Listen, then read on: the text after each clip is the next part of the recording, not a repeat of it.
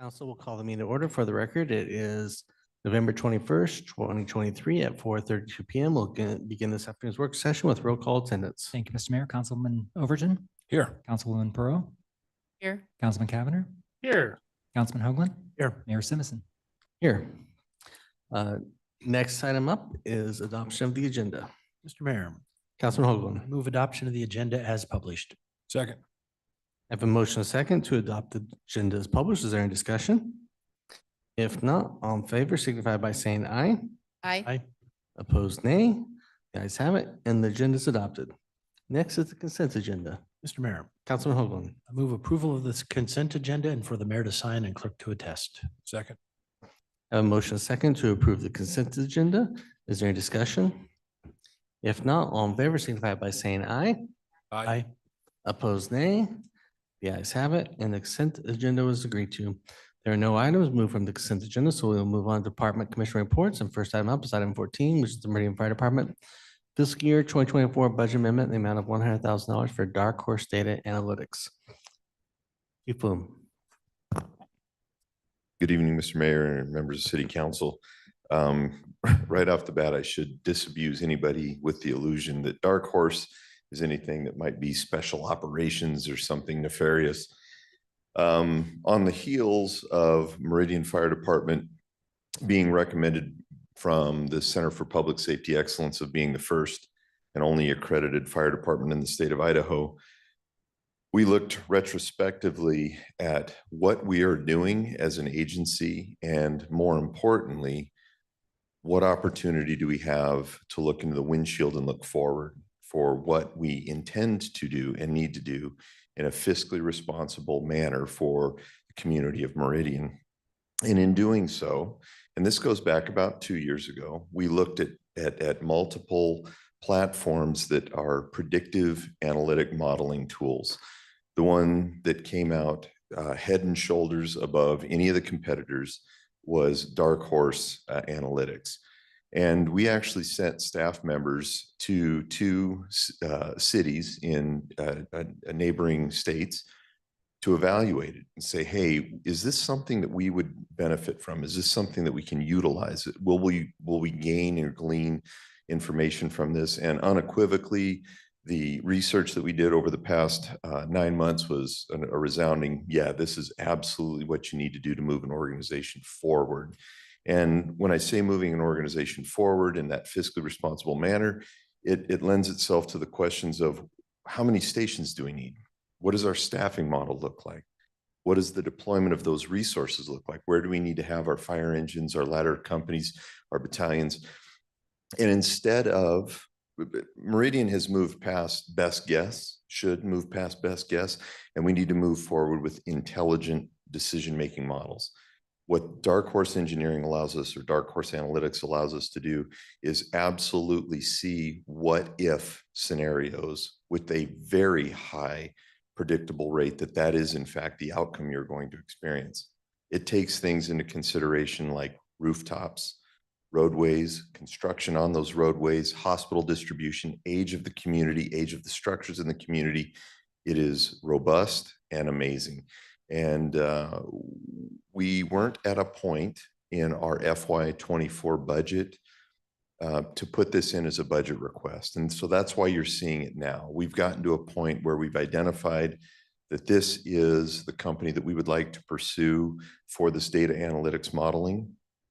And we feel that as we move forward, trying to create a reasonable and very clear CFP for not just next year, but the preceding years beyond that, that this tool is essential in allowing us to understand what our resource distribution and staffing should look like.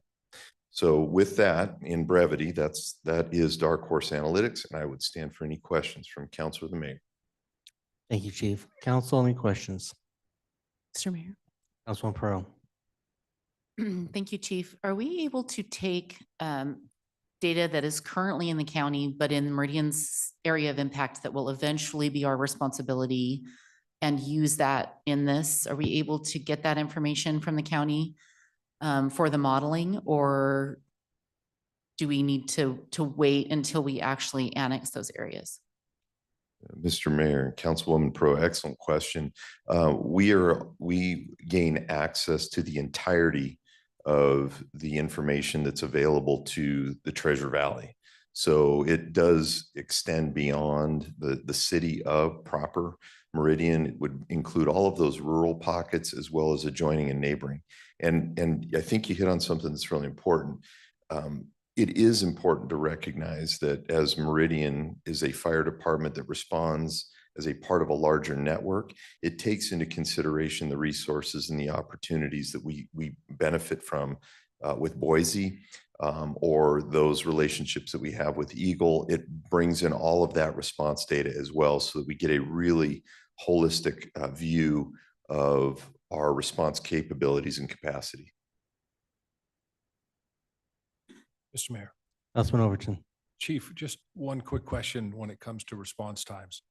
Will this analytic software be able to capture and differentiate between the time a call comes into Ada County Dispatch and the amount of time it takes for Ada County Dispatch to dispatch it to your stations, and that you guys can then respond? So we can determine which and where the lag is and how best we can address that. Mr. Mayor, Councilman Overton, excellent question as well. Ironically, with our accreditation recommendation that's been provided to us through CPSC, they also came with about 15 recommendations, which is not a large number. Most agencies receive between 30 and 40. Well, of those 15, they want us specifically to be working with the Ada County Dispatch to enhance that call handling and processing time that I think you're calling out. And it's excessive. It's not acceptable by any standard. It's 3.5 to 4 minutes. And certainly this software allows us to go beyond just that call handling and call processing and look at response routes, response travel times. And because it's cloud-based, it evolves. It is an AI technology that learns.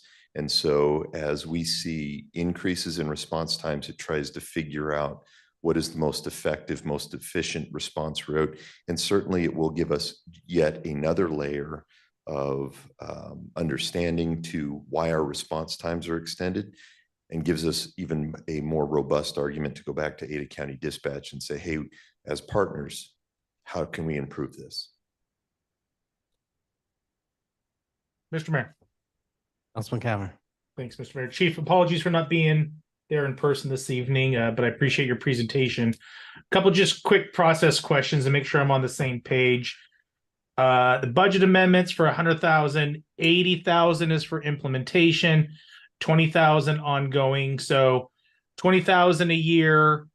This would be a 2-year deal, correct? So the price would stay at least the same for the next 2 years. Councilman Cavanagh, that's correct. Okay, and then Mr. Mayor, just one follow-up. Councilman Cameron. In this consultant service agreement, it calls for a project manager, chief. Is that project manager going to be somebody in the fire department? Is this somebody from IT? Who will serve as the project manager for this project? Councilman Cavanagh, Deputy Chief Charlie Butterfield has been identified as the project manager for the Dark Horse Analytics. Great, thank you, appreciate it. Mr. Mayor, Councilman Hoagland. real quick, Chief, I'm assuming then IT's involved in this. As you know, all our software now part of working with IT. So we're engaged with them and they're okay with this. Councilman Hogan, that is correct. Council, any additional questions, comments? Okay, I'll just add in that I'm excited for this to be implemented and utilize it to help us in that next step. Maybe we need it forever, maybe we need it for 2 years. You know, that's where the chief and the department decide. But with all the moving pieces and parts, stations, Opticom, pre-alerting, a lot of things this can help us plan for the future and apply it today. So with that, hopefully someone will make a motion to approve. Mr. Mayor, Councilwoman Pro.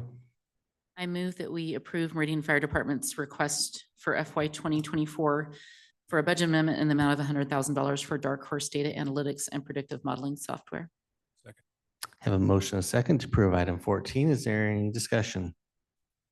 If not, clerk call the roll. Thank you, Mr. Mayor. Overton, Aye. Barrow, Aye. Cavanagh, Aye. Hoagland. Aye. All ayes, motion carries and is agreed to. Thank you, Mr. Mayor and Council. Thanks, Chief. With that, we'll move on to item 15, which is solid waste program recommended changes to bulk item pickup program, and invite Lorelei back up to continue this conversation.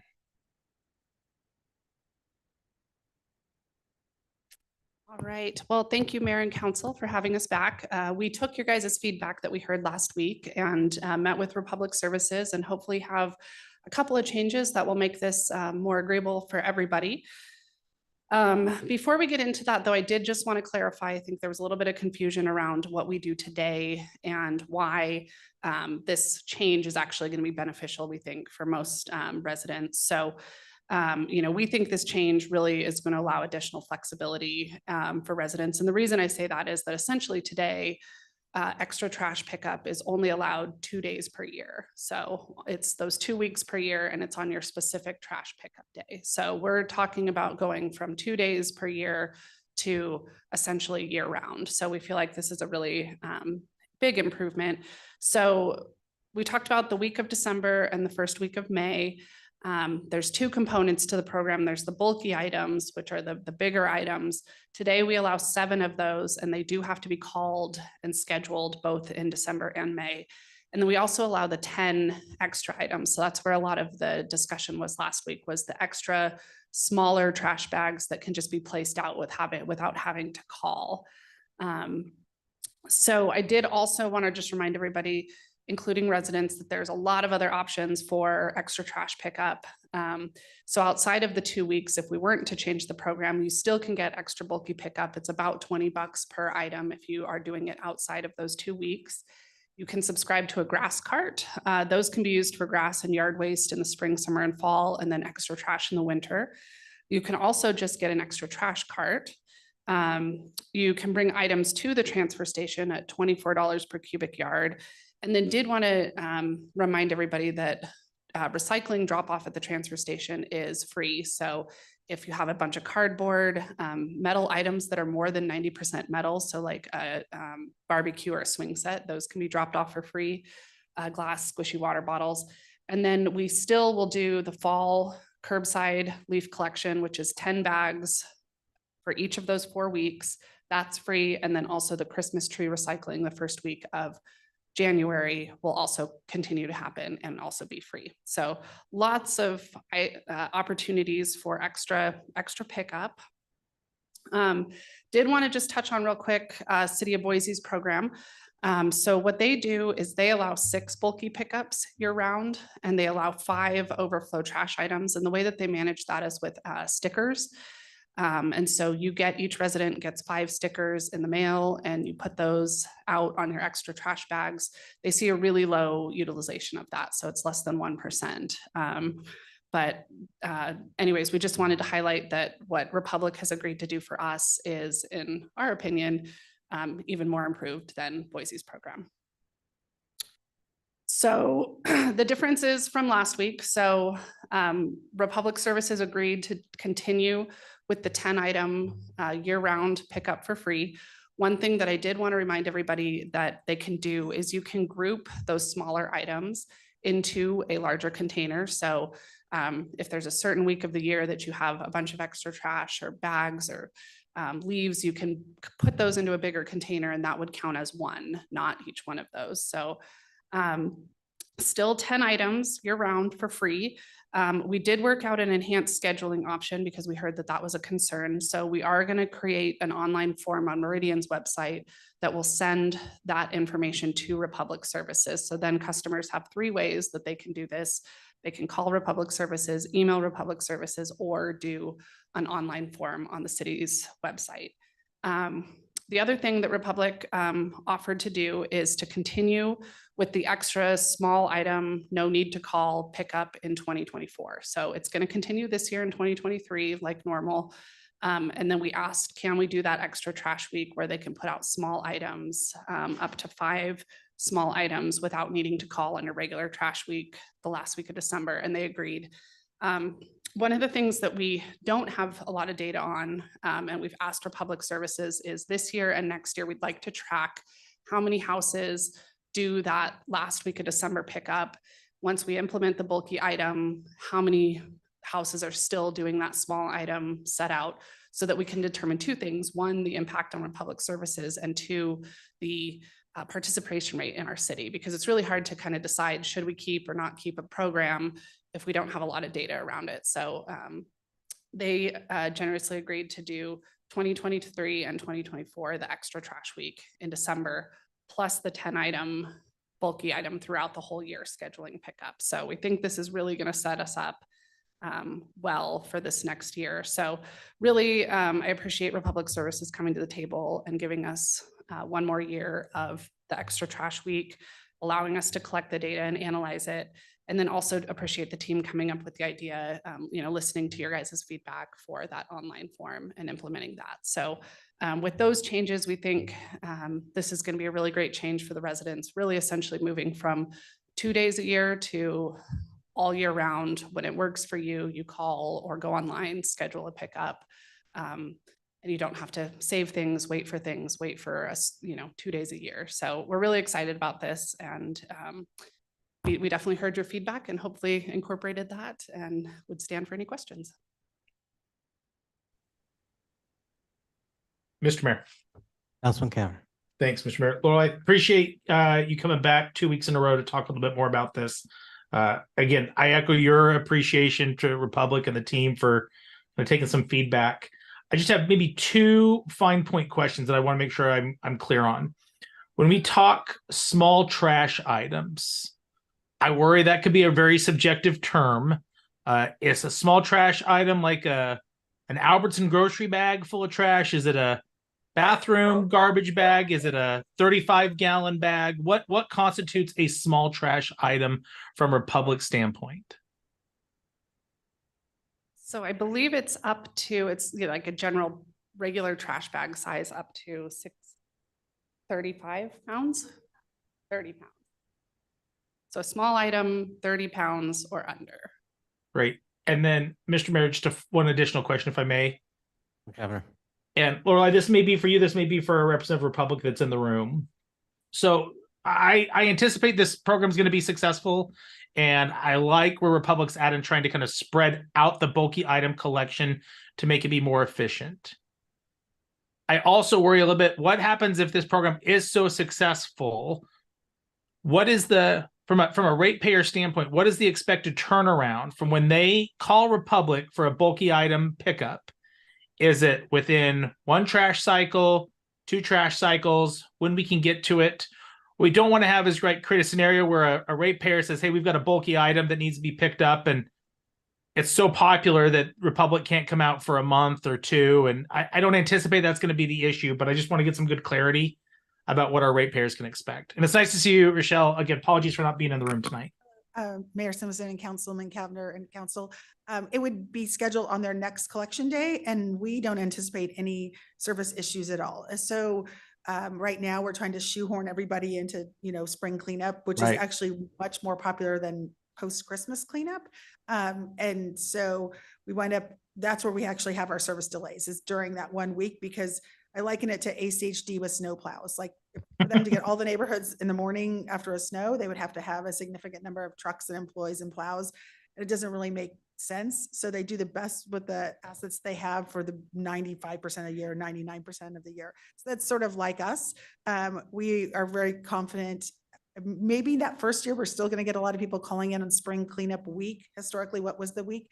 And we expect that, but we'll use that as a teaching moment, saying, oh, you can pick any week of the year to be your cleanup week. So, or 2 weeks or 3 weeks until you hit the maximum number of items. So we don't anticipate any service issues at all, to be totally honest. Great. So, thank you. Appreciate you being here we tonight. expect it to actually enhance service. So that's part of the reason we're working with the city to come up with some solutions. Mr. Mayor. Mr. Neri. Yeah, Mr. Mayor, members of the council, I also, for Councilmember Cavanaugh's question earlier, we actually put in the resolution the specifics of the small trash bundles and the additional trash. So the 30 pounds and the 32 gallons are actually in the resolution too. So hopefully people can see that. So Rochelle, since you're there, I'm gonna ask this question to you, because I look at the December extra trash week and say, what's the value of the data? I mean that, let's say 5 people put it out. Okay, does Republic not want only 5 people to put it out versus, let's say, 90% of the community puts it out? What number do you want to determine whether or not it should remain? Because if it's 5 people, it seems like you leave it, has no impact. If it's 90% and everyone likes it, then what do you do? So what really is the value add to collecting data, or the challenge that you see? Thank you, Mayor Simpson. So we're definitely data driven. So what we will do is put the clickers in the trucks, and we'll see how many people put, basically where we're anticipating mostly being trash bags, extra trash bags. So we staff accordingly. Like right now, because it's a mix of bulky items and trash, we have a lot of extra resources deployed that week after Christmas. And so if we just count trash bags and allow people to schedule bulky items the rest of the year, then we'll know, like, from a resource standpoint, like, are we over resourcing? Are we dedicating too many resources for that week, and we could do something else with that time and energy? Like, is it really worth it if we have such a small number of participants? But, if I were guessing or betting, I would say a lot of people are going to put extra trash out. So it's a good deployment of resources. But we're going to collect 2 years worth of data and see what that looks like. And, if we don't have many people participate, maybe we do something else after Christmas. Maybe we combine it with Christmas tree collection or do something totally different. We won't know till we see what's out there. I guess my question, is there concern that you wouldn't do it on either scenario? Would you either tell people, if only a few people put it out, you say, we're going to tell people no, even though you don't have to put out extra resources, or conversely, everyone does it and you got to double your resources? That's where I'm really like, I What's know without benefit the of data, but what's the outcome the Republic is hoping for? Or is there no outcome that you're hoping for? No, I mean, I think that the outcome is just to provide the right level of customer service.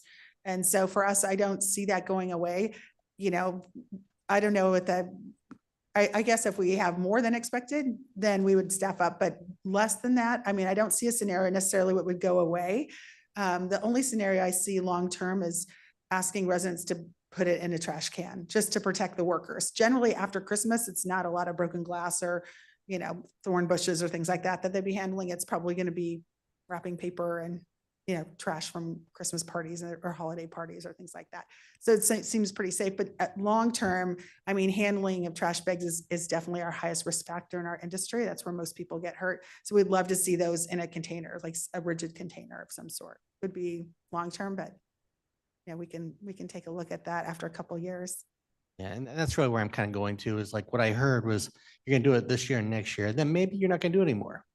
And if we're rolling out a program, I would hate for us to roll out a program that says 10 bulky items and this, and then next year it's a different message because we're not going to do it after that.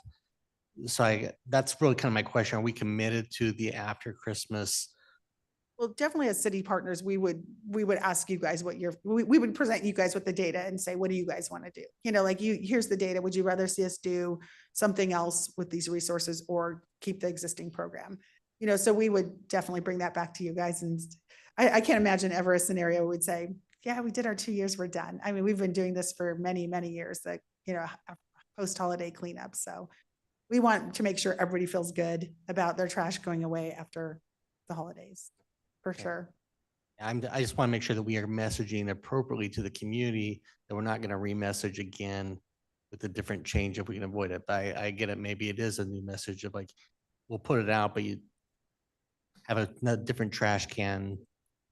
Yeah. Not at this point. We don't really envision any big changes. It might to that point be, you have to group all of your small items into trash can, and that counts as one pickup. But we won't know that's really needed until we see how much utilization of both of those programs happen. Mr. Mayor. Mr. Mayor. Councilman Pro. Thank you. It seems like a lot of the conversation is sort of geared towards the single family homes, like when we talk about extra trash cans and all the different options. And as our homes have gotten really smaller, fewer garages, smaller garages, and a lot more apartment complexes, can you kind of talk us through how that looks for an apartment dweller, given they have no control over their sidewalk or the trash? Maybe their managers are not, handling it with the adjustments that need to be handled and those kinds of things. So Councilman Pro, great question. So as you know, in part of our solid waste master plan, dealing with multifamily and commercial is on our agenda for the next couple of years, because those do have different requirements. And a lot of the multifamily dwellings do end up having a recycling place on site, but it's definitely not as convenient as it is for single family. That's why one of the reasons why we want to continue to offer the drop off availability at the transfer station. Again, I know not as convenient as at a home, but those two items, multifamily and commercial, are definitely on our radar. Mr. Mayor. Councilman Pro. I use the transfer station a lot, but if I have bulky items to drop off, you can't go to the transfer station and drop those off without a fee like I could at my home. So will that be reviewed and considered?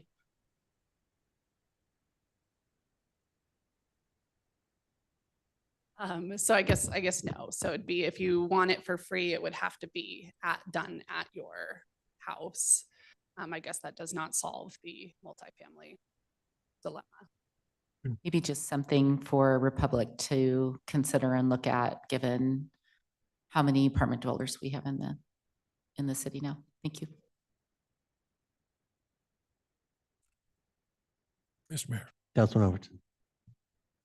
right at the bottom, I appreciate how you've been willing to change this to try to make it work for our city. And I see where we're going to track and analyze the program. I'm assuming what we want to do is by sometime next year, you come back and show us what our level of utilization is.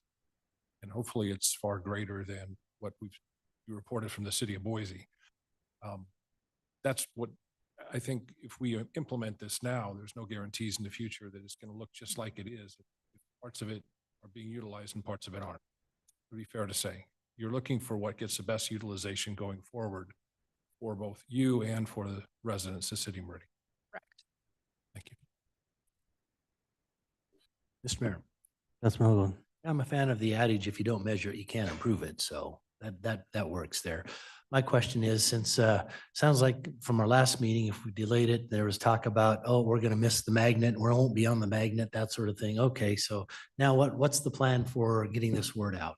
Sure. So great question. So we have the resolution next on the agenda. So if you guys approve that, then, later this week, tomorrow, next week, Republic Services will generate the magnets and get those out by January 1st, which would then have the information of the 10 items plus for 2024, the last week of December pickup. And then internally on the city side, we will update the website in the month of December to include that new form. And then we'll also work on some social media and billing inserts too. Mr. Mayor. Councilman Pro. Just one more question that we haven't really discussed, and I don't know the thinking behind the weeks chosen for the fall leaf pickup. It seems to me like that it's staying warmer and warmer, and there's just not a lot of trees falling in October. And so I'm wondering if there's a reconsideration of changing those dates farther into November and early December. While we're discussing changes, I wanted to throw that out there. I appreciate that. We can definitely take a look at that. Mr. Mayor, comment. Councilman Overton. I wasn't going to say this, but I'm going to. Today is my trash day. And the 4 weeks of leaf pickup ended on the 17th. And in my subdivision, there were at least 100 bags of leaves out by the trash today. And I noticed they weren't picked up this morning because it ended on the 17th. And I don't want to get a driver in trouble, but kudos to Republic Services. They stopped and picked up every single bag, put them into the container, and then put them into the truck and took every bag out of our development this afternoon, and it was phenomenal.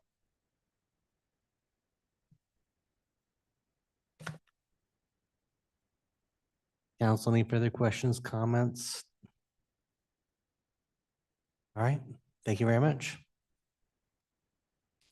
With that, council, are we ready to move on to item 16, which is resolution 23-2425?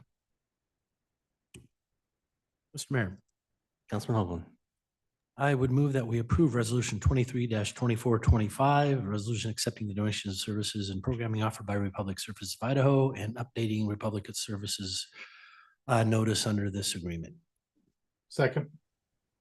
I have a motion, and a second to approve resolution 23-2425. Is there a discussion? If not, all in favor, signify by saying aye. Aye. Any opposed, nay? All ayes, and the resolution is agreed to. Thank you very much. And council, we are at the end of our meeting. Mr. Mayor, I move that we adjourn. Motion to adjourn. All in favor, signify by saying aye. Aye. Opposed, nay? The ayes have it. We are adjourned.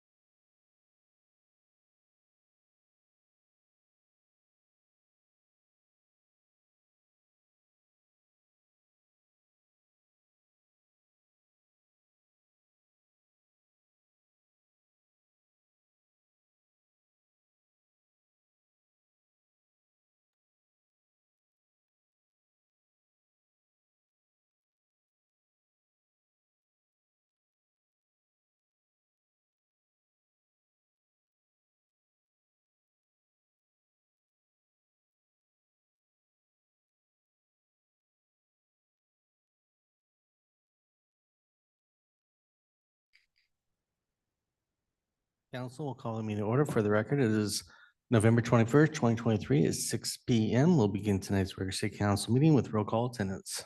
Thank you, Mr. Mayor. Councilman Overton. Here. Councilwoman Perot. Here. Councilman Cavanagh. Here. Councilman Hoagland. Here. Mayor Simmons. Here. Next item up is the Pledge of Allegiance. If you'd all please rise and join us in the pledge.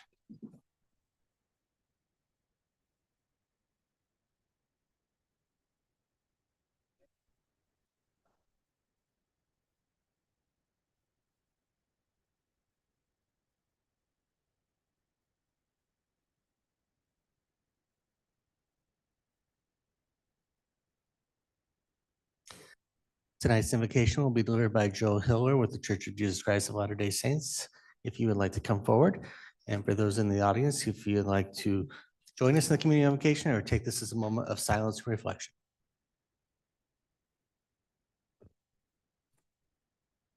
Dear Father in heaven, we express gratitude at this season of Thanksgiving for the privileges that are ours to live in freedom and liberty and to enjoy the opportunity to choose so many things about the way that we live. We pray for thy blessing to be upon the proceedings of this meeting and others that as we participate, that thy guiding influence might be upon each. We're thankful for the opportunity to seek thy hand in our lives and pray that may be an increasing desire. We pray for those in our community who are in need, that we may have eyes to see and hands to help. We pray for these things in the name of Jesus Christ. Joe. Next item up is the adoption of the agenda. Mr. Mayor, Councilman Hoagland. I move that we adopt the agenda as published. Second. I have a motion and a second to adopt the agenda as published. Is there any discussion? If not, all in favor signify by saying aye. Aye. Opposed, nay. The ayes have it, and the agenda is agreed to. Ms. Quirk, you want to sign up under public forum? Mr. Mayor, no. Okay, then with that, we will move on to our action items this evening. So it's our intention to open up both public hearings together. I'm going to ask both applicants to please come forward up to the podium just to concur in that direction. So if the applicants for items 1 and 2 would like to come forward and just affirm that it is your intention and understanding that you're okay with opening both items together. Becky McKay, representing Challenger Development, Inc. Yes, Mr. Mayor.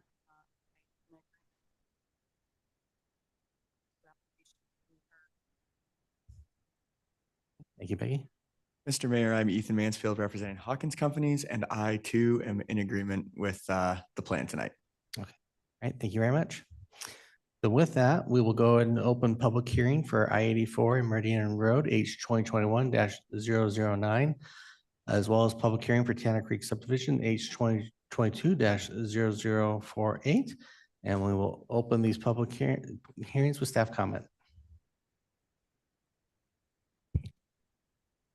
Thank you, Mr. Mayor, members of the council. The first application before you tonight is a request for a comprehensive plan map amendment and an annexation. This project was heard by City Council in June of 2022. Council remanded it back to the commission for the following reasons. The preference for this property and the abutting property to the west, known as Tanner Creek, to come in together or concurrently with a master plan for the overall area that demonstrates consistency with the existing or proposed future land use map designation of mixed-use community and mixed-use regional. Desire for the transportation issues to be addressed before a development plan is approved, and desire for changes to be made to the concept plan to be more consistent with the general mixed-use guidelines and specifically the requested mixed-use regional designation. Some changes were made to the plan, but not substantive enough to be deemed consistent with the general mixed-use development guidelines, the existing mixed-use community, or the proposed mixed-use regional guidelines. Therefore, staff recommended the applicant change their map amendment request from mixed-use regional to commercial and include the Tanner Creek project to the west in the amendment with a change from mixed-use community to medium high-density residential.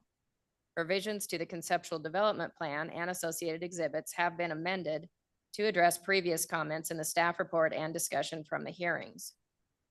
The property associated with the future land use map amendment consists of 70 acres of land shown there on the map on the left. And the portion associated with the annexation is on the middle zoning map, consists of 18 acres of land. The general location of the property is at the northwest corner of South Meridian Road and I-84 on the south side of Waltman Lane. The current comprehensive plan future land use map designation is mixed use community. The applicant is requesting an amendment to the future land use map in the comprehensive plan to change the land use designation on 70.4 acres of land from mixed use community to commercial, which is 34.3 acres, and medium high density residential, which is approximately 36 acres. The adopted land use map is shown on the top on the left, and the proposed land use map is shown on the bottom on the left.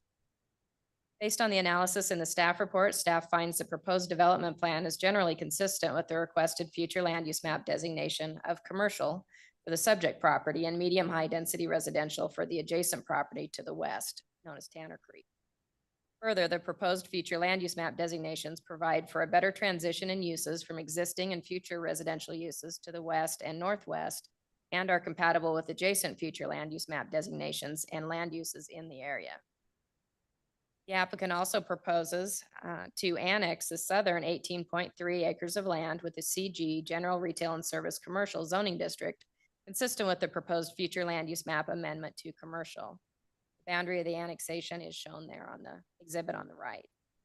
Subject property is part of an enclave area surrounded by city annexed property.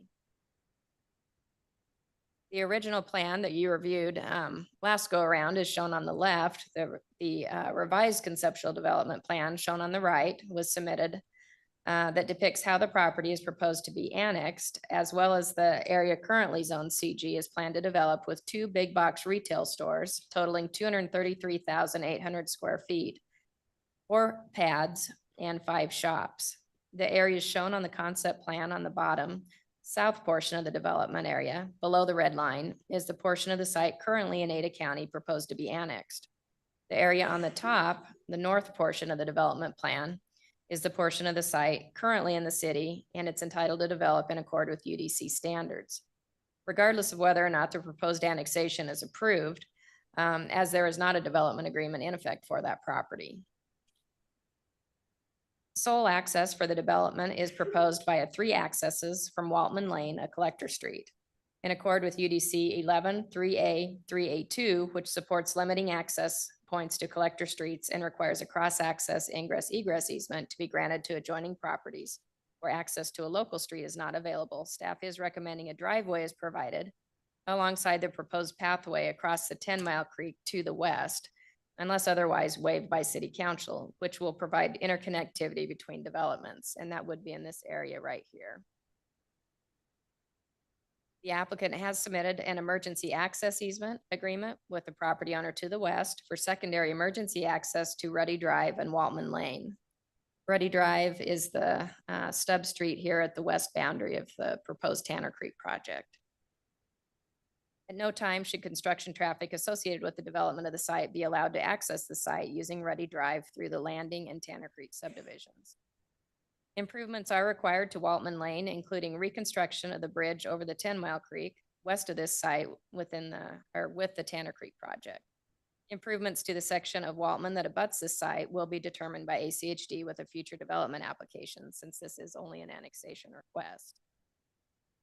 The extension of Corporate Drive to the northwest of this site, designated as a collector street on the master street map, including construction of a bridge over the 10-Mile Creek from the north to Waltman Lane, and that is the dashed blue line here, is proposed to be completed with the first phase of development of the Tanner Creek project prior to issuance of building permits.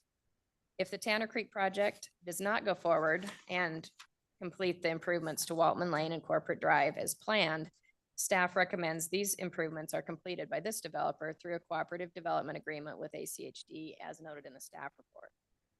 Based on the findings of the traffic impact study for the proposed project, which included the Tanner Creek project, the Meridian Road and Waltman Lane intersection would exceed ACHD's acceptable level of service thresholds. The previous development applications for the Tanner Creek property, ACHD did not recommend any mitigation at the intersection due to right-of-way constraints, impacts to adjacent businesses, and substantial intersection redesign and construction, making the recommended mitigation infeasible. A letter prepared by 6 Mile Engineering dated 1/23/23 in response to comments and feedback during the city council hearing for this project was submitted to ACHD, proposing phased alternative improvements at the Meridian Road and Waltman Lane intersection to address traffic impacts from these developments. A 3-phase concept design was proposed in which the first 2 designs did not require any additional right-of-way dedication, and the final phase did. ACHD reviewed their proposal and does not recommend any modifications to the intersection, as under all design concepts, these modifications would negatively impact existing operations of both the interchange and ramps. ACHD's concerns also extended to the impacts the proposed modifications would have to the Central Drive and Corporate Drive intersections at Main Street and Progress Avenue. While the proposed improvements may benefit both of these project developments in the short term, they'll likely negatively impact the already congested area, roadways, and intersections. These improvements, without significant widening, increase corridor travel times and interchange queue lengths, further compounding existing congestion in this area. ACHD believes there are other alternatives that may be considered, such as converting Central Drive and Waltman Lane and Corporate Drive to a one-way couplet, which is anticipated to reduce both queue lengths and the impacts to the Meridian Road and the I-84 interchange system. The construction of the Linda Road overpass, 3/4 mile to the west, scheduled in ACHD's 5-year work plan for construction in 2026 and 27, should improve traffic conditions on Meridian Road by providing another north-south connection over I-84. The the city council should consider if higher levels of traffic and congestion in this area are acceptable when acting on this application. If not, consideration should be given to the inclusion of a provision in the development agreement which limits development to the large Retail 1 store at this time, and delays the Retail 2 building and pads 3 and 4 until such time as the Linda Road overpass is completed or other area improvements occur that allow for an acceptable level of service to be provided as determined by ACHD. I'll go through the commission hearing. The commission did recommend approval of this application. Summary of the commission public hearing is as follows. Ethan Mansfield, Hawkins Companies, testified in favor of the application, along with Leah Kelsey from 6 Mile Engineering. The following folks testified in opposition: Kelsey Lorcher, Joe Lorcher, and Joey Lorcher. Claire Manning commented on the application. Key issues of discussion were they were against the project due to the impact on traffic in this area from this development and the extension of Ruddy Drive, and concern pertaining to the safety of area residents with the traffic that will be generated from this development and the residential development to the west when Ruddy is extended to Waltman Lane. Key issues of discussion by the commission were as follows. The applicant's request to not be required to provide a vehicular connection to the west across the 10 Mile Creek to the adjacent residential development, and the applicant's request to not construct a driveway access to the out parcel at the northwest corner of this site at this time. The commission made the following changes to the staff recommendation. At staff's request, they modified DA provision A1I to require the extension of Corporate Drive to be constructed as required by ACHD instead of as recommended by staff. The commission is in support of council granting a waiver to UDC 113A3, which requires vehicular connectivity between the two projects via a cross-access easement. Do not require a connection. And that is DA provision 9A1C. Modify the requirement for a cross-access easement and driveway to be provided to the out parcel to only require an easement at this time. The easement should grant consent to the owner and developer of the out parcel to construct the driveway on the subject property in the future at the time of development. The only outstanding issue for council tonight is that the applicant requests a waiver to UDC 113A 3A2 to not be required to provide a vehicular connection and cross-access ingress-egress easement to the residential development to the west for interconnectivity. Written testimony has been received since the commission hearing from Ethan Mansfield, Hawkins Companies, the applicant's representative.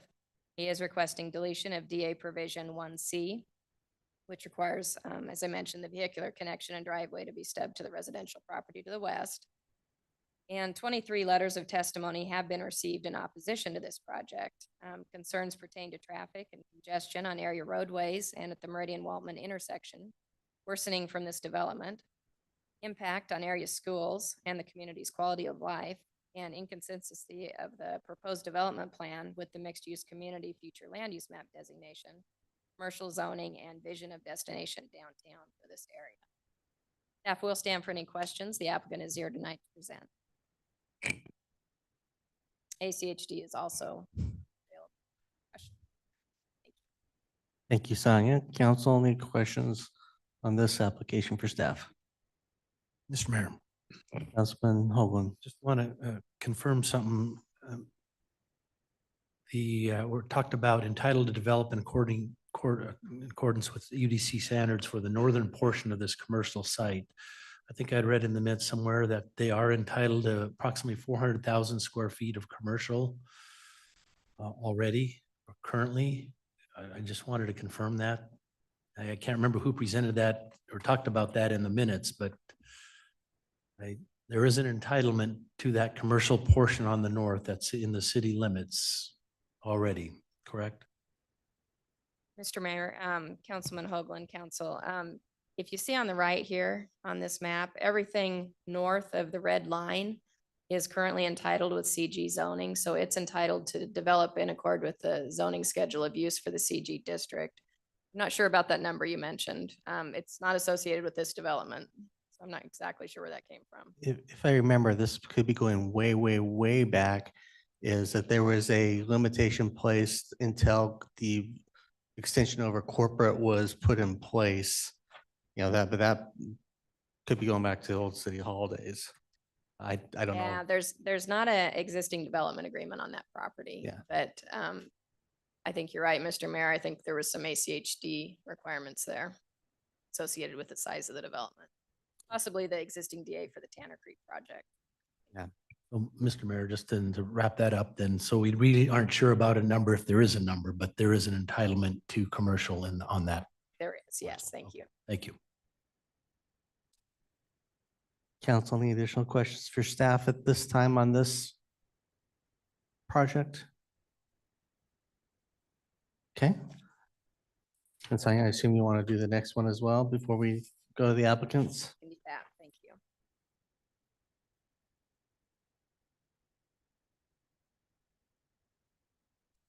The next application before you is a request for a development agreement modification, rezone, preliminary plat, and conditional use permit. And these are for the Tanner Creek development directly west of the aforementioned project. This site consists of 38 acres of land. It's owned CG and is located west of South Meridian Road on the south side of Waltman Lane and north side of I-84. A little history, 2 similar development applications were previously denied for this property in 2018 and 2020.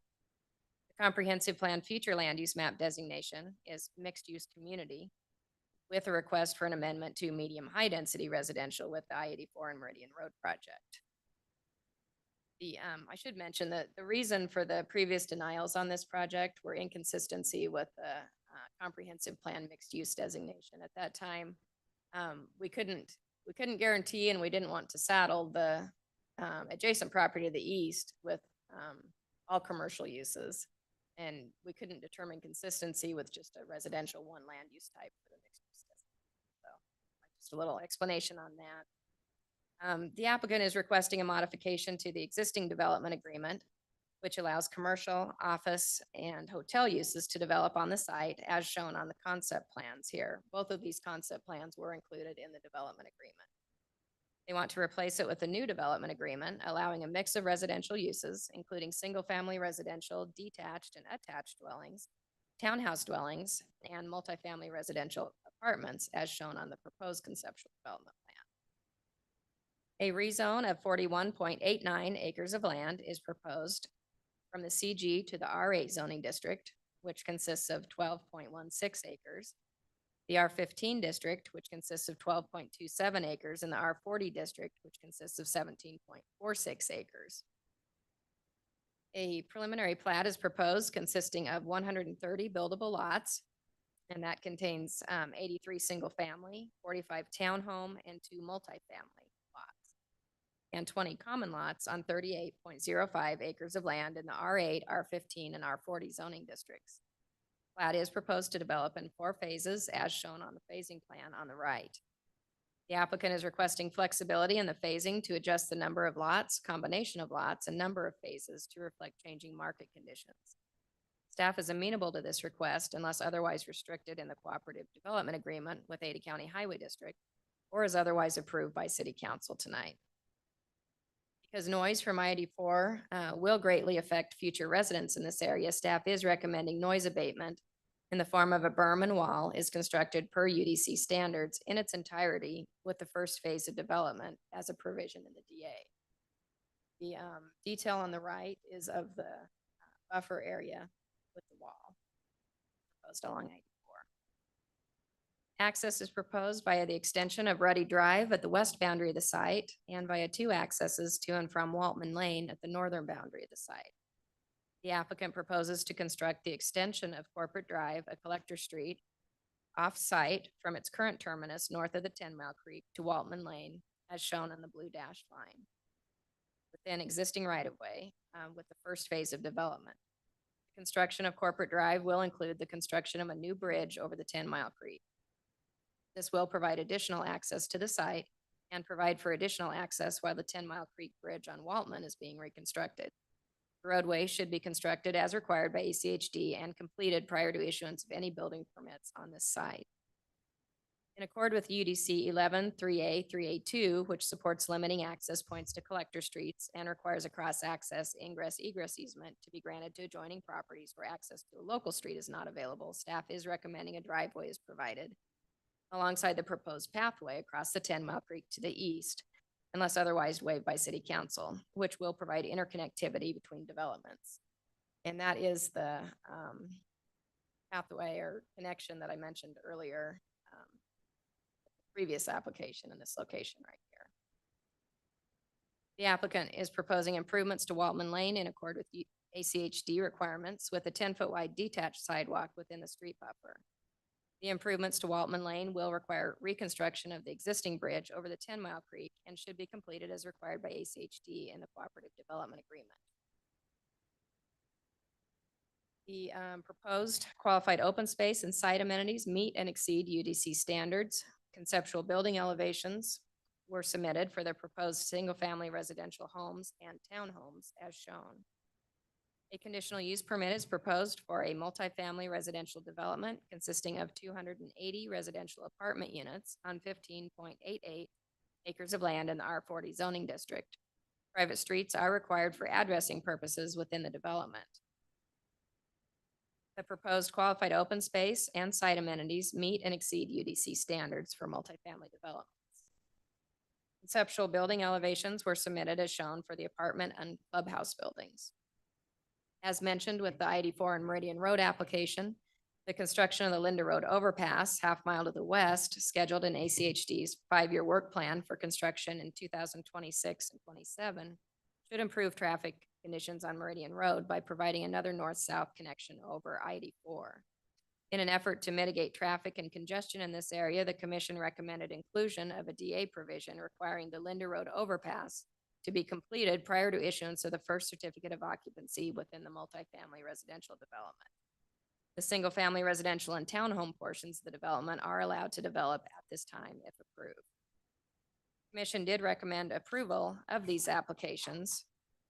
The outstanding issue for City Council tonight is the applicant's request for a waiver to UDC 11-3A, 3A2 to not be required to provide a vehicular connection and access easement to the to the commercial development to the east for interconnectivity. I got my pages swapped here. Hang on just a second.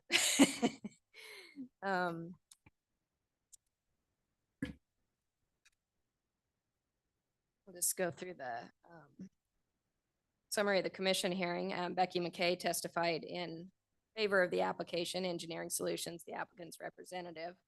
No one testified in opposition or commented. Written testimony was received from Heath McMahon. Key issues were that they were not in support of this project due to the high density proposed and the negative impact on traffic in this area, and safety of area residents with the traffic that will be generated from this development and the commercial development to the east. The key issues of discussion by the commission, the request for the applicant to not be required to provide a vehicular connection to the east across the 10-mile creek to the adjacent commercial development. The commission was in favor of council granting a waiver to not require connection. And concern regarding the phasing of the development in relation to construction of the Linda Road overpass. The commission made the following changes to the staff recommendation. At staff's request, they modified DA provision 1B to require the extension of Corporate Drive to be constructed as required by ACHD. And they included a development agreement provision that requires the Linda Road overpass to be completed prior to issuance of the first certificate of occupancy within the multifamily development. As I mentioned a bit ago, the outstanding issue for council tonight is the applicant's request for a waiver to access across the creek to the commercial development. Written testimony received since the commission hearing was received from Becky McKay, Engineering Solutions, the applicant's representative, in response to the commission's recommendation. And she is requesting the following modifications. DA provision 1D to change the timing of construction of the noise abatement and wall and berm along I-84 from the first phase of development to the first phase that's platted adjacent to I-84. Removal of DA provision 1H, which requires the Linda Road overpass to be completed prior to issuance of the first certificate of occupancy within the multifamily residential development. And deletion of preliminary plat condition 2C, which requires a bridge to be constructed and a vehicular connection provided to the east across the 10-mile creek for interconnectivity from commercial property to the east. 23 letters of testimony have been received in opposition to this project. They were the same as I noted previously. Concerns pertain to traffic and congestion on area roadways and at the Meridian-Waltman intersection, worsening from this development, impact on area schools and the community's quality of life, and the inconsistency of the proposed development plan with the mixed-use community future land use designation, commercial zoning, and vision of destination downtown for this area. Staff will stand for any questions. Thank you, Sonia. Council, any questions for staff on this application? Mr. Mayor, Councilman Cavanagh. thanks. Sonia, just one, maybe two questions. In your overview, you talked about private streets. You said for addressing purposes. Can you help me understand what you meant by that? Yes, Mr. Mayor, Councilman Cavanagh, council, that was pertaining to the multifamily development for addressing purposes and wayfinding for emergency services. Public streets would be provided in the rest of the development. Okay, and then Mr. Mayor, just one follow-up. Councilman Cavanagh. Sonia, what is the update on the Corporate Drive extension? I don't recall seeing anything about that. There's a lot of history on this project, and so my brain is a little blurry, but can you give us any update about what the development plan is, or what ACHD's plan, or what anybody's plan is? I see it was depicted on one of the exhibits, but I'm not tracking with what the status is on that. Yes, Mr. Mayor, Councilman Cavanagh, the applicant is proposing to extend corporate and the blue dash line there with the first phase of development prior to issuance of any building permits. Okay. Thank you. Welcome. Council, any additional questions for staff at this time? Okay, then I'll invite the applicant to come forward. However you want to divide up your 30 minutes. I assume you guys have collaborated on that process. So we'll be essentially following the same process for planning and zoning, 30 minutes. We'll provide each individual 6 minutes for their testimony as well through this process.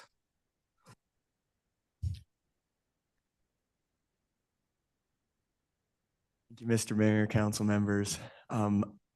I'm going to go ahead and kick it off. My name's Ethan Mansfield with Hawkins Companies. We're the developers on the eastern portion of the site. I'll let Becky talk a little bit more about the history, since Tanner Creek was the initial applicant, on these two pieces of land.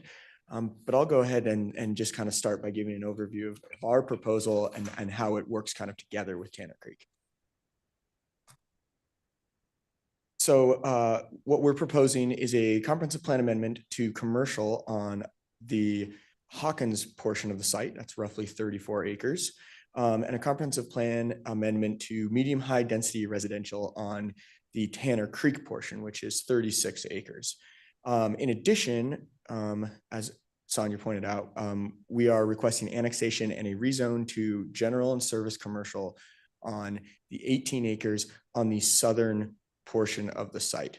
And I'll kind of graphically depict that in just a second. So a little bit of history about our application. This was first heard by City Council in June of 2022.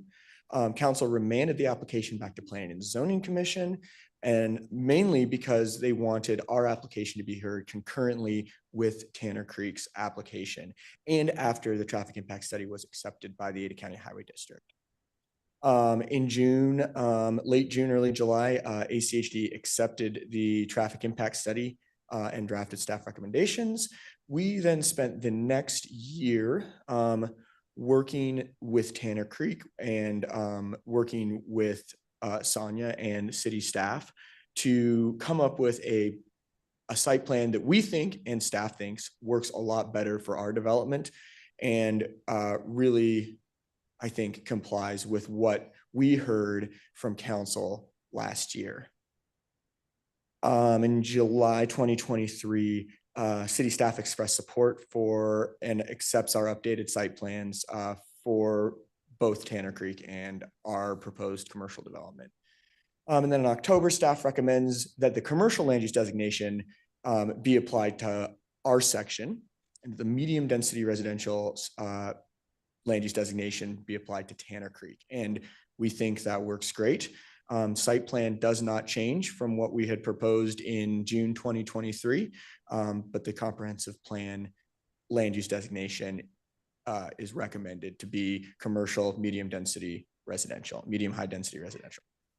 And then in November 2023, as Sonia mentioned, the Planning and Zoning Commission recommends approval of this application.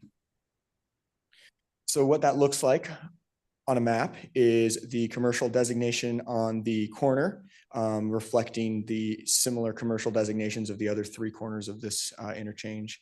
And then a transition away from commercial to medium high density residential to provide a buffer between the medium density residential further to the west. So here's kind of an overview of the site.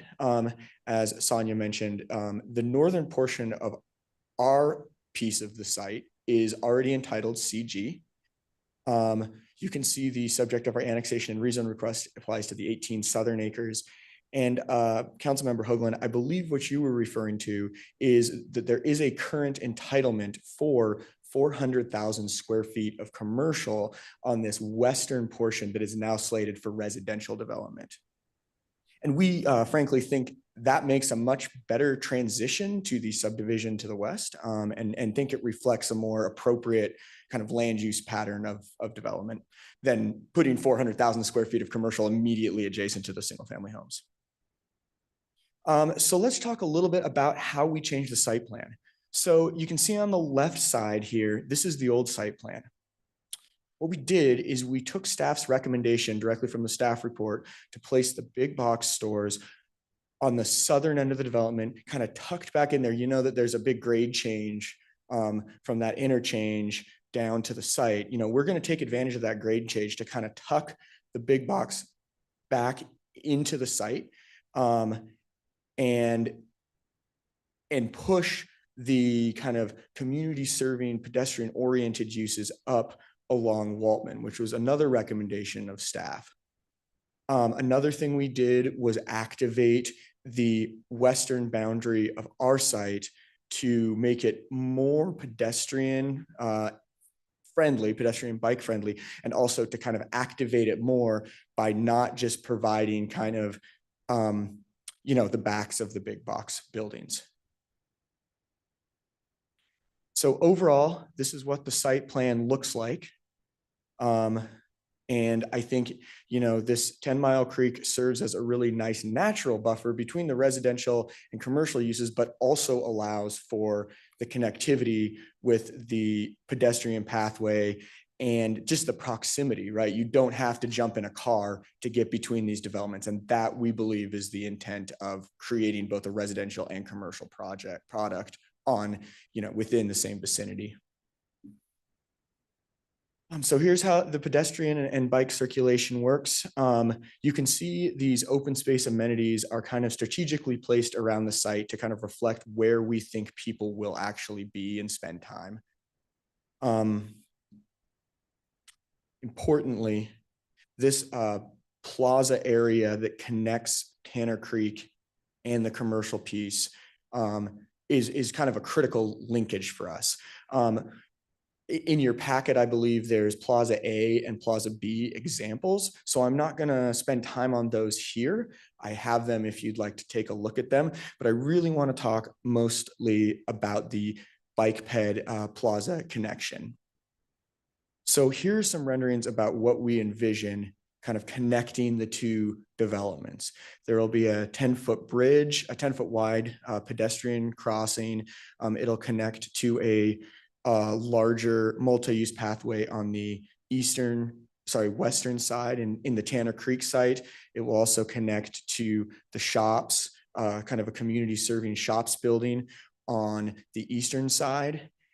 And we think it really, ties the development together nicely. Here's a few other views looking both into Tanner Creek and then into our commercial development. Notably, and the reason that we are requesting a waiver from the requirement to provide a vehicular connection is that this is about the amount of space that a vehicular connection with associated pathways would require. As you can see, it completely blows up the kind of nice pedestrian gathering space that we've created between the two developments. And it does that so that we can get cars between the two developments. And we think, frankly, that cars can get between the two developments using Waltman quite easily. And we're also trying to encourage, as per the comprehensive plan, multiple comprehensive plan principles, pedestrian infrastructure, comfortable places for pedestrians to spend time. And so we think that our plaza concept achieves those principles better than a vehicular connection.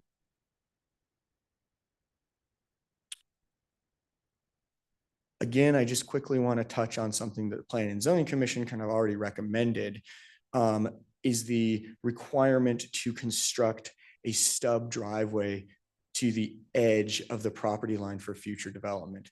That poses some challenges for us, mainly because of drainage. The way the grading works on this site, you're essentially draining this hardscape kind of off into the other property. And we don't particularly want to, or really feel it's right to do that to the adjacent property owner, at this time. We also we're not exactly sure where that driveway is going to connect.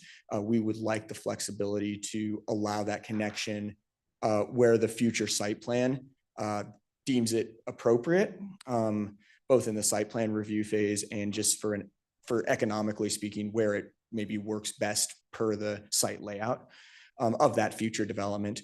So we are absolutely committed to providing future cross access. We can absolutely record an agreement or record kind of a acknowledgement that we will provide cross access. But we think it's best to construct the actual, piece of infrastructure at the time of development of the future development of that site. And Planning and Zoning Commission did agree with us on that. So as you can see, Planning and Zoning Commission's recommendations, which we are extremely willing to comply with, is to waive the requirement for the local roadway connection. That's where we had the pedestrian site. And then also to provide cross access to the future development and allow construction of that future driveway on our site. So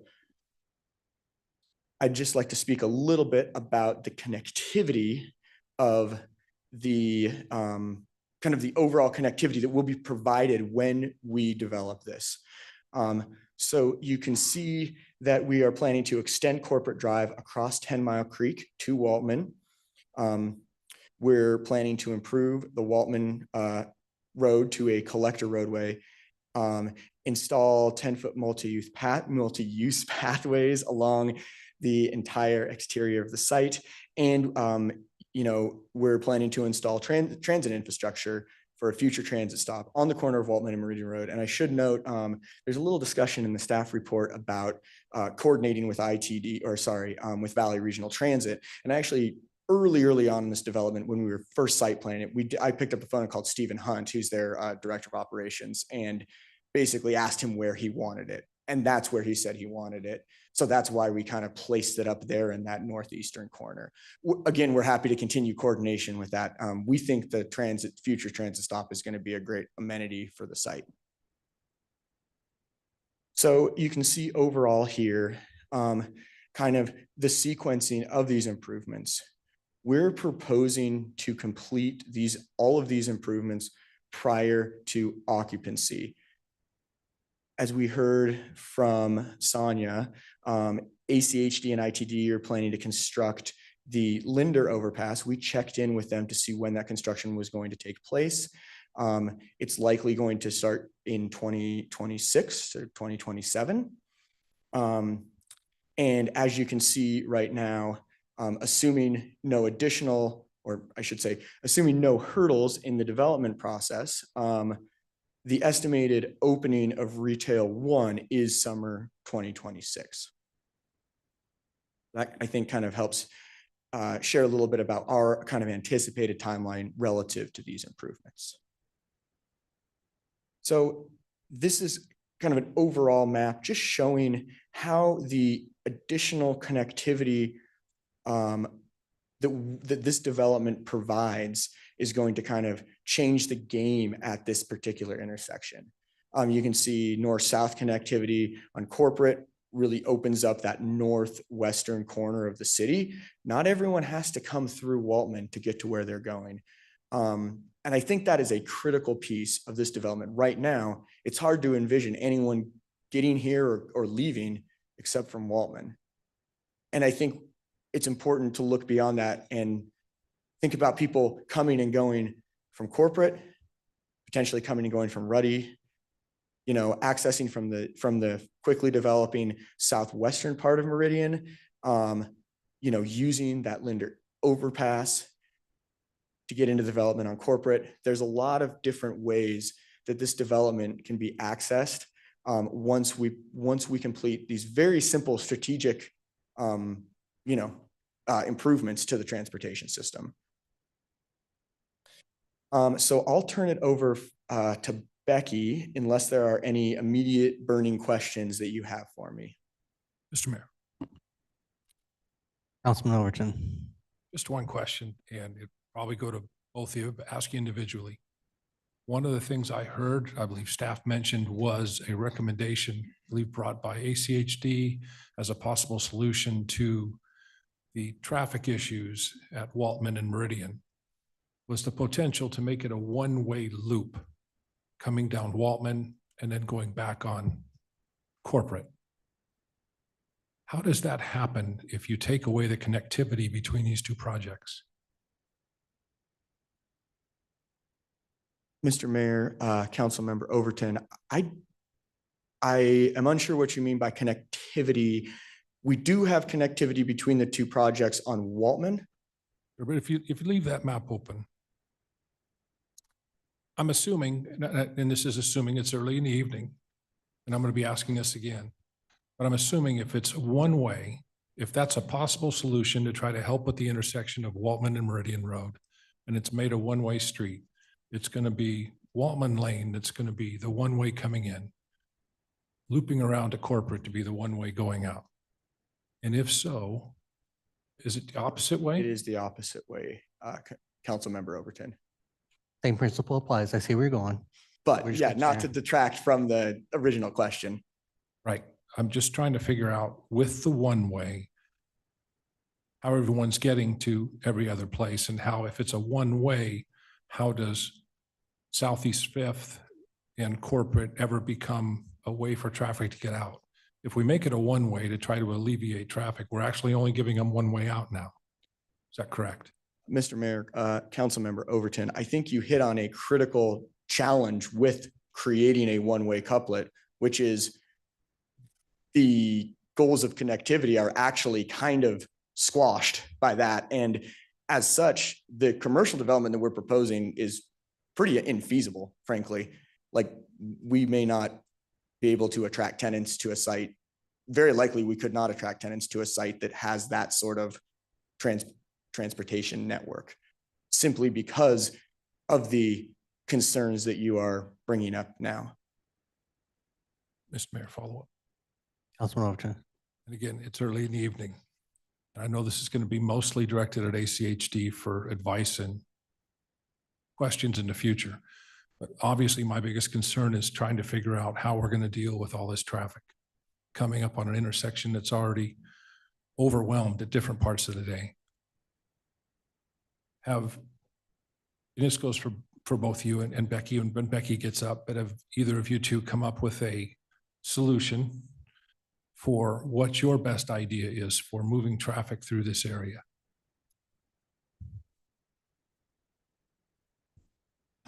Mr. Mayor, Councilmember Overton, we did come up with,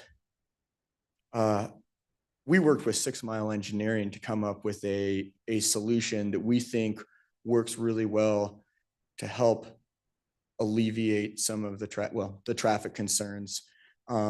And we actually are pretty proud that I'm kind of proud of 6 Mile, frankly, for coming up with a solution that enabled us to do it without taking significant amounts of right of way and not widening the road, but adding lanes.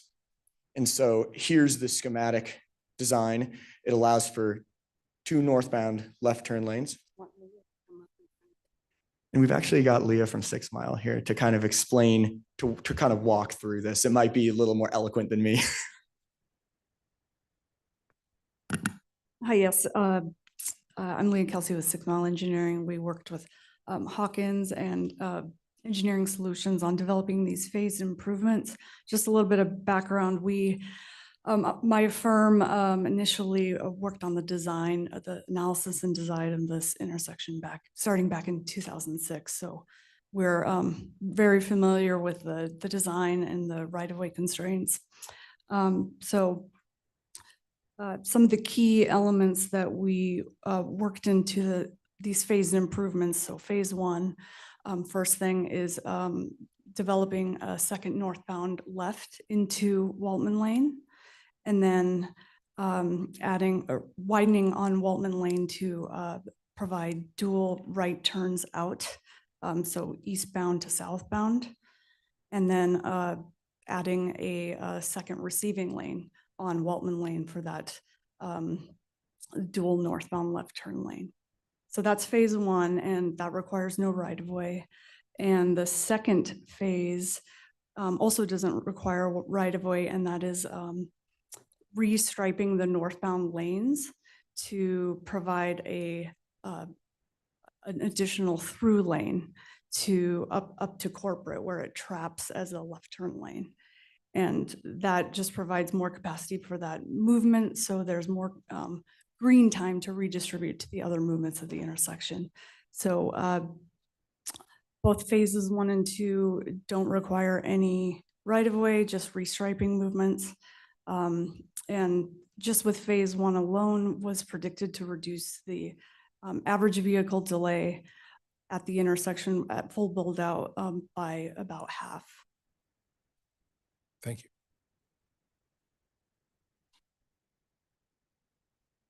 I'm just going to piggyback off of Councilman Overton's question. By eliminating the cross-access vehicular, does it limit the ability to make future transportation decisions 30 years from now, if a one-way is ever warranted? Or can that be rectified in the future, in theory? That's what I thought I was hearing him saying, is like, if one-way becomes what ACHD wants to do, that it's basically forcing everyone who wants to enter the one part, if they are in the apartments or down, they've got to go all the way around because we've gotten rid of cross access. That's what I was trying to infer, what I thought he was saying. You don't have to answer that now. Someone else can answer it later. But just from that perspective, if that's what ACHD wants to do with the roadways. Okay. Mr. Mayor, Yes. piggybacking off your piggyback, Mayor and Council. Also, I just want to put it on the record, the one-way thing is the first time I've heard of this. And without that cross access, they wouldn't have the proper fire access. So it would be one way in, one way out, and they can't have that. They need 2 points of access for their development. So if it's going to be a one-way loop, that won't work for the fire department. They're going to have something down near the freeway that crosses or somewhere. So we have 2 points of access to get to that property. Any other Mr. Mayor, questions for Ethan? That's one pro. just a quick question on the two retail sites. Staff had presented that the two box stores will total approximately 234,000 square feet. I just wanted to double check that that is the two retail stores. That does not include the pads or the shops. That is the total square footage for those two. Approximately 153,000 for one and 80,000 for another. Is that correct? Mr. Mayor, Councilmember Pro, that is correct. Okay, thank you. Any additional questions? Mr. Mayor, Mr. Harper. I just want to also add in regards to the one-way, that's the first I've heard of it as well. And it does bring on some significant challenges for police response into that development or into that community of Tanner Creek. I mean, all it takes is a lot of congestion, and it's going to significantly reduce our response or increase our response times and challenge us to be able to provide that service. Thank you. And just for the record, is there anybody from ACHD who's here present this evening? Okay, that's why hard to see with the hat on, and I didn't want to make assumptions back there. So, okay, perfect. Thanks, Justin. All right. Thank you. And Becky, if you want to come up and we need to add back in a minute and a half to their time.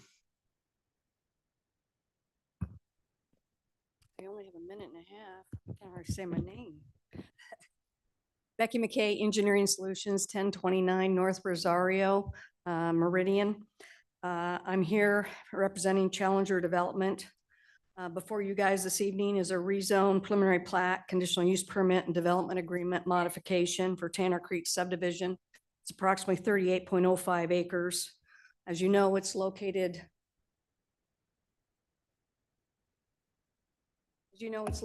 just west of Meridian Road and south of Waltman. I inherited this project. It was not initially mine. Mr. Schultz brought the project through in 2018, 2020. The council at that time said, we believe these applications are premature. We want to know what's going to happen on the property to the east. We want to see a true mixed use type development that has a residential component, a retail component, an office component. And we want to see the big picture. We don't want to just see part of it. And until we know what's going to happen on both parcels, we're reluctant to approve anything at this time. And so it was denied twice. Prior to Mr. Schultz passing, he had submitted application for a third time to the city of Meridian. It was not deemed complete. We were asked to step in, review it. So as Ethan indicated, we've spent over a year working with your staff, working with the architects, working with each other to come up with what we believe is a very well integrated plan. And that kind of hits on the critical key points of this area, creating a more pedestrian-friendly development, creating a multi-use pathway. And as Councilman Hoagland mentioned, in 2008, this property was annexed and zoned CG. It's commercial right now with a development agreement for 400,000 square feet of retail. Is that what we want to build? No, it's not. Could this area support the Hawkins development and another retail development? No, I do not believe it can. And that's why I think the Tanner Creek is a good fit on this parcel. It's only going to generate, I believe, 32% of what was initially proposed in that 2008 annexation and development agreement. This area has always been an area of contention. Since 1992, I read through minutes today that Sherry Stiles, who was the planning director then, printed for me. And it was discussed by Commissioner Toll or Councilman Tolsma. What are we going to do about Waltman Lane? When are we going to get some interconnectivity? Well, this is our opportunity from a planning perspective, from a transportation perspective, to get interconnectivity. One, we have that Linder overpass that's going to take place and begin construction in 2026, anticipated to go completion in 2027. That's obviously going to give us a critical north-south way over the interstate. One of the things that we have suffered in Meridian is the fact that we are bottlenecked at our north-south connections over Interstate 84. It is a natural barrier. Before we just had Eagle Road, and then we begged for 10 Mile. We got 10 Mile. Now we're going to get a Locust Grove overpass. And now we got State Highway 16 that's in the process. So we're finally reaching the point where we're getting that north-south interconnectivity. The extension of Corporate Drive is critical, absolutely critical. And it is a condition of ACHD that before anything can be occupied, that Corporate Drive has to be extended. ACHD already owns the right of way. We will have to construct a bridge over 10 Mile Creek, do a no-rise, do 404 permits. We'll have to, after we complete that, then we go reconstruct Waltman Lane, build a whole new bridge there, go through the same hoops through the state and federal agencies and local agencies.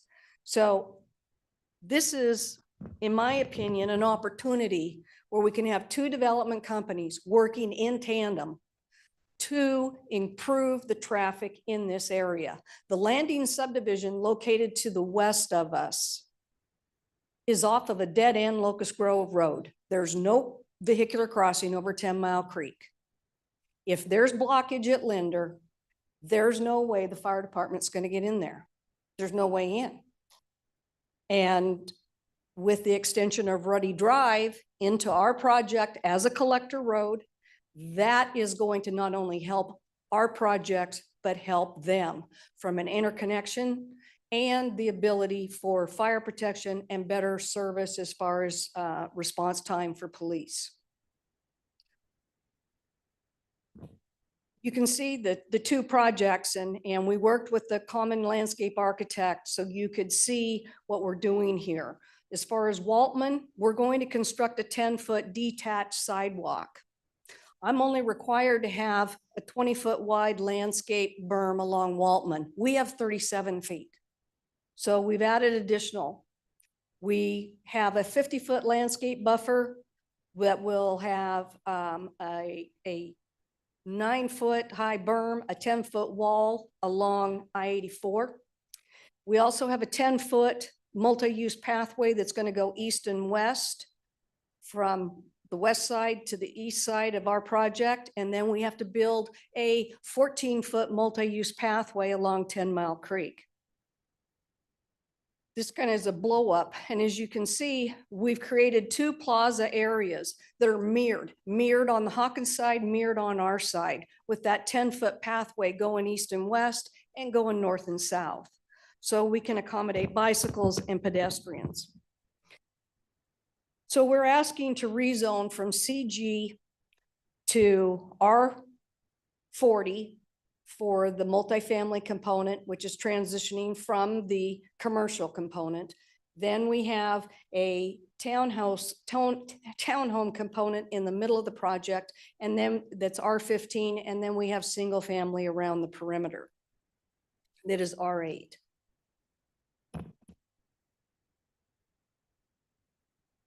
Sorry. As far as our single family development, our qualified open space is 17%. We've got 1.7 acre park in the middle of our single family with a play structure, basketball court, pickleball court, benches and pathways.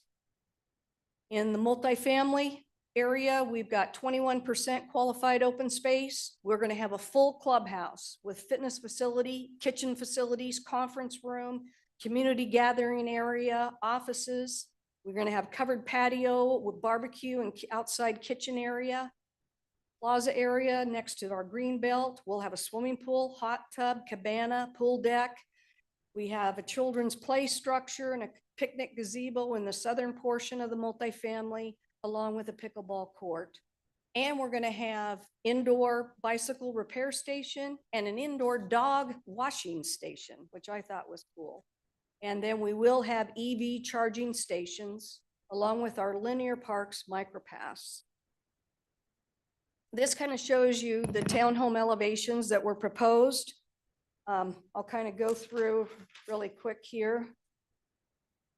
That shows you the alley load. We have alley load product. We have front load product.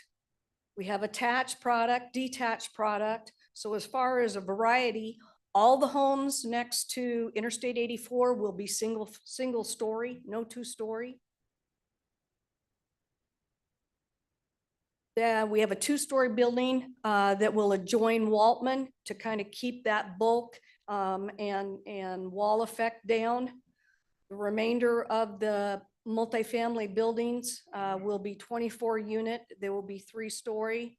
There are 11 of those and 1 2-story.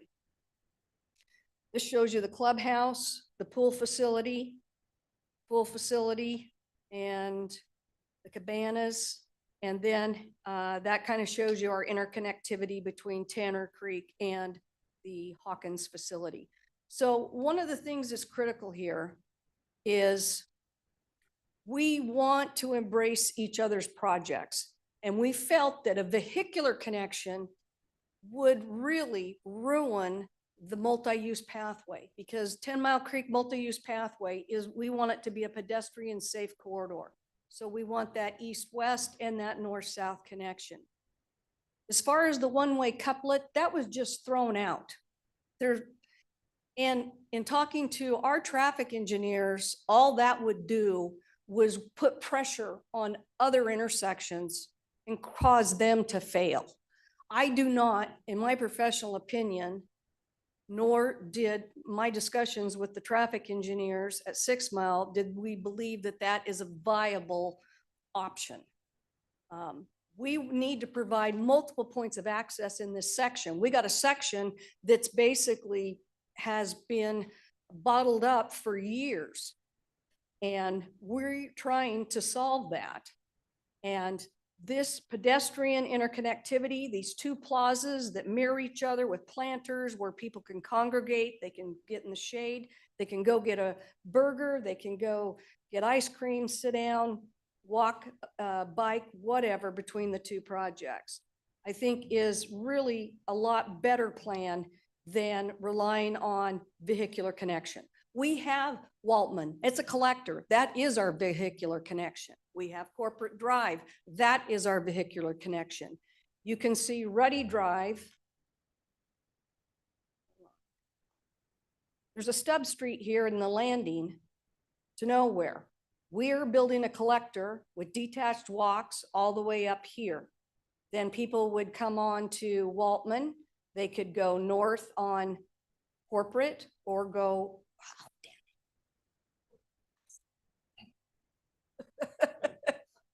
sorry, I just came off of 2 weeks of COVID, so I'm just a little off. So what we believe here is we've addressed the primary concerns. We've got a darn good project. We've got 83 single-family dwellings. Our lots range from 3,850 to 10,000 square feet. We've got 16 alley loaded, 67 front loaded. I got 40-foot lots, 50-foot lots, 60-foot lots. We got 45 townhomes. They're alley loaded. They range from 2,400 to 3,800 square feet. Our overall density in this project is 10.72 dwelling units per acre. Over in the R8 portion, we're just at a smidge over 4. So we transition that density. We go from 4 to 7, and then we go to the multifamily, which is 17. But our overall density is 10.72.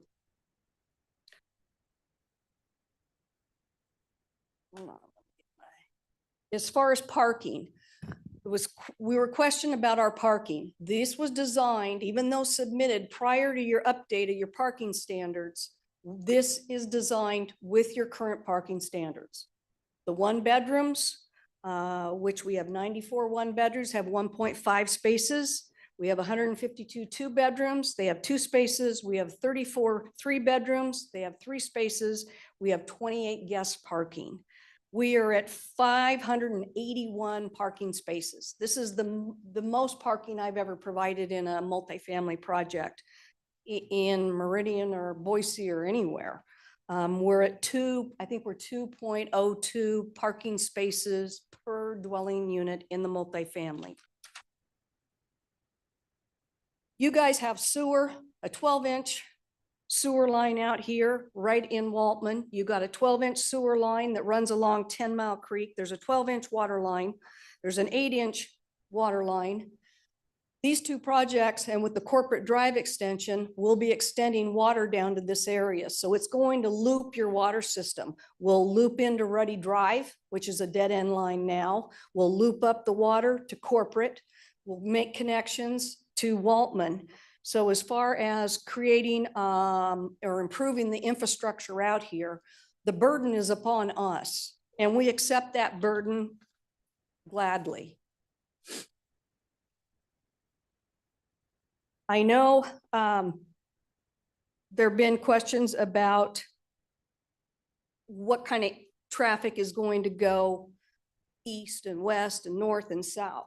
One of the questions I got from some of the neighbors, I did have my own neighborhood meeting, and I did go out 1,000 feet, and I had it here at City Hall. The staff wanted me to introduce myself because the previous neighborhood meeting had been done by Matt prior to the submittal. And so I did meet with them, and some of the people asked about, what about people cutting through the landing? More people are going to come from the landing than are ever going to go from Tanner Creek into the landing. But one thing you need to keep in mind is the trip capture that we're going to see. Right now, if you live in the landing and you want to go to Target, you got to go clear over to Chinden and Eagle Road. That's a big drive, and that's a lot of miles on our street network. Now they can just pop through Ruddy Drive out to Waltman, go over to the Target. It's going to be a full service Target, and they're excited to be there. They want to be part of Meridian's downtown core. And I guess one question that I brought up with the Plan and Zoning Commission was, if not this, then what? And if not now, when? You guys have been talking about this since 1992. Lastly, I did write a letter to the council asking for deviations on 3 conditions of approval for the development agreement. 1, I respectfully request that we build the berm whenever we build a phase adjacent to I-84. The reason being is I've got to generate a lot of material because my fence and my berm combination has to be 10 foot above the center line elevation of I-84. And so we're working with Hawkins to try to get dirt from them if they have excess material when they X out their big box. But I'll also we're going to have time to get the berm built.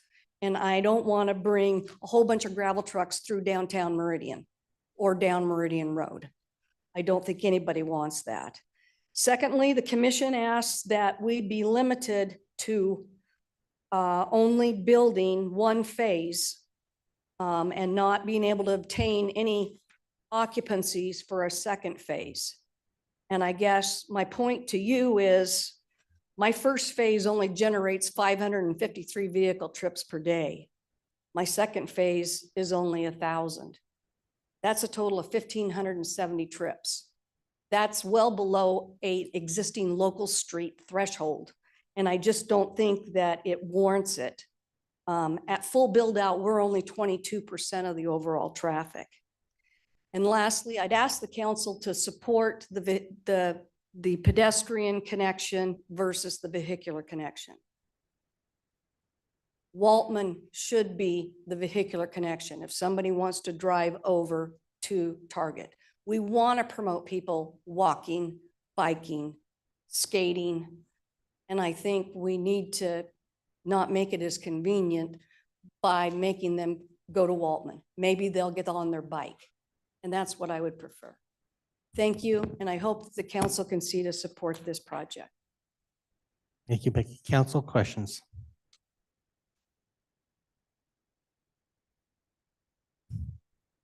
Okay, no questions at this time.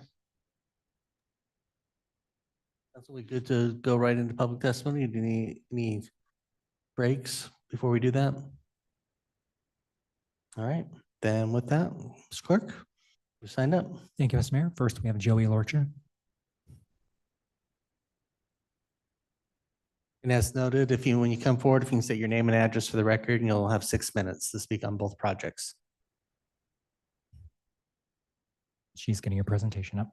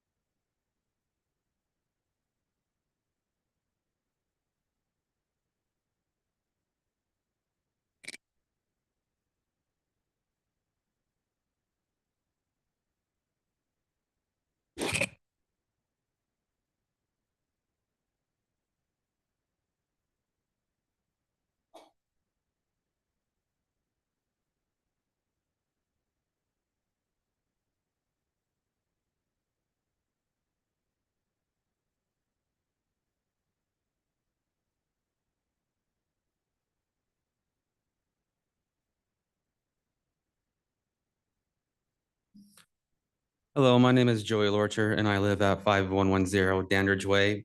And I want to talk to you about the overcrowding that Tanner Creek development will cause to the West Ada School District, but more specifically Meridian Middle School and High School.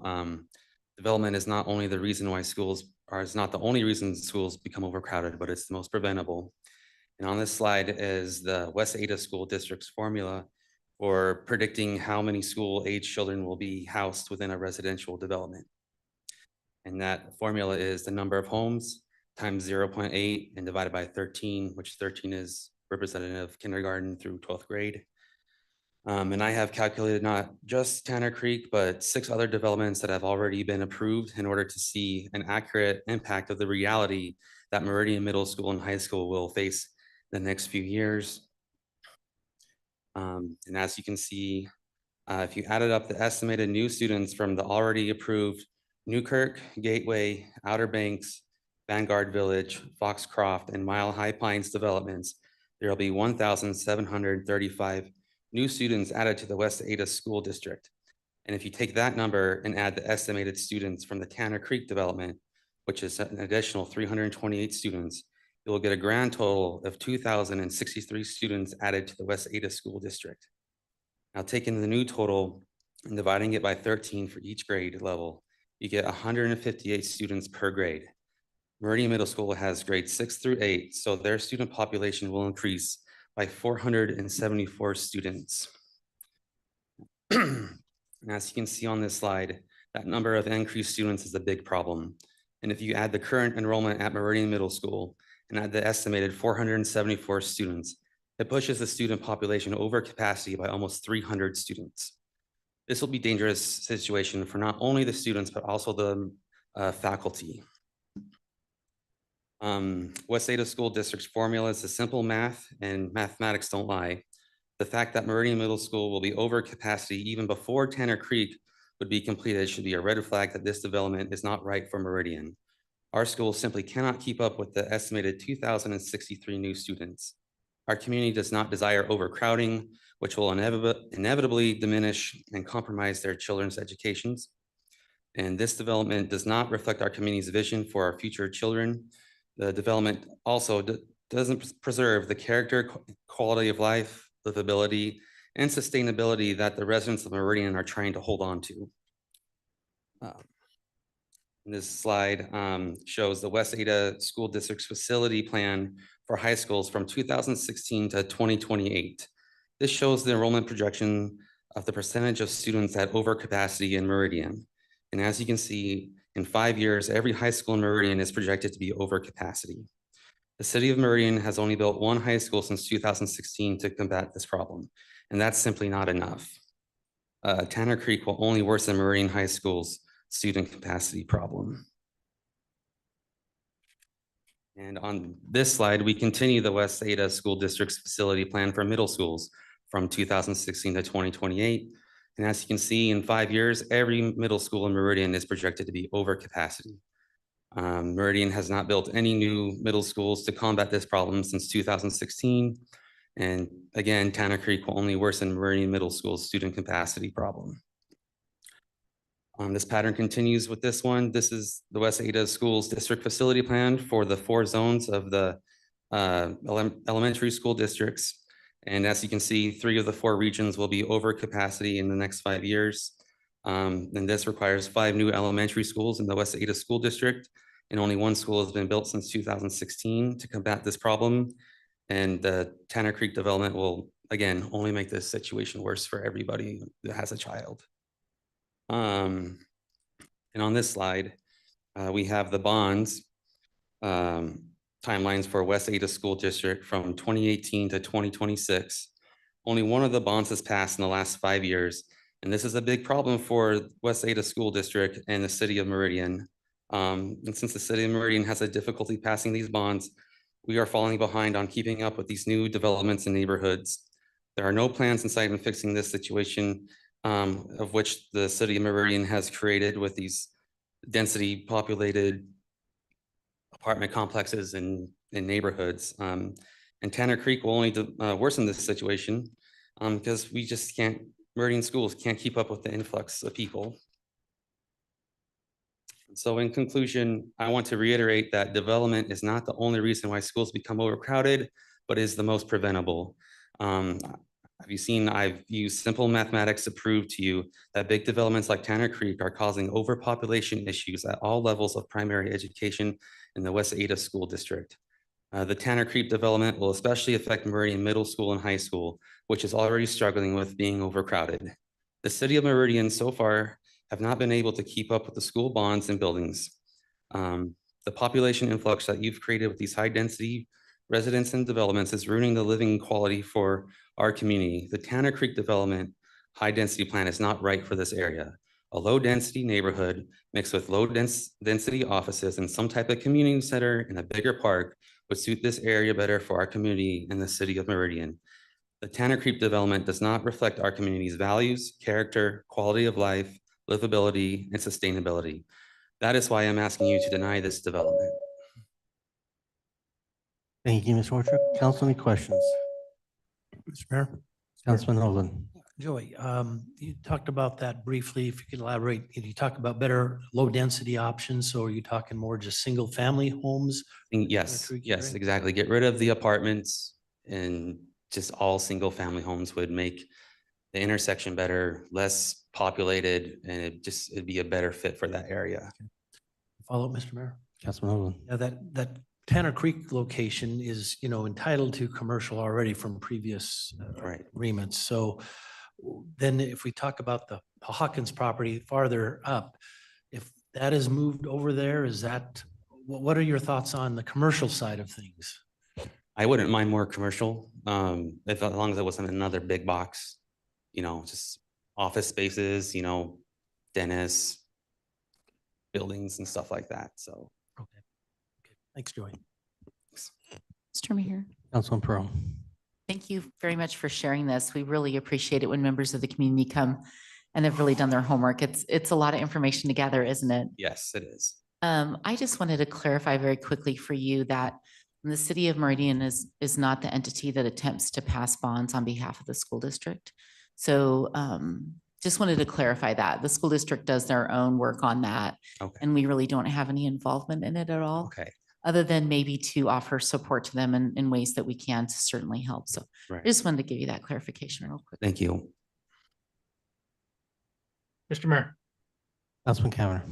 Mr. Lorcher, nice to see you. Appreciate you being before us tonight. I know you've been active in your testimony about different projects of different iterations in and around your property, and I appreciate your willingness to come before us and share some thoughts. I appreciate also you sent some really good written correspondence I know the council read. You sent one that was kind of similar to this presentation that you gave tonight, but your other letter that came to us talked a little bit more about some of the transportation challenges. I think that's certainly the school issue is something that I expect we're going to be talking a little bit about later on tonight, but wanted to at least give you an opportunity to maybe share your particular perspective about transportation impacts from these particular projects. Well, as it is right now, if you're sitting at the light at the intersection and you see a police officer or a fire truck trying to get through, they'll have to sit through at least 2 lights just to get through the intersection. And that's right now. Yeah. And so with the increase of all these developments, that'll just make it worse. It doesn't matter how many other access roads you put through to Waltman Lane. They're going to try to get, even just to get to the freeway, like if there's a crash right off the off-ramp, they're going to have to go through that intersection. It's going to take them a lot longer than it should. In fact, I actually called there was a fire on the interstate one time. We called it in as I was going to Waltman Lane, and we watched the fire truck go through 2 lights. Took more than 5 minutes to get through. And that's not very safe in my opinion. And the Tanner Creek development will just make this worse. Thank you, sir. Thank you very much. Thank you. Mr. Mayor, next is Steve McCarthy.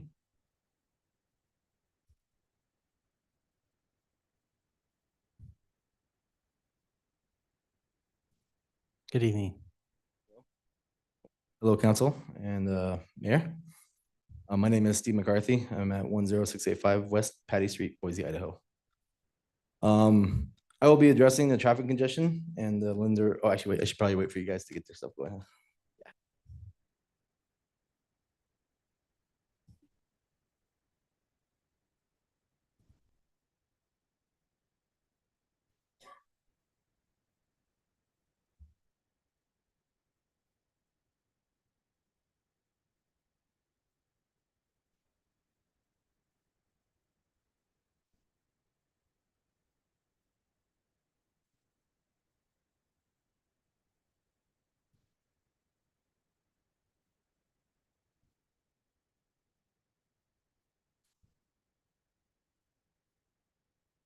Yeah, good. Okay. Yeah, as I said before, my name is Steve McCarthy. I'll be addressing the traffic congestion and the Linder Road overpass. We've had a lot of topics about traffic tonight, so I want to definitely more. Is this just okay? The arrows. Okay. On this next slide, on this first slide, actually, I wanted to show you the Compass Idaho report. This map shows the top 10 congested network segments in Ada County during peak periods in 2022. As you can see, I-84 Meridian is number 1. Franklin Road to I-84 interchange on Meridian Road is number 7.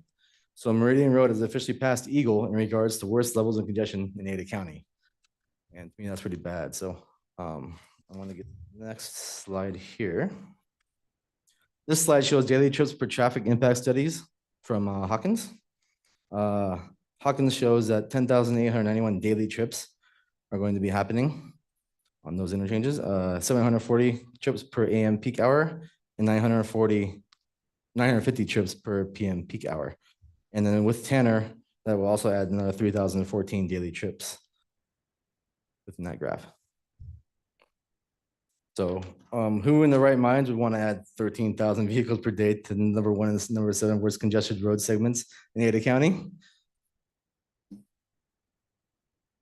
Moving on to the Linder Overpass. Linder Overpass providing relief is questionable at best. In the P&Z meeting, Becky brought up that Mindy Wallace from ACHD stated that the Meridian and Waltman intersection will operate better than reported in the traffic impact studies once all other connecting streets are developed. Where is the study for this? Where is the data to back up Mindy's claim? How much relief and how long will this supposed relief last?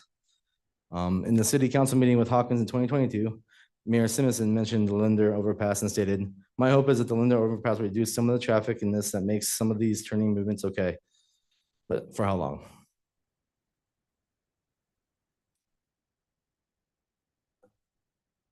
In regards to the Linder Overpass, there is no access to I-84 from Linder Road.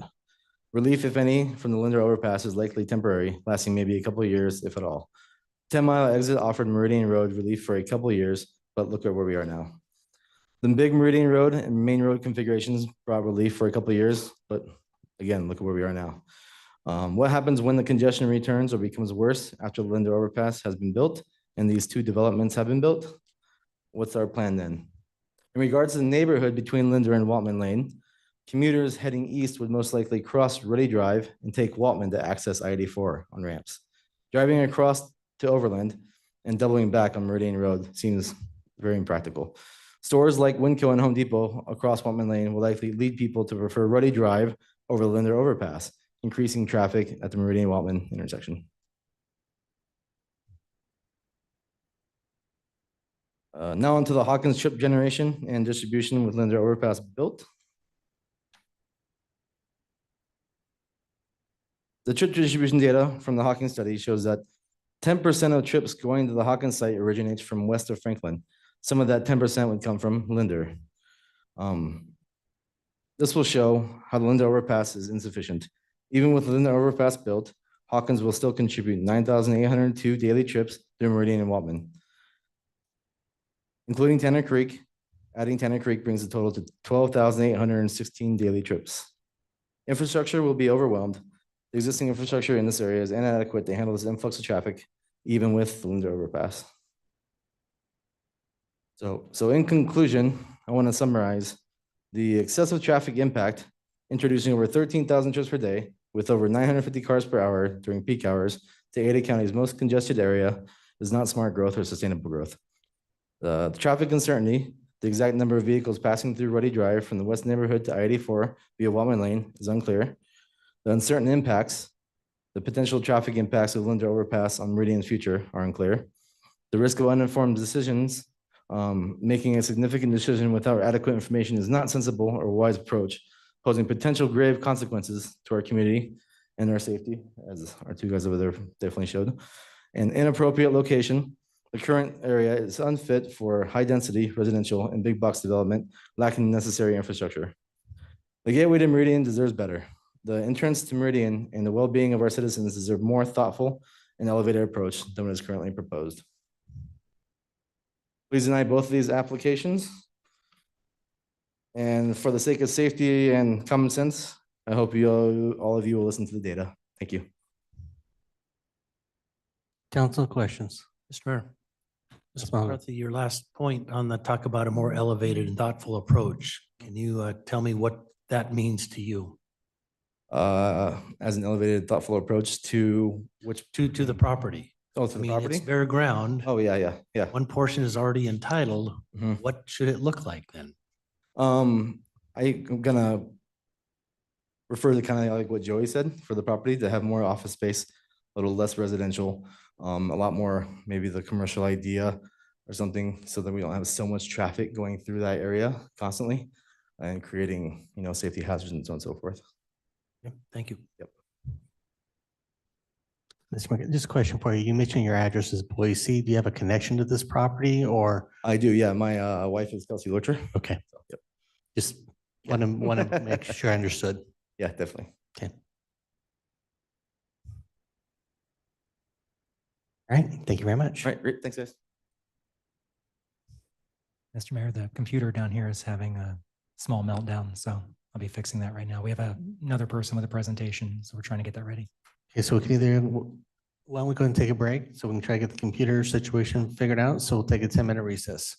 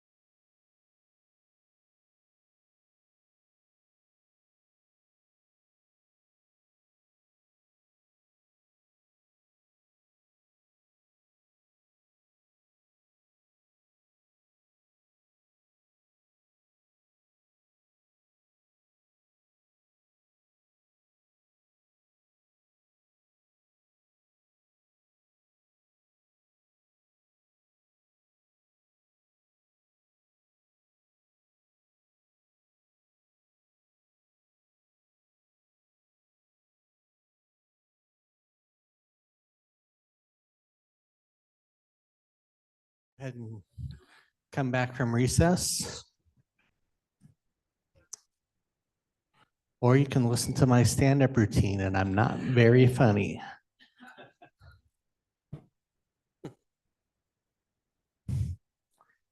Mr. Mayor. Mr. Next is Joe Lorcher. Okay.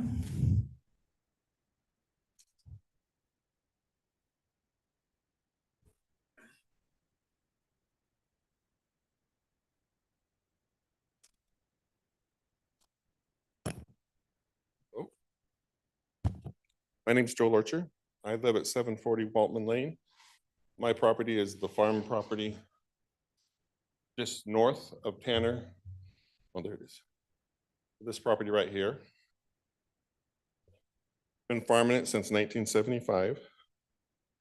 My land is devoted to agriculture, so as long as I keep more than 5 acres, I can't be annexed by the city, even though it seems like I'm here a lot with you guys.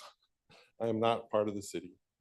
I wanted to stress that this Greenhead Street stub probably will never be developed, either because of me or my children that you've already heard from and will hear from. We have no plans of dividing up this property. That leaves Ruddy Drive as the place where everybody's gonna be coming through. According to Tanner Creek's traffic impact study, 636 vehicles per day will go through Ruddy Drive. This does not include Hawkins' projected generated trips traveling on Ruddy Drive.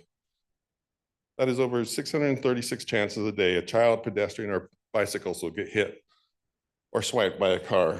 As you can see on this, the Ruddy Drive turns and is a blind corner right through where they wanted to put the park.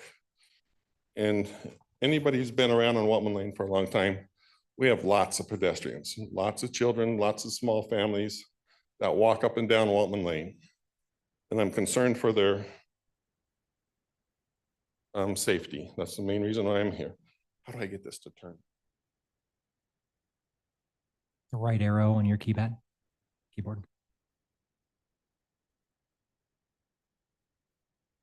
we go. This is the statute I was talking about, that why I'm going to keep my place a farm as long as I can and not join the lovely city of Meridian. I want to talk about safety on this slide here. Ruddy Drive turns and where they did want to have the park. And then it gets up to Waltman Lane and comes across Waltman Lane. And even now we have lots of pedestrians.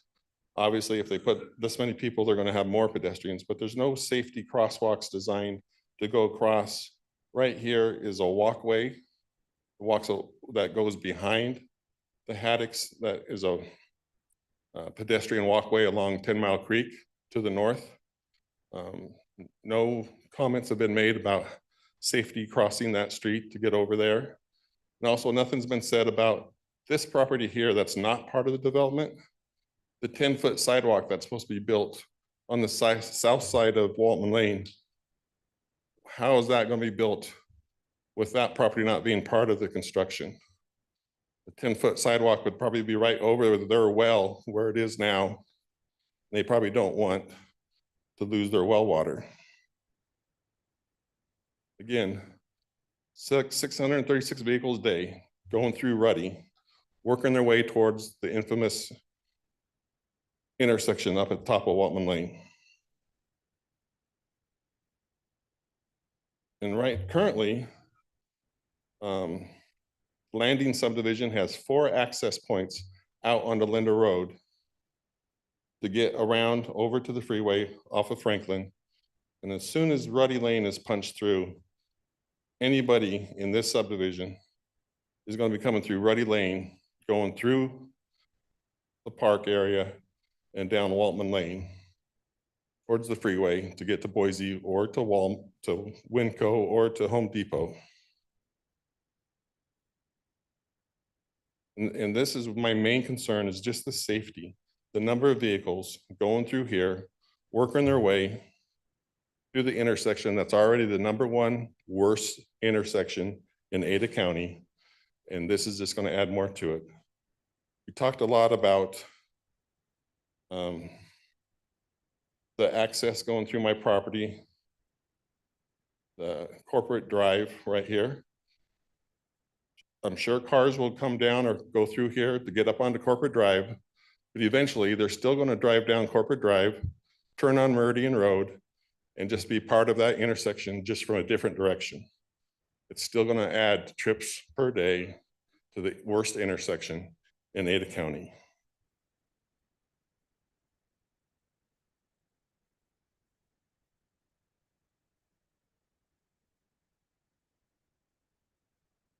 Talked briefly about the bus stop that was just brought up. The bus stop right now is they're planning to put it right on Meridian Road, right after the intersection. It's going to cause cars coming up from behind them to even congest more cars to try to get around the bus stop. If they're really going to put a bus stop in here, they need to put the bus stop into the development and off of Meridian Road.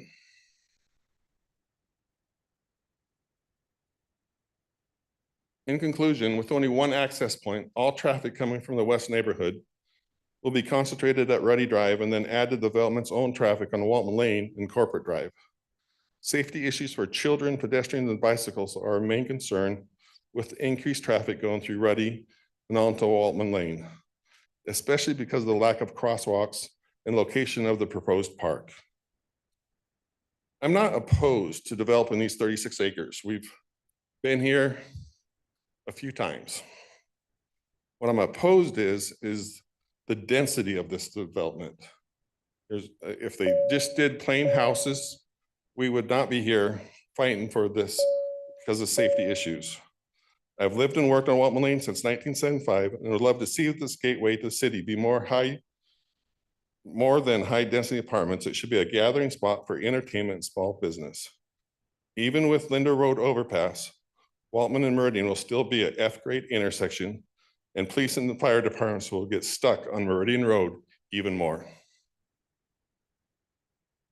Please deny both of these applications until they can come up with a better low-dense plan that better serves our community in the gateway to Meridian.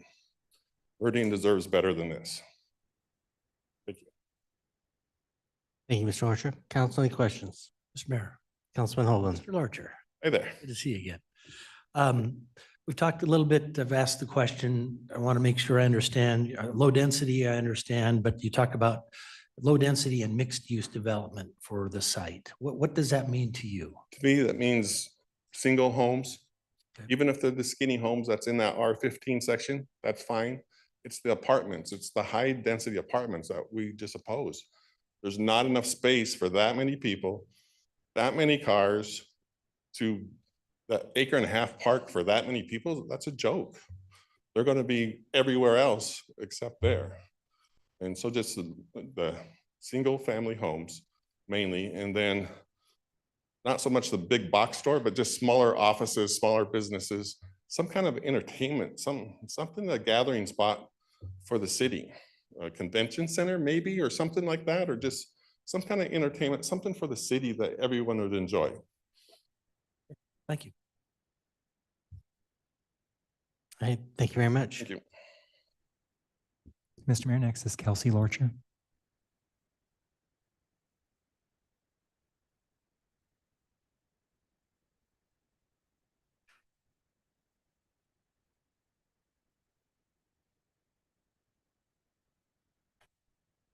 Kelsey Lorcher, 209 West Nile Drive.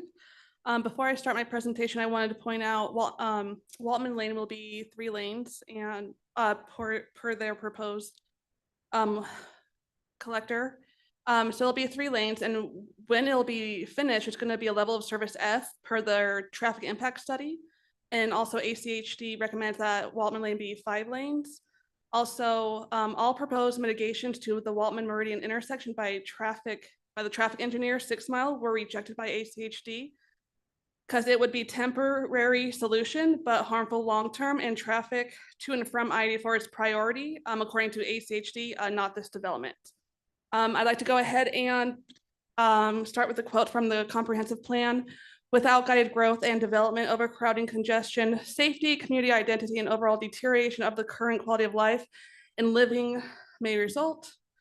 I also just wanted to point out the Flume designates this area as a mixed-use community.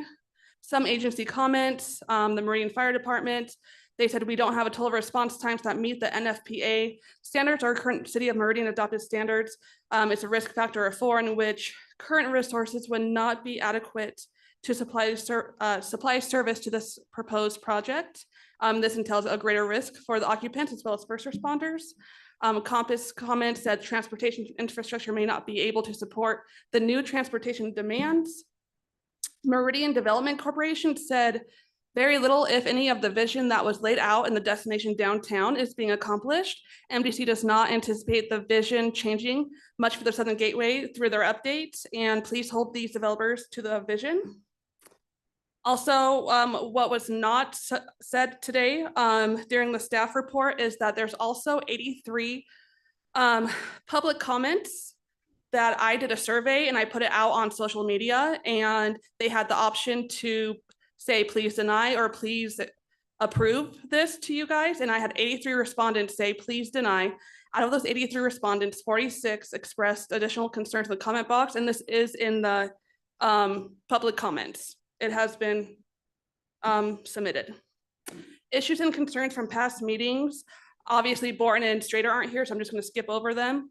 In regards to the 3-acre strip on the west side zoned as residential and floating it across the whole entire property.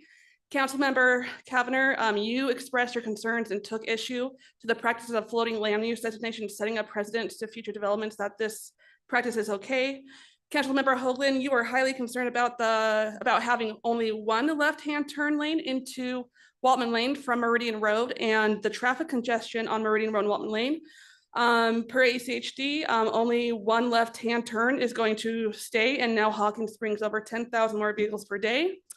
Again, Borton is not here, so Mayor, I'll do your quote from the Hawkins 2022 City Council meeting. Mayor, you said, we've invested a lot of money between the MDC, the city, ACHD, and the road network configurations. We don't want this to turn into a traffic jam for everybody all the time, especially from 4:30 to 7 p.m. And then one thing I did want to say from Councilmember Borton, he did say, what I think would be helpful for me is the mixed use community designation. I see these, they're adjacent uses, they're not mixed uses, and that's a big distinction. Previous this month at the Planning and Zoning meeting, Becky and Ethan both mentioned how both of their properties are already annexed and zoned for CG. They said if these plans don't get approved, someone can swoop in and buy the properties and build commercial without the city's approval. While true, Corey Barton Homes and Hawkins Company know the value of this property. In addition, both companies have poured a lot of time, money, and resources into these applications. So let's get real. CBH Homes and Hawkins are not going anywhere. Furthermore, Becky and Ethan said that these plans are as good as it gets. I believe this is not true, and honestly, kind of a slap in the face of the comp plan and the flume. There is room for improvement, and I believe rejecting these developments may prompt them to reevaluate their densities and encourage a more thoughtful consideration of key issues in alignment with the flume and comp plan. Quote from Mr. Mayor's State of the City address in 2020, which I believe still holds true to this day. In 2019, the city completed a nearly 2-year process of updating our comprehensive plan. This is the growth and plan for our community that they stated they wanted for Meridian. As a city, we need to let the plan be our guide and limit how often it should be amended, so any changes can be looked at in the context of the full plan. We have spent over $200,000 in countless hours of staff time engaging the community about this plan. It needs to mean something, and it should not be changed much for the first 5 years.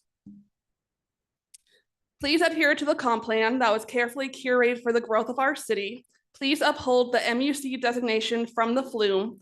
Please echo the same concerns and issues you have voiced in the past. Please save this area from the very inappropriate high-dense developments that will become detrimental for this area. These developments will cause overcrowding, will cause congestion, will compromise safety, will negatively impact the community's identity, and will overall deteriorate our quality of life in Meridian. Please hold these developers to the high standards that this unique gateway to Meridian deserves. Please deny both applications. Thank you. Thank you. Council, any questions? Thank you. Mr. Mayor, next is Claire Manning.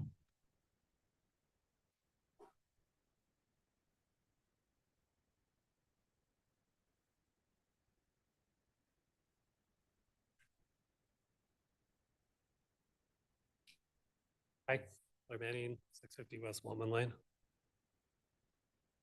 So I would ask for your careful attention and consideration on this application. This isn't another subdivision to just rubber stamp. This is kind of the flagship interest to the city, and it will have massive repercussions on the entire community. So we do need real leadership here. And it is tempting to buy into maybe this is a place for commercial or regional use. But the fact of the matter is that you just don't have the infrastructure to support it. You know, the developers have done a really nice job representing their clients and, you know, but unfortunately what maximizes corporate profits isn't necessarily what's good for Meridian. So you really need to represent the taxpayers that are elected you and make sure they're, you know, not just say yes because you need to put something there, make sure that the right thing goes there. Okay, so kind of seen a lot of this, so I won't spend too much time there. You know, you have a lot of traffic coming in from this adjacent subdivision that can only go down Waltman. You have 16 acres of R40 and tons of R15 just contributing to this traffic, as well as this major commercial development. And don't forget the high density apartments just to the north. So there really is kind of a problematic entrance to the Waltman Lane. You can kind of see that there really isn't a lot of room on Corporate Drive here before you turn around. But the real albatross of this development is this really small sliver of a turning lane into Waltman. So, you know, the developers know this is a problem. Your staff knows this is a problem, you know, but after all the engineering, all the consultation, there's zero path to improving this. I mean, they've tried, it's been rejected. So, but if they do try and improve this, it's just gonna interfere with the interchange. So this is what you're gonna have to work with. And that's what makes it so infeasible to actually put commercial and high density here. So, and then I would also say that, you know, there's a lot of talk about the Linder overpass and, you know, some connectivity, but that's not going to fix this entrance. It's not going to make anything easier to get into. So don't hide behind the Linder overpass. It's not going to fix the issue. So I just want to show you like some pictures of the area. So you can see I'm kind of back as far as I can be. There really isn't a lot of area, a lot of runway here where you start, before you start backing up cars and cutting off an entire lane into the city. You can see to the right there, that doesn't take very many cars to fill it up.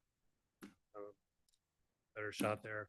So this is kind of looking back to the freeway. You can see there's not much runway to the freeway. I don't tell these guys over here, but I do massive illegal lane changes just to get to the freeway every day. And then you can see here that once you're on here, there isn't like a huge runway either. So you're going to start backing up traffic onto this area here. So, and then how about this Corporate Drive that we're going to put everything down? Here's a picture of Corporate Drive. You can clearly see this is not ready for collector traffic. It's wildly insufficient for that. So, and then we're wondering what it's like today in case you don't live here. Pretty sure you do. This is the commute that I see every morning. You can see even going back into this area today, you're often blocked being able to even get there because the traffic's already backed up on a green light. So, you know, it really isn't a big surprise that you're at service level F after this. So, you know, bottom line, it would be completely irresponsible to allow commercial and R40 into the area. You know, more appropriate use would be single family homes in the Tanner area, you know, community level businesses, and ideally the next density. But in absence of that, maybe some small businesses, things that aren't going to totally kill traffic, but probably do need some commercial there. So I would support that. You know, and of course, the developers are gonna have a rebuttal with flowery statements about, you know, improving the area, you know, entitlements to corporate, to the current entitlements, you know, connectivity. But what they're really doing is they're asking you to jump off a bridge and say, I don't believe in gravity. And I'm begging you, don't jump. Questions? Thank you. Council questions. Mr. Mayor, Councilman Holcomb. Mr. Manning, thank you for that presentation and sounds very similar to others about what you see the property being developed. I guess my question to you then is, there is an entitlement already on the property to the west abutting the homes that is commercial. Yeah. There's a gamble here. And Well, you that know- is that an entity comes in, you know, the name target has been thrown out, that it goes, okay, that's where we have to go. We're gonna go there. What's a better alternative? Is that the alternative that neighbors are ready to settle for? You know, I'm county, I'm entitled to shoot a 30-06 up my back door, but that doesn't make it any less irresponsible. I don't think that a reasonable corporate person is gonna come in and see that they can actually make that work. I think what you guys need to hold out for is single family residential in that area, or density, so you don't like overpopulate what the commercial component of that is inevitably going to be. And I recommend that you keep commercial area, you know, a little less stringent. So, you know, essentially getting in and out of that is going to be so problematic that you're really going to back up the traffic, and infrastructure's not there. They know it. They've tried to fix it. They've been blocked. There's no path. Thank you. Welcome. Anything else? Okay. Thank you. This evening. Mr. Mayor, next is Kurt Lee.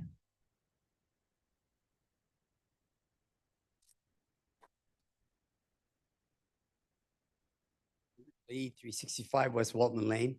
I don't have no fancy presentation. I feel kind of bad. We have the last house left on the Hawkins property. It's my grandpa's old dairy. And there's been so many developers own all this land. It's ridiculous.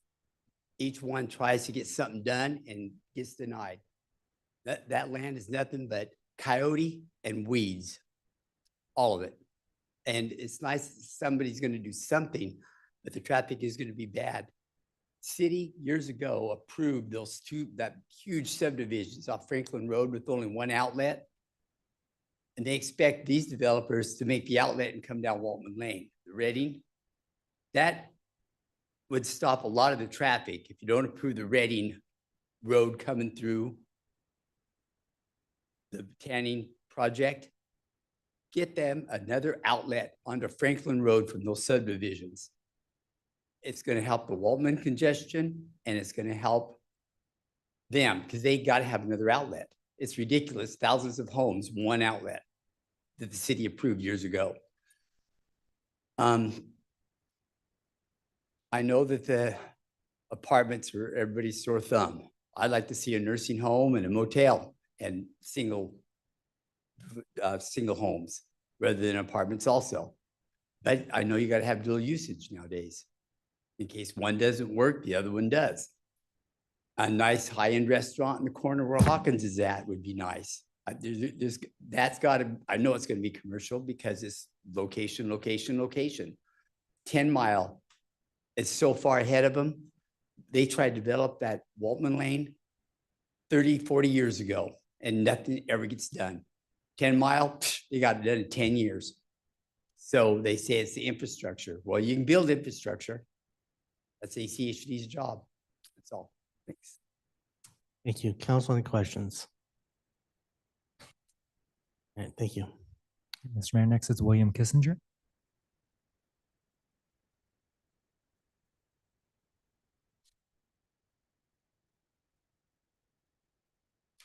Good evening. I'm William Kissinger, 420 Waltman Lane. First of all, let me say that I appreciate our mayor and city council taking the time to get this in important decision right. And obviously, I'm not a public speaker, so I hope you focus on what I'm saying and rather than how I'm saying it, and everything else. So I know there's very little I can say in the next 3 to 6 minutes that will persuade this council. You may have already made up your mind on the subject to a large extent. And I certainly realize growth and development is inevitable. However, I do find it somewhat sad that we have previously planned as a mixed-use community area under the comprehensive plan is now being proposed as a combination commercial, high-density residential project that we all agree will lead to even more traffic congestion in the area. It is also not exactly what many of us envision for this high-profile area as the gateway symbol welcoming those to Meridian. I'm here to tell you, it's not too late. So with that in mind, I humbly ask that before you vote on such an important proposal, that you take the time to ensure the overall project is done right, that you do not settle for ACHD ignoring this issue with the hopes that it goes away, but instead hold them accountable for the necessary improvements to nearby streets, intersections that they admittedly already rate as an F, that you consider limiting the developer's proposed density permanently, or at least until other improvements to mitigate congestion, including the completion of Linder Road overpass happens. Something already recommended, I believe, by ACHD. That you consider the ultimate impact that the residential component brings on our already overcrowded schools, in which case a new Fred Meyer might be preferred. Not a lot of kids associated with that additionally in the area. That you hold these developers accountable for improvements to all of the surrounding streets, sidewalks, and pathways, including those that were outlined in conditions of approval as drafted and previously drafted and proposed by Kim Warren. From what I can tell, they have not. And I ask that if you have not already previously done this, each of you take the time to visit the project area to appreciate Waltman Lane. It's not a street, it's not a road, it's a lane. To truly understand that what you're being asked to approve before you concede your authority to these developers. Therefore, we as citizens would ask that you consider denial of this request, or at the very least, postpone this decision until you feel you have necessary assurances that the project being proposed has been planned in the best interest of our community. Thank you. Thank you. Council questions? Mr. Mayor. Councilwoman Pro. I don't have a question. I just want to say that you had mentioned that our minds might be made up. And I have to say, I often come and I think I can speak for my colleagues with very much an open mind, wanting to hear our community. This is a really important process, and appreciate that you have noticed that we're slowing down and taking some time to do this. I'd like to mention just really quickly, and with all of the testimony that we've received, a couple of things. As Council President Hoagland has mentioned this evening, the Tanner property is already set to be commercial, which is a heavy use. And then the Hawkins property is set for a mixed use community. That's the current comp plan designation. That designation allows for apartment complexes. It allows for retail. It allows for offices. So it's not that that isn't going to allow for commercial as well. It's just the current comp plan has it on just a little bit smaller scale. But currently, these two properties are entitled to already allow all of those uses. So as we have heard from folks tonight about a preference being single family homes, there's already approvals that allow these applicants before this application to go ahead and make decisions that are much more intense of a use than a single family home. So I just want to clarify that for everyone, not just for you, because we do want you to understand how this decision is being made and sort of what we have to keep in mind as we go through this process. So thank you very much. If I may comment on that, I recognize that. As I said, I'm sad that we didn't stay mixed use regional or mixed use community, because those would have been way less density. And that's what we're really opposed to here, is the density of this, not necessarily the type or the project in general. It's the fact that they're trying to cram too much into a small area. Councilman Pro. So the mixed use, and you meant mixed use neighborhood. Mixed use neighborhood is the less dense, and that's okay. I'm still get them confused, and I've been doing this a long time. The applicant, Hawkins, Ms. McKay with Tanner had stated that their intended density is a little over 10 units, and mixed use community allows for 6 to 15 depending on. So I'm not saying that that I'm saying in any way that I'm supporting that. I'm just clarifying for your sake that the applicant believes that they have met that, because that's what it doesn't look right to have 3-story apartment complexes and then it feels like there's more density than there actually might be. And so hopefully they'll have a chance to address your concerns when they come up here and talk about how that density will actually work out in terms of numbers of residents, because they could potentially do all townhomes or a different design of residential and still have the same amount of density. So they can probably share more about that, because we're hearing your concerns. I'm hearing your concerns for sure. I just want to make sure that we're all kind of speaking the same language with it. Thank you very much. Council, additional questions? All right, thank you. Mr. Mayor, the next person signed up is Ken Freeze.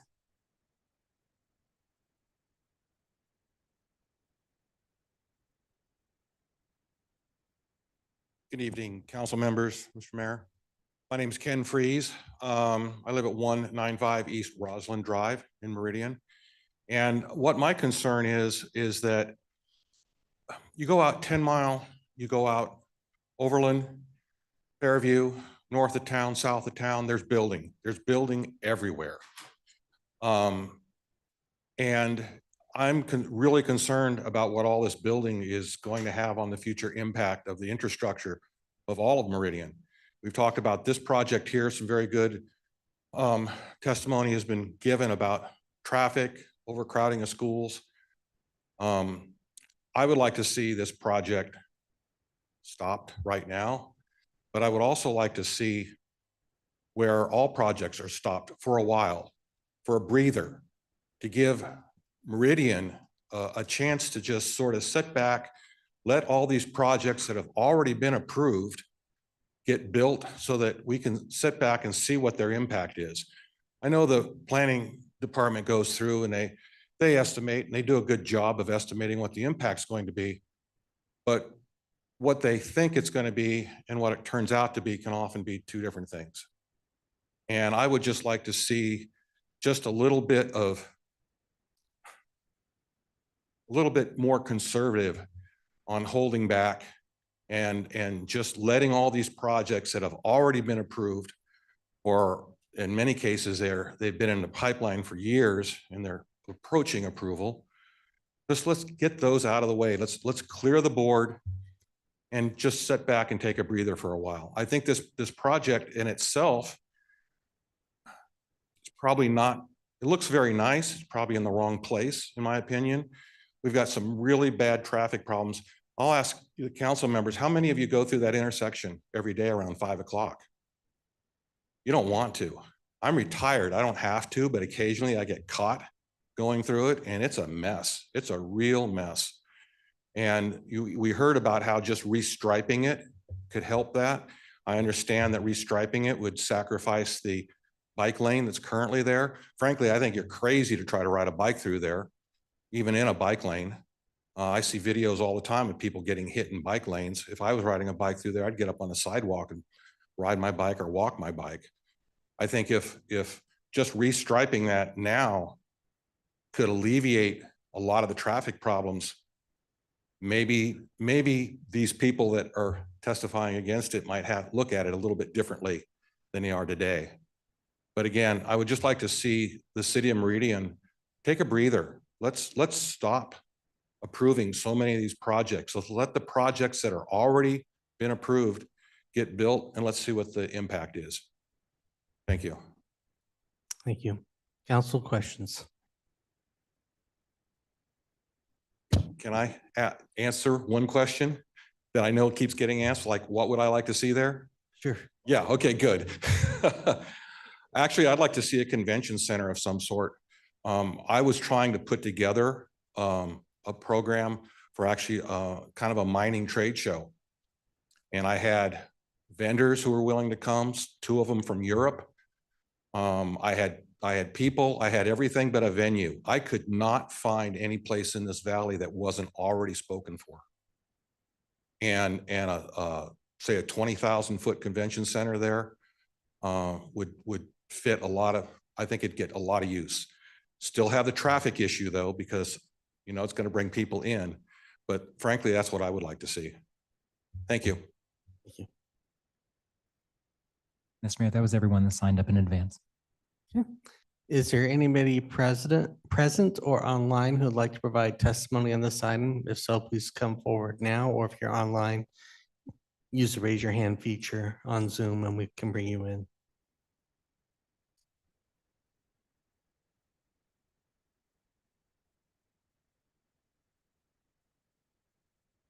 Seeing no one coming forward, would the applicants like to come and close?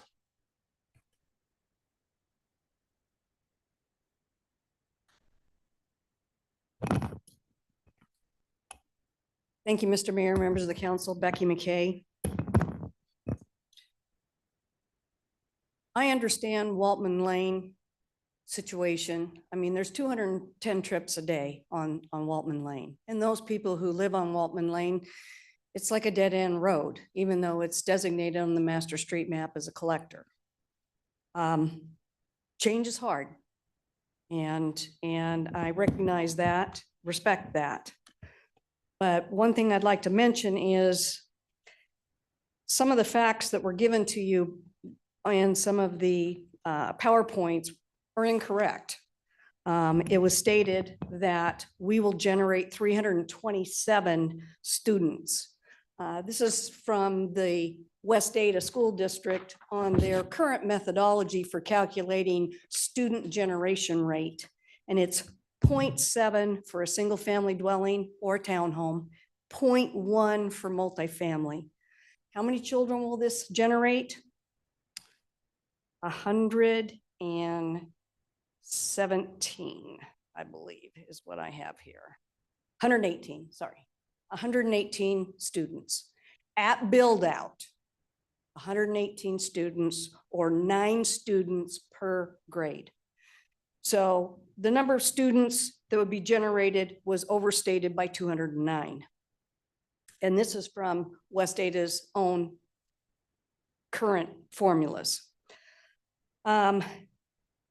It was talked about, oh, well, you can do access improvements, but it's really not gonna make a lot of difference. It's gonna make all the difference.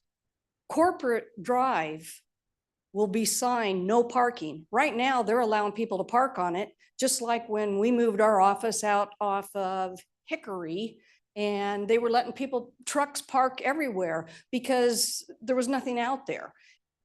When it comes through, ACHD will sign no parking collector roadway. And corporate does go out to Meridian Road, but you can also go north out to Franklin. So there is a north outlet that goes to Franklin Road if you look at the vicinity maps. It was mentioned that 13,000 vehicle trips, gosh, that's a lot. Well, these projects are phased and they're phased over long periods of time. And it always depends on market. Right now we're experiencing higher interest rates, which people are saying, oh, just go build office. Well, I've heard office financing has just went poof. That the banks have really tightened up. So we need to build a project between the two of us that has mixed uses. And one person discounted what Mindy stated in her memo to the council and to us. And I don't think that they should have discounted it because she obviously consulted with their internal traffic engineers, their own design engineers. And she said, the intersection of Meridian Road and Waltman is anticipated to slightly exceed ACHD acceptable level of service thresholds.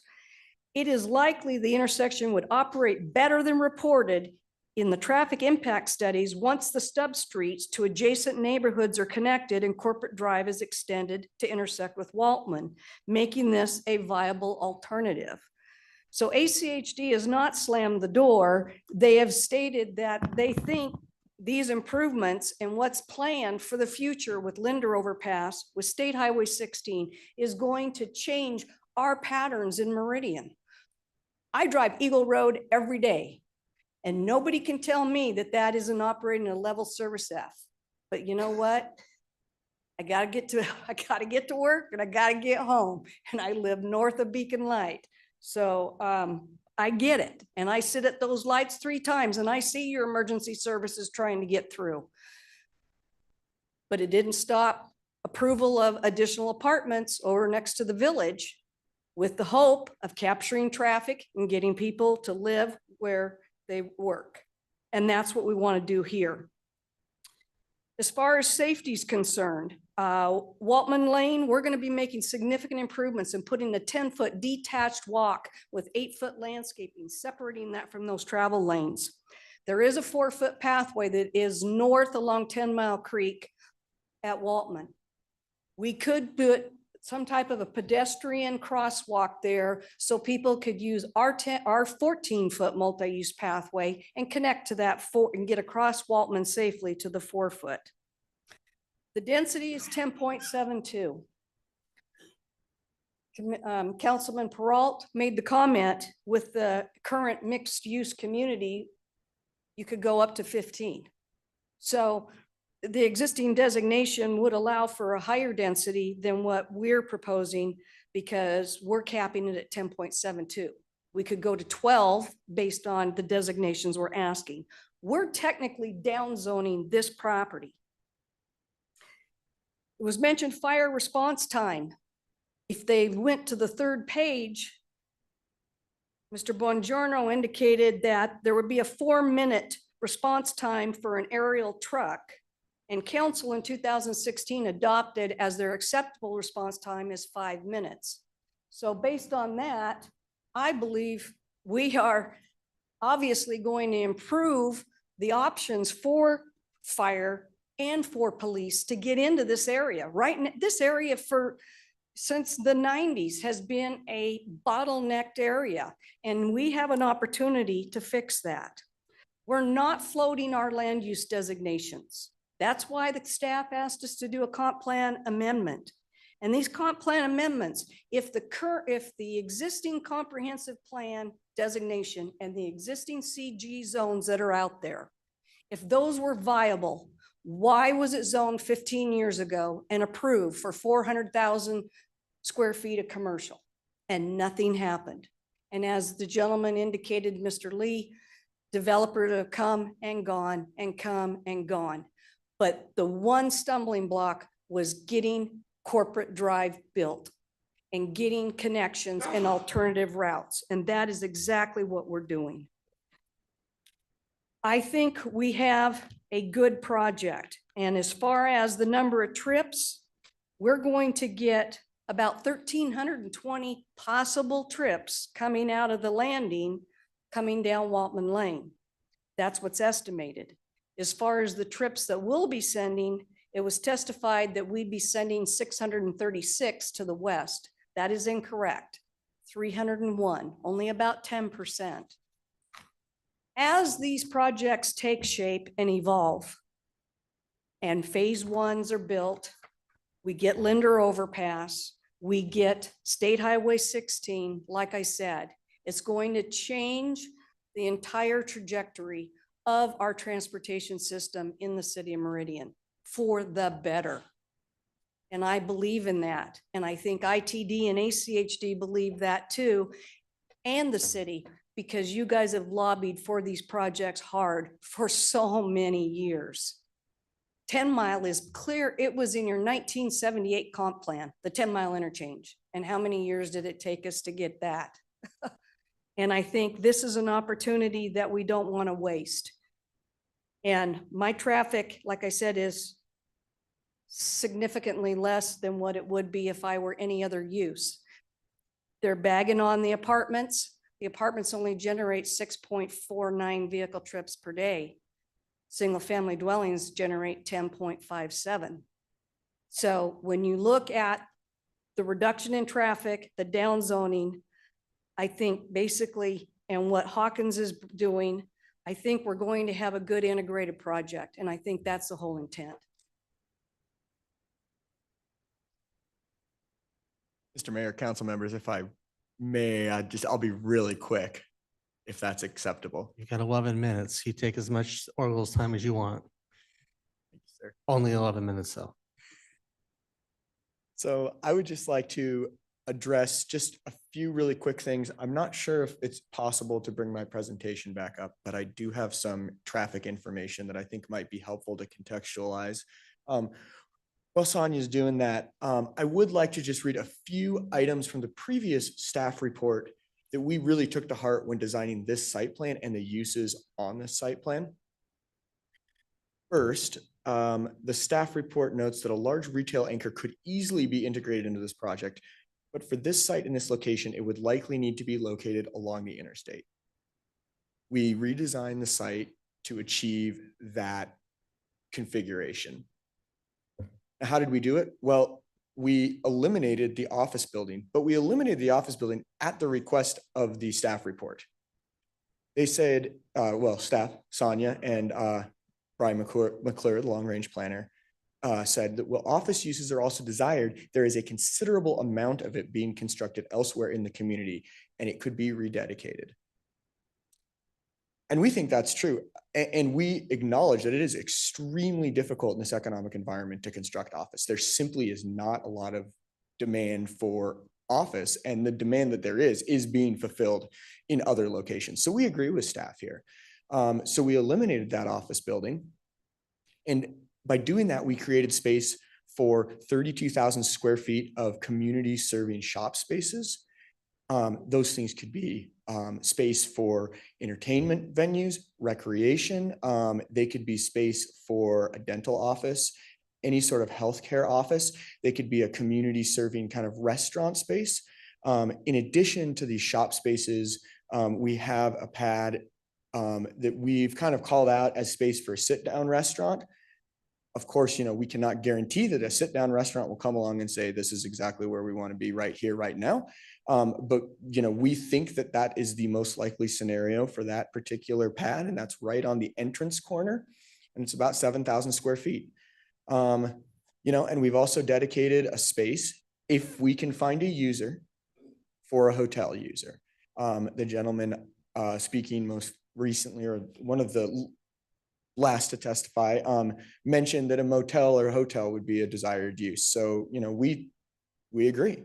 And if there's a demand for a user, we have space for it. So thank you, Sonia, for pulling that up. And one more quick thing I'd like to note is that staff also noted that Waltman is the ideal location for community serving uses that do not need and cannot afford the visibility of the interstate and Meridian Road. The site needs to realize better clustering of non-residential uses to frame and benefit relocated open space. And again, we took that to heart. We've created a plaza area right on the entrance corner. We've created a plaza area that the shops near Tanner Creek, closest to Tanner Creek, can utilize. So I think, as far as the uses that are available here on this commercial site, we've opened the door for community serving uses. Again, sometimes it's very difficult, but often these aren't even possible without an anchor tenant, and vice versa. So there's kind of a symbiotic relationship between the anchor tenant and the community serving uses. And that's what we're seeking to achieve with this site plan and this configuration. And then finally, if you'll give me a few minutes to get through all my slides, I would like to just talk a little bit about trip generation. We're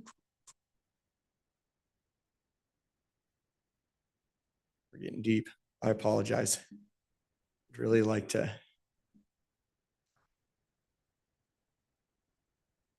And I apologize. I may not have actually included it in this particular slideshow. However, what I can say is, oh, it's actually here.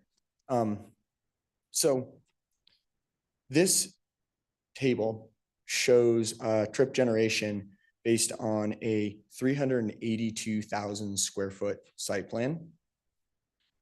Our current site plan shows less. We always like to overestimate how much square footage we're going to provide because we want to ensure that we're providing the amount of mitigation that our maximum extent of the construction would create to mitigate those impacts, just so we're not underestimating. So the current site plan really based on this kind of mix, and again, it's not perfect, but based on this mix is roughly 9,270 trips. Now, if you took the same mix and you extended it to the entitled 400,000 square foot development, that would be 11,400 trips. So really the question I'm seeing is there's currently an entitlement for 11,400 trips roughly. Our current proposal generates 9,270 trips roughly. We're not, I think that, I mean, that statement I think speaks for itself. So you have a current entitlement for something that has much higher trip generation than what we're proposing.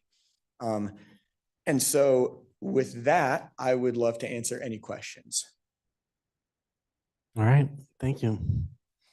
Mr. Mayor. Council, any additional questions for the applicants or comments? Mr. Mayor. Councilman Cavanagh? Thank you, Mr. Mayor. So at least my first question, and there may be some more later, dovetails on kind of that last comment about trip generation. And so maybe an easy question for you. Does your proposed project with your transportation network improvements, does your trip generation meet, fall below, or exceed ACHD's acceptable level of service at Waltman and Meridian? Mr. Mayor, Councilmember Cavanagh, it does fall below level of service with the mitigation. Okay. It may be worth noting that it currently is not operating well either. So the improvements to the transportation network still have the potential to, if not improve, at least kind of maintain the existing kind of state of things.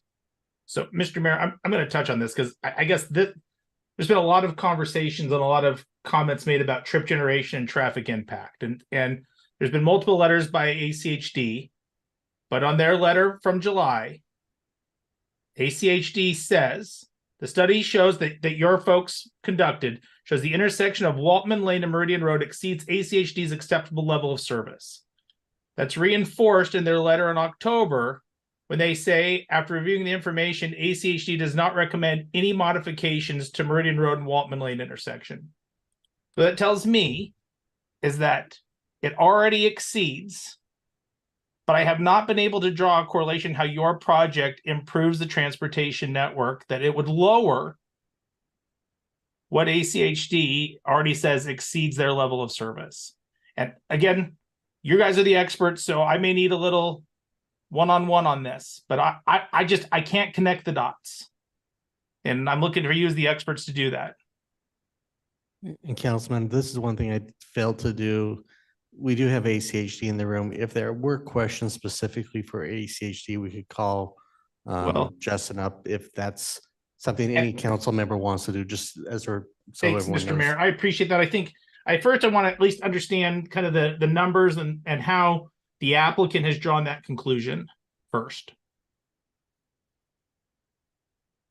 Mr. Mayor, Councilmember Cavanagh, so the conclusion I came to is I think similar to ACHD's, which is, with our mitigation, we do exceed level of service thresholds. I think the important thing to understand here is that These roughly 10,000 trips are not being created out of thin air. They're not just being created because 10,000 more people are saying, I want to go out to eat somewhere. Correct. They are being created because they're being captured from another location. As a family, right? I'm saying, you guys want to go out to eat tonight? And then you say, where do we want to go? You don't say, I'm only going out to eat to this one place that's located on this one corner, or I'm not going out to eat at all. So a commercial development in that way, in my mind, right, we look at a study area and we look at the increased number of trips in that study area. And those trips, again, I don't know if they simply just appear out of thin air. I mean, you have to have an increase in population, which, an increase in households to actually truly increase the number of trips. That's my understanding because anyway, I'll leave it there. Well, and Mr. Mayor, if I may, Councilman Cowan. I think what I hear you're saying, right, is so I live in South Meridian, right? I need to go to the grocery store. I'm likely driving to the Walmart that's there on Meridian and Overland, which already exceeds, I think, ACHD's level of service. Instead of driving to Walmart, I'm going to drive to the Target. So instead of driving to one place, I'm driving to another. I hear you on that. I think that where we're going to have a lot of conversation about, at least where I'm coming from, is that the roadway network already can't support the traffic that is generated in that area. And so why would we want to encourage a magnet that would bring more traffic to an area that is already overtaxed? Mr. Mayor, Commissioner Cavanagh, I think you may want to approve a development that increases connectivity throughout the area. These improvements do not occur without a development coming in to make them. Correct. I agree with you on that. I hear you on that. And I think that is a very important point of consideration for the council to take in when rendering a decision tonight. And maybe that might be something I would be interested to hear if Justin could comment on, is because it does bring up are there 11,000 more trips that are happening on Meridian Road, or are there, of all the trips happening on Meridian Road, are 11,000 people making turning movements onto this network now that weren't going that direction before? I don't know if there's a way to, if when they do TIS, if they really make a distinction to that level of how many of them are captured from people already going that direction versus they're brand new because they would not, but for that there, they would never have gone to that place in the first place when it comes to the numbers.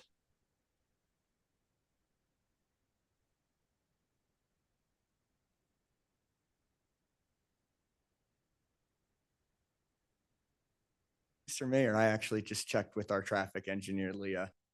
She mentioned that the retail component, there are pass-by trips that are already on the network that just make the left movement.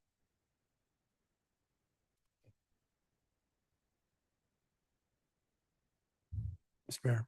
Councilman Hoagland. On the traffic engineering portion, and this might be a question for Leah, because I brought this up before, the left turn lane from, you're on Meridian Road heading north, and you want to turn left onto Waltman. Is that still, and it was brought up how short of a lane that is in photos. Is there going to be, I was trying to remember from your report, was there going to be double turn lanes going left onto Waltman as you're headed northbound on Meridian Road to turn left? That was part of our phase 1, 2, and 3 improvements, yes. So the existing single turn lane has about 500 feet of storage, and we were proposing doing restriping to increase that to about 475 feet. Okay, thank you. Per lane. So that would be a total of 950. Okay. Mr. Mayor, Councilmember Hoagland, if I may, I will say that Hawkins is committed to constructing phase 1 and 2 improvements. And phase 3 improvement cannot be constructed at this time because it requires a right-of-way take and a condemnation of a building, frankly. You can see in blue here what it would require. However, we are also providing space on our site plan for a future right-of-way take to allow that southbound lane to continue along our property.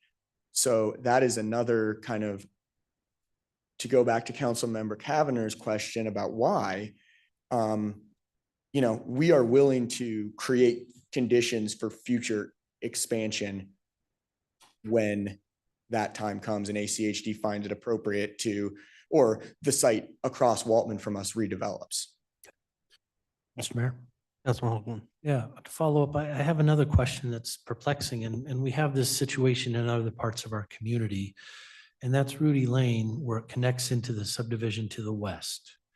Waltman is designated as a collector, and it would go into a subdivision that is not a collector. And like I said, we've got experience elsewhere. Does that have to, can that be emergency access only? And this might get a question for Deputy Chief Bongiorno.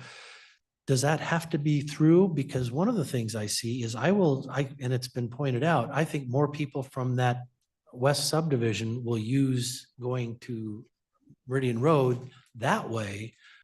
Then let's not make a change there. If we can make that emergency access only, they continue doing what their routine is already. And that makes one component of less traffic, put that in place. But I don't know if that has to be emergency or if it has to be open, that Rudy Lane connection. I think in the other times that this been brought through, sorry, Mr. Mayor and Council, that question had been brought up. It needs to be open. It really does. Because anytime, especially once we get Linder pushed over through, that now gives Station 6 a route to get through there. Because currently right now, that whole subdivision is one way in and one way out through Linder. So for some reason, if Linder gets blocked off, our only other option is over off 10 Mile at Verbena to get into that subdivision to get all the way across. So it really needs to be open. Mr. Mayor? Councilman Hoagland. And Chief, as opposed to emergency access, I mean, I'm just trying to figure out what works for both purposes here, not having through traffic, and allowing fire trucks to get through if there's an emergency. Again, sorry, Mr. Mayor and Councilman, I would rather see it open, like no blockage. Because again, gates, bollards, chains, all of that causes delays. And everything that we do is time sensitive. And if we can just get through, then that makes it a ton better. Okay. So that connection, the connection to corporate, the connection to Waltman, it's all part of the grand scheme of thing to get an effective firefighting force to that area in case something happens. And when we have a structure fire in a multifamily dwelling, it's all hands on deck, and we need everybody there as quickly as possible. Understand. Mr. Mayor, if I could also chime in on Councilman Hoagland's question. Ada County Highway District, our conditions of approval state that we shall connect to Ruddy Drive. And Ruddy is a collector through us. So I have no front on housing on Ruddy. Ruddy goes in, turns into Kearney. It's all collector, detached walks, no front on housing. So it would not put any burden. The other thing is, Ethan mentioned, if we're going to capture traffic in their commercial development and reduce the number of trips on the arterials, then we want those people to come over to Target instead of going to another store that may be further away, such as Fred Meyer or Albertsons, but they can come to Target, they stay on the collector network, go back in through us on our collector and back into their subdivision, and we're reducing trips. So I think the big issue is trip capture. And I think Councilman Cavaners, he's trying to wrap his mind around capacity issues and thresholds. I mean, we have a lot of intersections in the city of Meridian right now that exceed ACHD's threshold during the PM peak or the AM peak. It's not unusual. Go over to the mall at Christmas. Now that's the extreme, but what I'm saying is if we can capture traffic, I don't think you're going to see 10,000 additional people driving down Meridian Road to go to Target. But you are going to see people that are already on Meridian Road and going, hey, there's a restaurant, there's Target. Let's whip in, we'll eat, then we'll go to Target, we'll buy groceries, then we'll head south after this traffic kind of, filters out. We're trying to balance everything. And I think that's, we are mitigating, and we're going to be spending, those bridges are 600,000 or 800,000 a piece, and we've got to build 2 of them. And we're building collector roadways and detached 10-foot paths and 14-foot detached paths. We're doing everything we can to maximize the interconnectivity and the ability for people to come and go in this area and in this section. And if we do nothing, then I guess we've all failed, I think, because this is an opportunity to do something to make this a better connected section. This section has always been problematic. Forever, as long as I can remember. So I don't think you're, in my personal opinion, you're not just rubber stamping this saying, oh, well, I guess this is as good as it gets. We have worked our tail off to get where we are today. And they're still going to be working with ACHD and on what other, if the other options, other things that we can do. And we've hired the best person to do that. She's designed your whole Meridian downtown network. So we feel confident that we've got the best team put together, and we'll be working in tandem to mitigate. Thank you. Mr. Mayor. Councilman Pro. Don't go too far, Becky, please. I'll change the topic just quickly from traffic to housing. Can you share with the folks here about how you chose the housing that you chose and the number of multifamily versus the townhomes and the single family and the way that you did it so that there's understanding. And I'm asking that because as Council President Hoagland kindly asked all of our folks that gave testimony what they would prefer to have there. Can you give a contrast to doing single family versus what you've chosen to do and the reasons why? Is it financial? It doesn't pencil? Is there something to do with vehicle trips, or just kind of give a context for how you chose what you did so there's some understanding for myself as well? Councilman Peralt, that's a good question. And I believe it stems from the fact that it was in your comprehensive plan. It promotes a diversity of housing. And especially the fact that this had been designated as a mixed use community. So the staff, if you read some of those definitions in your comprehensive plan, it talks about alley load, townhomes, attached, detached, single family, and multifamily. And so obviously in today's marketplace, doing just single product is not wise, because we're trying to provide housing for different size families, different lifestyles, and definitely different incomes. And, if we can do like a cottage type home on a small lot and a newlywed couple can get into that, great. If somebody can't afford that and they have to rent, then we can provide rental. If we do all single family, the trip generation goes up, because single family is like 10.57 vehicle trips per day, whereas the multifamily and the townhomes are less because the families are obviously smaller. We need to have sustainable developments, and diversity is the key, especially if we continue to have high interest rates or we slip into a recession next year. Obviously, we want to create projects that can are not just another subdivision with a single product, and they're all 5,000 square foot lots or 4,000 square foot lots, something that can provide housing opportunities through different economic climates.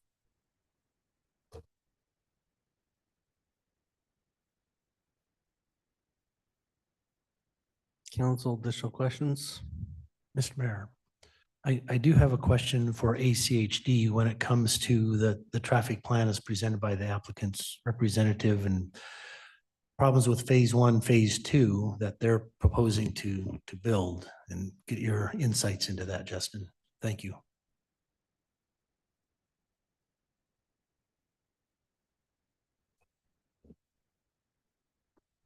Good evening, Mr. Mayor, members of the council. I apologize for my attire tonight, although I am wearing the brand. I'm a brand ambassador.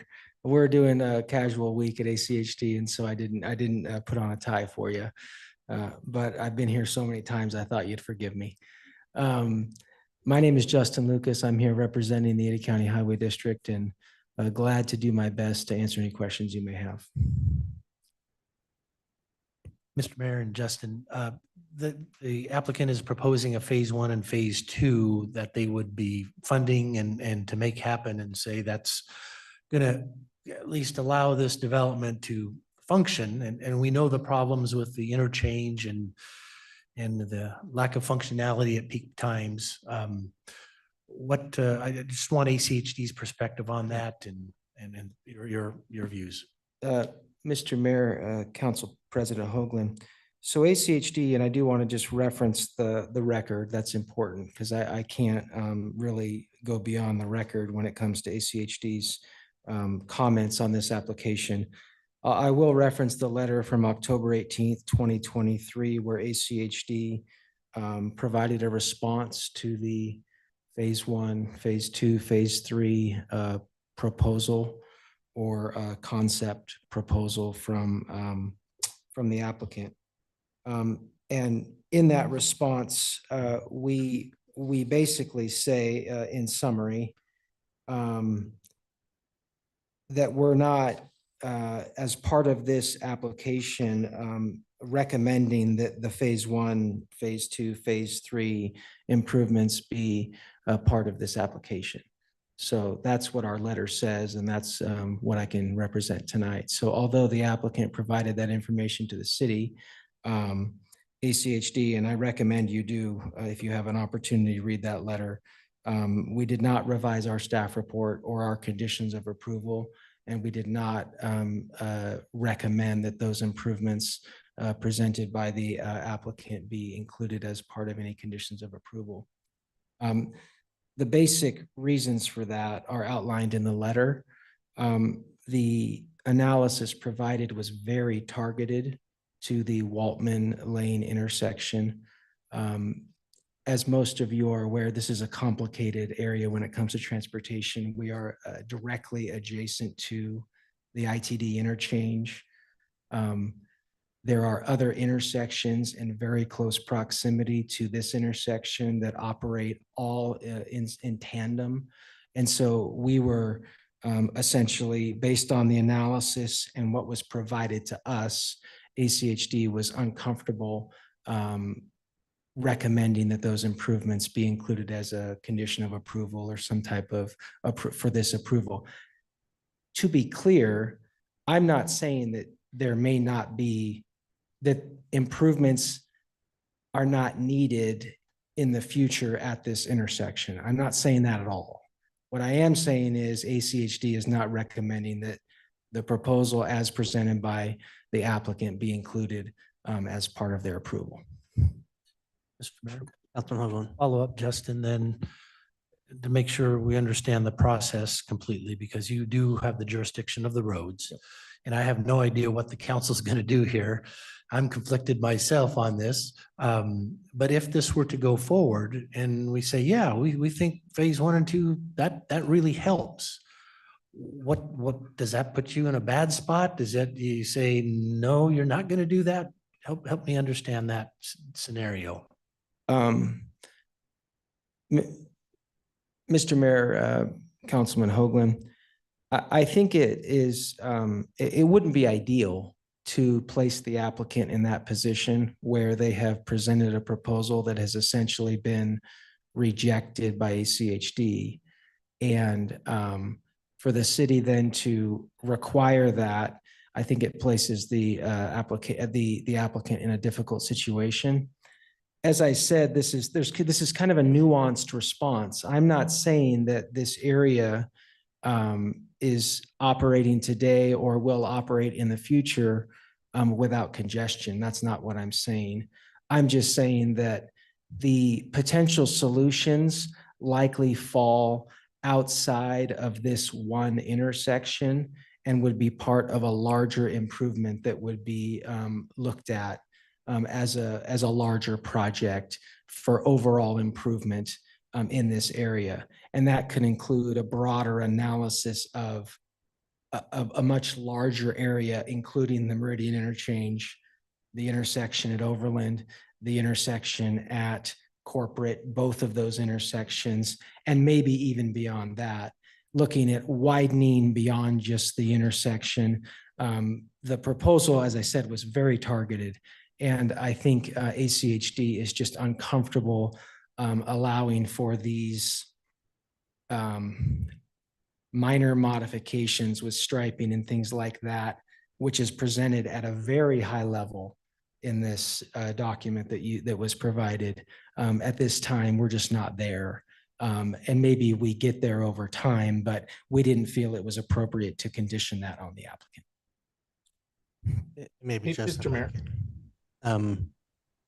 Would it be safe to say that once ACHD is aware of what's going to be built in this location, at that point in time, might be the most appropriate time to evaluate the full needs of this area for long-term improvements? Mr. Mayor, members of the council, I think so. This application, especially the application related to, I think what is referenced as the I-84 and Meridian Road project, is a annexation, rezone, and a comprehensive plan amendment. At that level, ACHD is basically just providing a high-level feedback. You'll notice that we don't, when we get to a preliminary plat, something like that, ACHD kicks in a higher level of feedback when we have more information and more details. I think working with the applicant when it comes to right-of-way dedication, that would occur during the platting phase, not during this phase of the application. And so, and I'm specifically referencing the Meridian, I just want to make sure I say it correctly, I-84 and Meridian Road project. So yeah, there are going to be future opportunities to look at this. Whether the applicant is directly participating or they're participating through our impact fee program, which, all development pays impact fees, and maybe there is a broader improvement needed in this area. We would want all of that to be very transparent. I think we would need a deeper level of analysis, conceptual designs. I think it would only be fair to the city for the city to see these impacts and potential changes to the network out there. And with this application, we just didn't feel it was appropriate to require that. And that's what we explained in our letter and staff report. Sorry, Councilman Kavner, I don't know if I cut you off if you had a follow-up question. Mr. Mayor, you asked the same question I was going to ask much more eloquently, so thank you. Okay. Council, any further questions for ACHD or the applicants at this time? Okay, I hate to do this to everybody, but I've had a request for another recess, so we're going to go ahead and take a 10-minute recess. Does that work, or Councilman Kavner? Mr. Mayor, that'd be very helpful to me. I've got a 7-year-old that's up a little bit past his bedtime, so if I can get him put down to bed, then I won't have any more interruptions this evening. Okay, well, we'll try to convene at 9:15. She'll give you 13 minutes. I should be good for that. Thank you very much. Thank you. Please.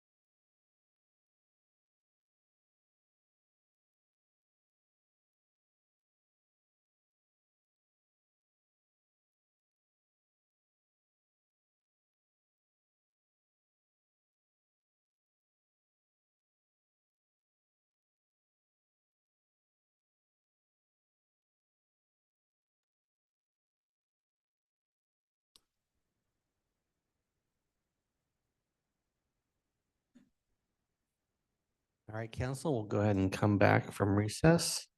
If you remember correctly, we had left off where council had appeared to be finished with their questions, but I'll let you pick it up for whatever dialogue you would like to have or direction you would like to go from discussion, closing the public hearing, continuing to ask questions, et cetera, et cetera, et cetera. Mr. Mayor. Councilman Cavanagh. Yeah, I think if the council's supportive, at least leaving the meeting open for at least some initial deliberation in case a question pops up that we need maybe better clarification from the applicant or Justin or someone else in the audience. So if there's no objections, I think let's go ahead and maybe just move into deliberations.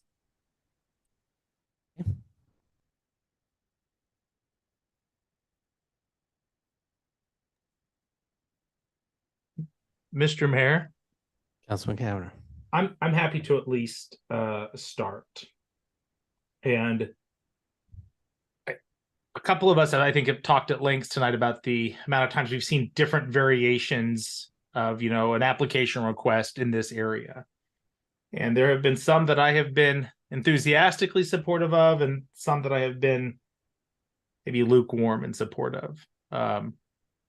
I think it's before maybe I even begin in my deliberations, I want to thank Becky for picking up this project and trying to bring it through the finish line in light of Matt's departure. I know this was a project he was working really, really hard on when we lost him. And I know that this project probably carries a lot of emotional toll on Becky as well in light of Matt's passing. During Becky's kind of introductory comments, she asked, I think, a really fair question, which is, you know, if not now, when? And that has been the question for me that I have been struggling to answer all night long. Because I have some big concerns about this project. I have traffic safety concerns. Certainly we heard some maybe added concerns from police and fire. Well, I recognize, I think that the impact to the schools is somewhat smaller compared to what we maybe initially thought, at least what I initially thought it would be. There still is going to have an impact on our schools. But I just think that this project has a unique ability to negatively impact the quality of life of so many of our residents. And it's through no fault of the applicant. I know we say this sometimes, like, I love the project, I just don't love the location. But for me, this is the biggest challenge with this project, is not the multifamily or the single family or the commercial or the retail. All of that, I think, is really well thought out, which has been consistent with Becky and with Hawkins' reputation. It is just the amount of negative impact that this really cool project that will generate a lot of interest will have on an already exhausted corridor.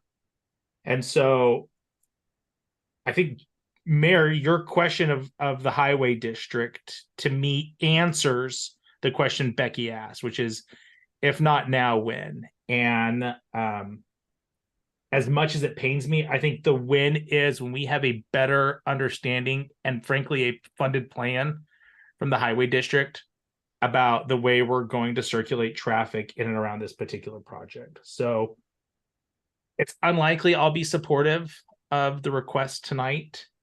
Not because I don't love the project, it's because I think it has the potential to be so successful that it's going to exacerbate an already glaring problem.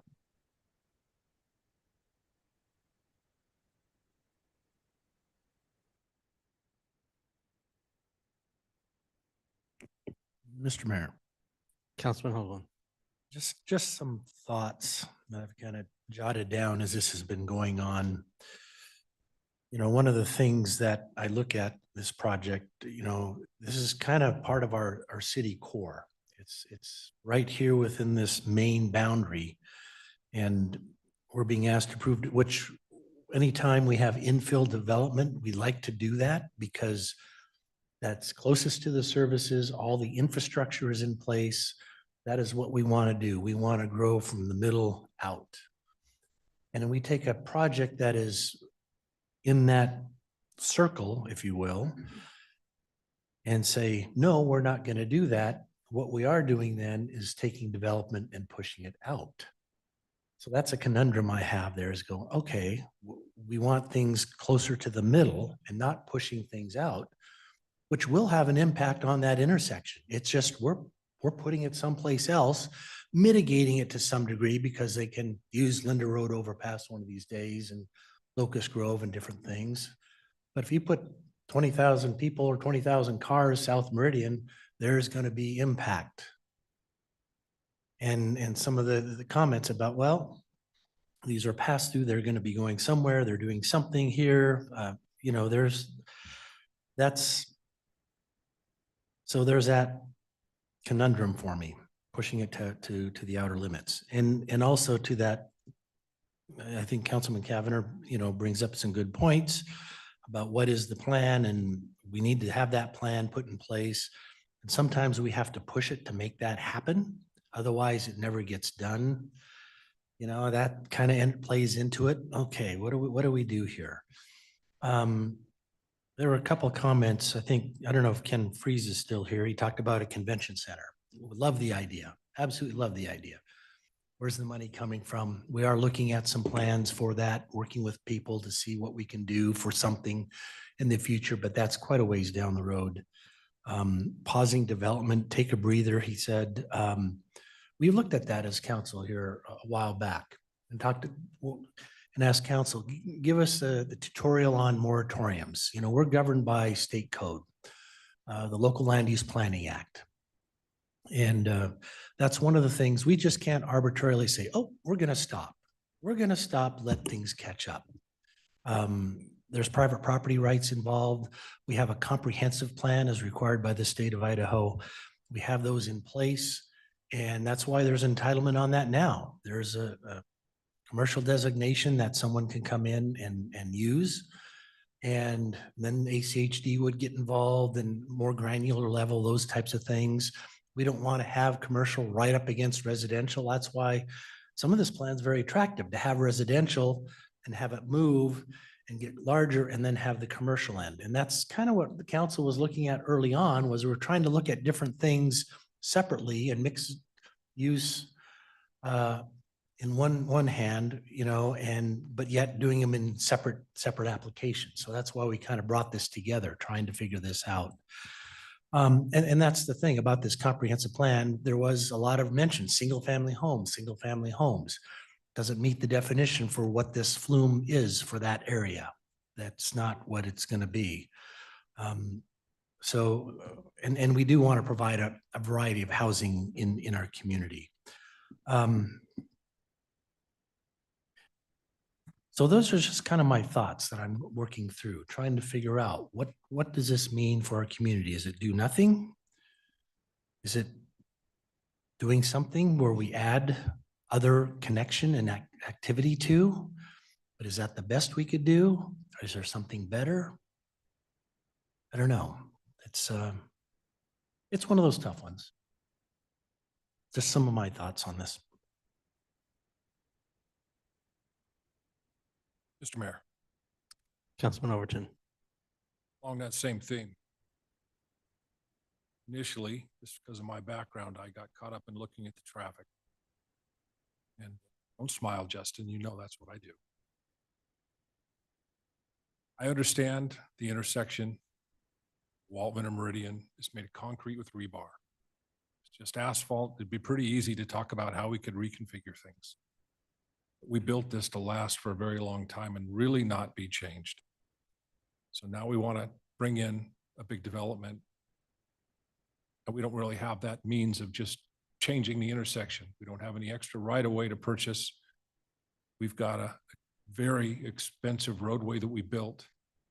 And it doesn't appear that it's going to live up to the demand. The one thing I do like, and there's several things I like and don't like. The one thing I do like is the amount of connectivity that this brings to that area. We keep talking about Meridian and Waltman, but in reality, what you're doing by turning Waltman into a collector and then connecting it to corporate is you're bringing two different roadways back out to Meridian Road. You're also allowing traffic to use Southeast Fifth and go straight out to Franklin Road, and then use Ruddy to go west out to Linder. If it didn't have all that connectivity, this would be a really easy decision. I wouldn't be supporting it at all.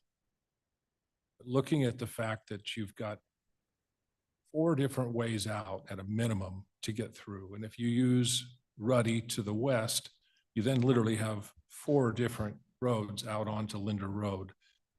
And really, in thinking about it, I don't think this is a situation where we're going to have a lot of people from this new development driving west through those residential areas. In fact, I think what it's going to be is people from those residential areas to the west driving back through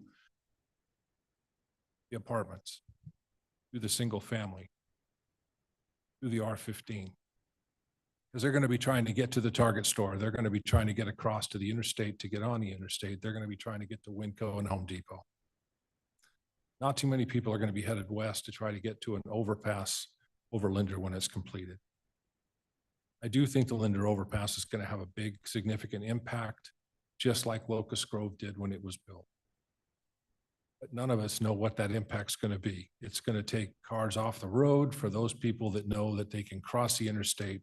Those are not the folks that need to get on the interstate. I watched Locust Grove. I lived right off of it when it was built. When the estimates came up for what the traffic count was going to be and they opened the doors and that thing took off, it exceeded those literally from the first week. If you build it, they will come. And that's what's going to happen to Linder Road overpass. I come from a subdivision where I've stood in front of this council, as you did, and complained and worried and warned about a project coming through that was going to bring traffic through the development I live in. And I commend every one of you for doing what you did and for doing the homework that you did tonight. The bottom line comes down to, at some point, something's going to go in there. And having a project that's designed to this level, it's not huge warehouses next to the residential, but actually designed in such a way that you've got a buffer of single family next to the residential, and then it buffers to R15 before R40, and still, because of all the amenities they put in place, still only has a 10.72 units per acre total development, is pretty impressive. And I got to admit, when you're making a run at how to try to fit this in and buffer that residential, I don't know that you're going to get a better option at any point in time. To then put the commercial next to it, it completely makes sense. I still would like to see a connecting road between the two of them, even if it was tucked back closer to the interstate. But I think these two work well. My overwhelming concern I'm still struggling with is how that's going to impact that traffic on Meridian and Waltman. I have to remember, we keep focusing on 2 times. We keep focusing on this window of time in AM and this window in time in PM, and the day is made of 24 hours. And a retail store generally does not hit that AM, PM. They're open all day, open to close. And I think sometimes we get a little tunnel vision when we only worry about those certain amounts of time in the day. And we forget about the rest of the day when those traffic numbers are well within reason and they flow well. I don't know what the long range plans for this intersection can be. And obviously, ACHD right now does not either. We can't make any promises about changes to the intersection. And I think it would be improper for any of us to try to make even guesses on what it will be or what it would take. But I think the way you've laid out corporate, the way you've laid out the connectivity around that, I just don't think for the neighbors and people involved that you're going to find a better project than what's in front of you now. I think you can continue to hold out to try to find one, but I've done that. And sometimes you have to understand that what you're looking at is the best project you're going to have for that area.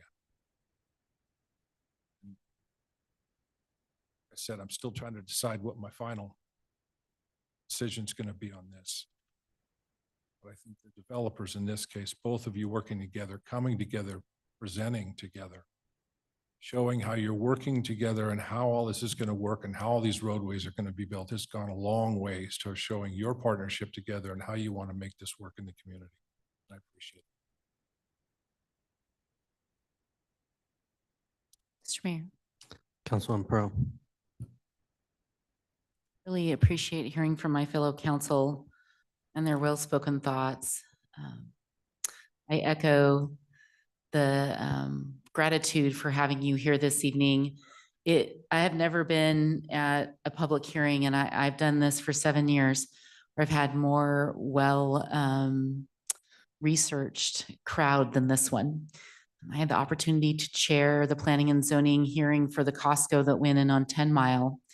And even then, we didn't have folks that came with such great stats. So thank you all for the time and effort. This is a dream for us to have residents come and share with us these things. We often sit in this room without much feedback, making very large decisions for our 135,000 residents. And so thank you very much for being here. And thank you to the applicants for all of the time invested to answer questions, sort of guessing what we were going to want to know, knowing how our council makes decisions and trying to come as prepared as possible. And I agree with Councilman Overton that it is exceptionally rare to have two I've never done a hearing in this many years where both of them are open at the same time like we're doing tonight. It just doesn't happen. And it doesn't happen that we have two developers with different ideas, different projects, totally different concepts to come together and work together like this. So that is not the reason that I'm making my decision, but I just think that it's a pretty cool thing that just doesn't happen. So myself and my fellow council all have different things about this project that we really appreciate and really like, and things that might be challenging for us in the decision. For myself, my main concern, I think, is the comprehensive plan map amendment. It's a mouthful. Anytime that we make a change to the comp plan, it's a hugely important decision because of the nature of the comp plan. I had the privilege of being involved in that at the beginning, and we do take changes to those very seriously. There was a quote that was presented of our mayor about that, and he has stuck to his. I think it was intended to maybe be a negative quote, but what he said is we were going to make it harder for comp plan amendments to happen, and we have. He made a proposal to only allow those amendments to be made twice a year. And that didn't exist before he brought that to us. So he did hold to his promise to our community to make comp plan map amendments a more rare thing than they used to be. And I kind of doubted that would actually be, I was concerned that would limit our development community, but it hasn't. It's worked out really well. So when we have one of those amendments before us, I take it very seriously because that document is a very clear statement of what our public has communicated to us. And so to that end, moving away from the mixed use community for me is the biggest concern.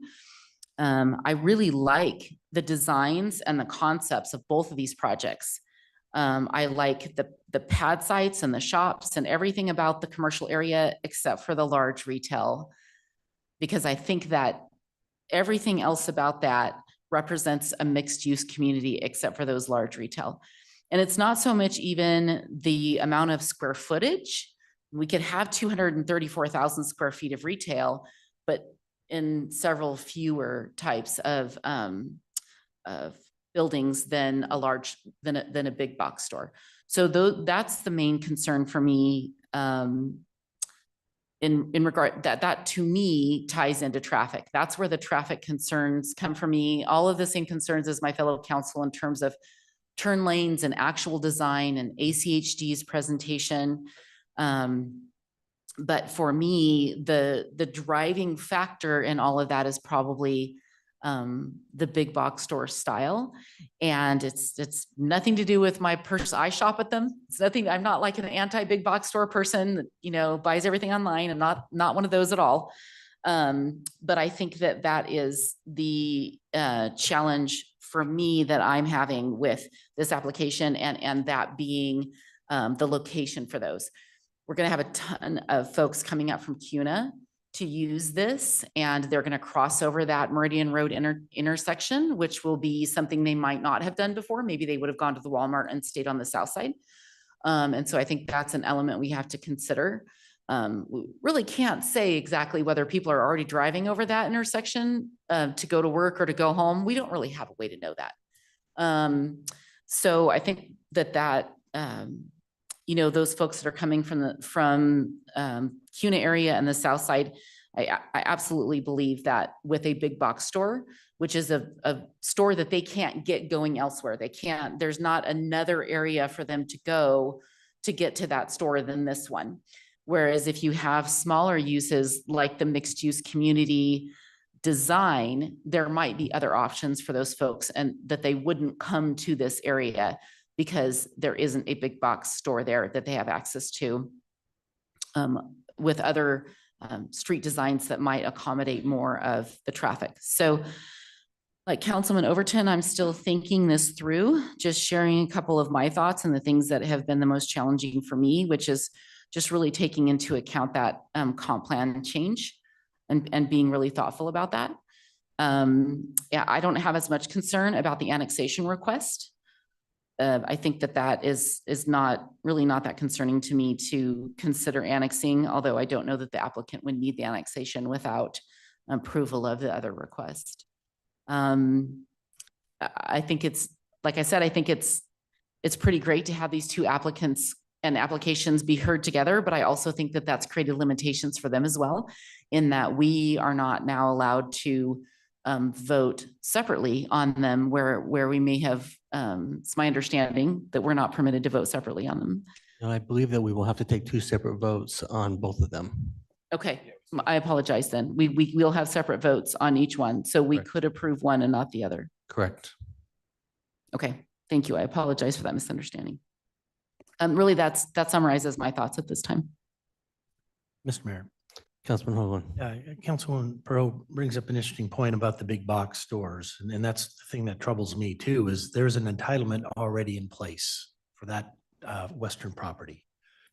And it is something that a retailer could come in there and say, we want to be there. And even though it's not up against the freeway, if we don't annex all that, they are entitled to that.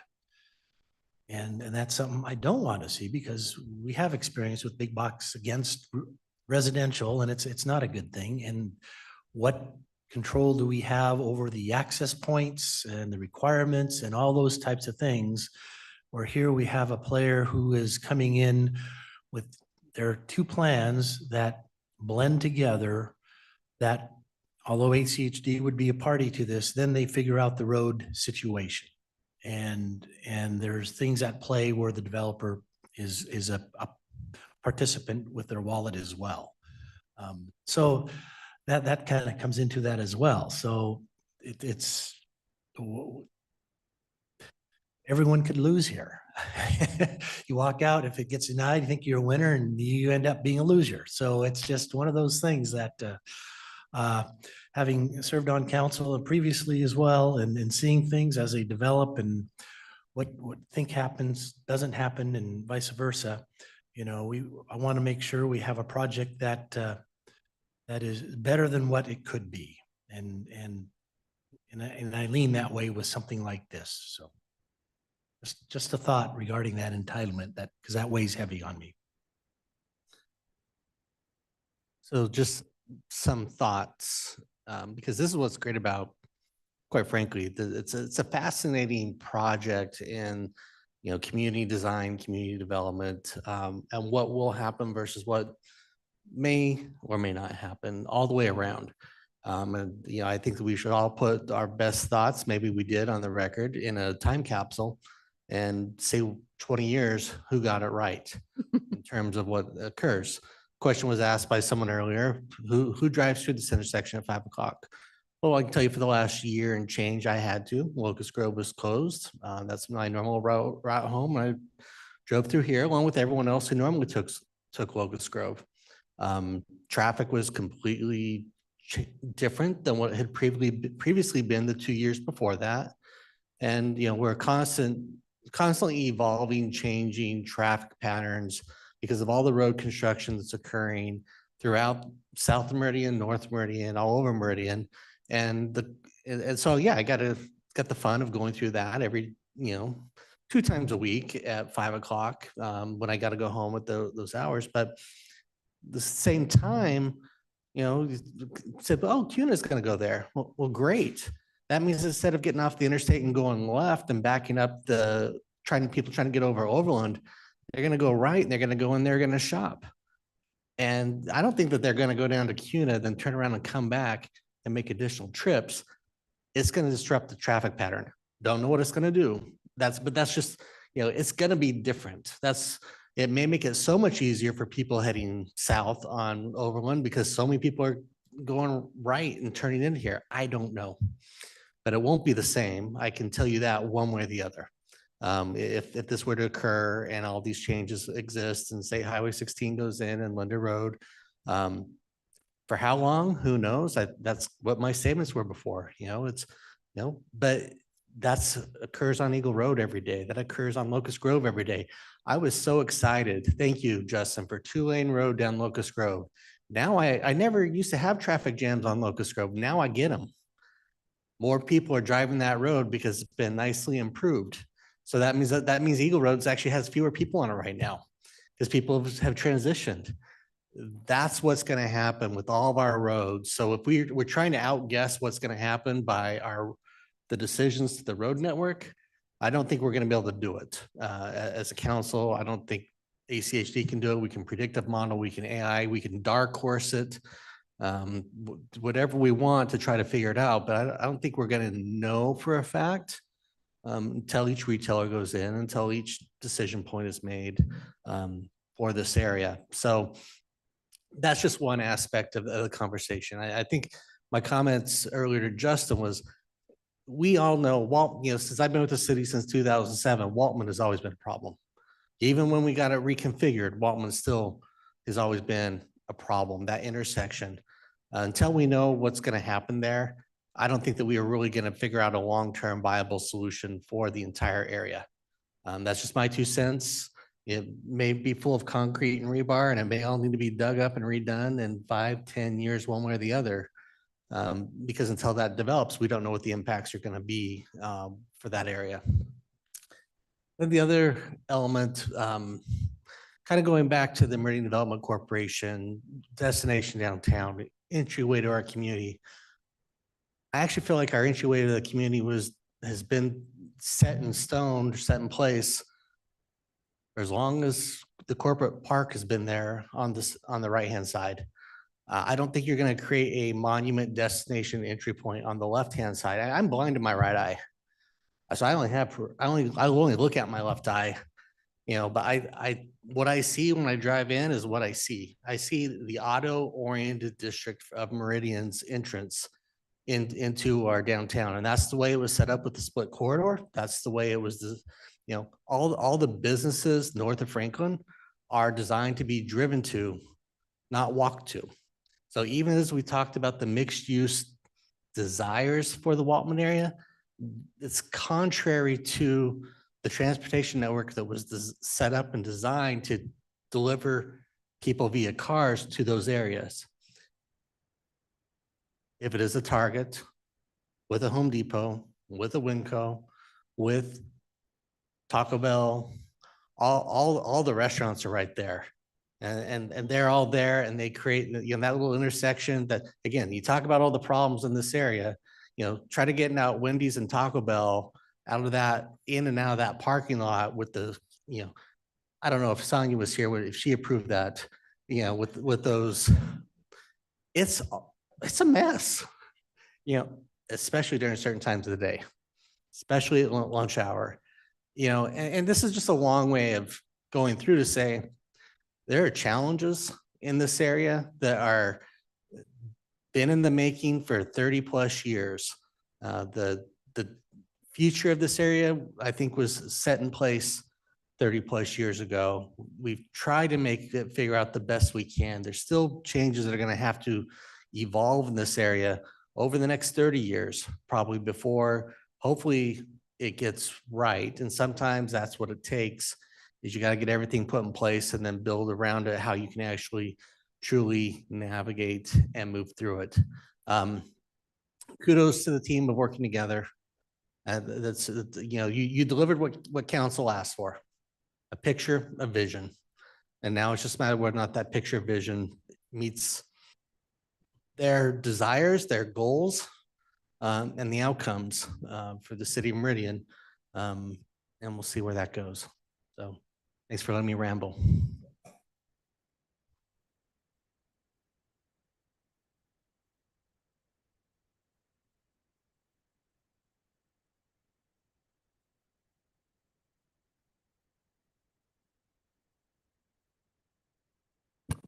Mr. Mayor. Councilman Pro. For our clarification, could we hear from staff or the applicant, I assume from staff, if one of these applications were to get approved and the other would not, all of the improvements were intended to be done, I assume, by both applicants collectively. I don't know how they had chosen to quote unquote divide the responsibilities regarding infrastructure improvements, but it sounds like corporate lane would be required to go through whether either is approved. Is that correct? And how does that look for everything else that will be required in terms of sidewalks and whatnot? Mr. Mayor, Councilwoman Perot, Council, Tanner Creek is planning to complete the improvements for the extension of corporate. If they failed to do so, the applicant of I-84, the developer of I-84 and Meridian Road is on the hook for it through their development agreement. Remember that you have a comp plan map amendment for both properties associated with the I-84 and Meridian Road project. So you can't just approve, I don't know what you have in mind, you can't just approve the Tanner Creek without at least the map amendment for I-84 and Meridian. So they're intertwined to some degree. And if you don't approve the map amendment, then the proposed development isn't consistent with the long range plan. Did I miss anything, Bill? No, I would say the same thing. As Sonia stated, I mean, I guess to maybe move more specific for Councilman Perot's question. The first question really is the comprehensive plan request. That's not something the council is in favor of.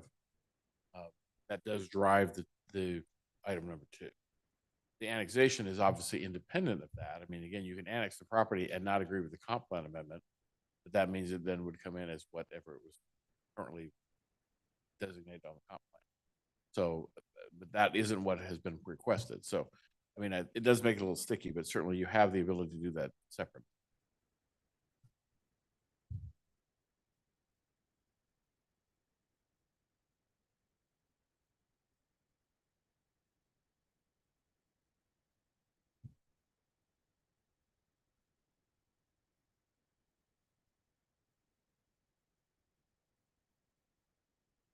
Just another note, if I may, Mr. Mayor. I really don't know which direction you're contemplating on this, but if you would approve a map amendment for both properties and change the land use designation, you have a development, if you would not approve the Tanner Creek property, you have a development agreement that approves uses that would not be consistent with the future land use map designation as well. It's kind of a slippery slope if you don't don't move both of them forward. What I'm hearing is either yes or no to both is the preferred way for the city's approach.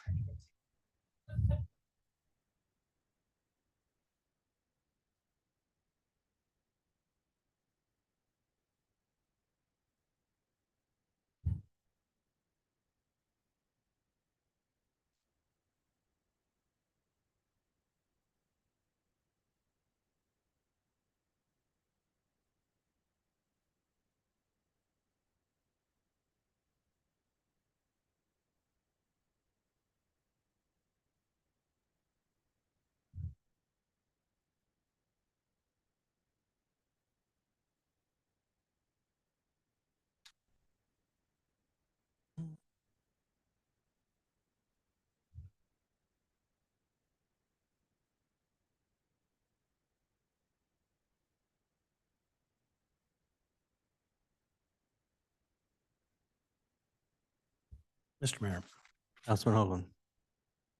I was going to ask this earlier. For Sonia, for staff here, there was something in your application for the Hawkins proposal about the construction of the Linda Road overpass scheduled in their work plan, ICHD's work plan. And consideration should be given to the inclusion of the provision in the DA which limits development to a large retail store at this time and delays retail 2 building in pads 3 and 4 until such time as the Linda Road overpass is completed. And that was something, was that a staff recommendation? I'm trying to remember, did the commission agree to that? Is that just something that we should think about? Mr. Mayor, Councilman Hoagland, council, the commission did not agree to that. That was a suggestion by ACHD of how you might mitigate some of the traffic impacts for now. Mr. Mayor, Councilman Hoagland. I might have the Hawkins representative come, Ethan, kind of address that situation, maybe the timing of what you have in mind. Absolutely, Mr. Mayor, Councilmember Hoagland. So first of all, the commission did not recommend placing any restrictions, just to clarify. Secondly, our Retail 1 has an agreement with, or a requirement rather, for co-tenancy with Retail 2. So we could not do this deal if there was a restriction placed on the, frankly, the pads, Retail 1, Retail 2. The challenge is that, we invest in the entire center. And if we don't have certainty that we can bring shops, pads in with Retail 1, that makes it financially unviable for us to really develop the center. And Mr. Mayor, Councilman Hoagland. follow up, and also really the uncertainty exists to the economy. I mean, we can, if we were to approve this and let you go at it, it's not to say that it's just going to be done boom, boom, boom. Mr. Mayor, Councilmember Hoagland, that's absolutely correct. I mean, as it is now, we are looking at a spring of 2026 completion for Retail 1. But if there is uncertainty at all outside, I mean, there's obviously economic uncertainty, as you say. Additional statutory uncertainty, or I guess additional imposition of uncertainty, really throws another wrench in whether this deal ever gets done. And if I could just add, again, perspective, I think the benefit of Linda Road overpass is that it alleviates congestion at the Meridian area overall generally. I don't know that contributes mightily to allowing access to or from the site location long-term. And we are going to get that 4.3 million from the state. So one step closer to making Linda a reality.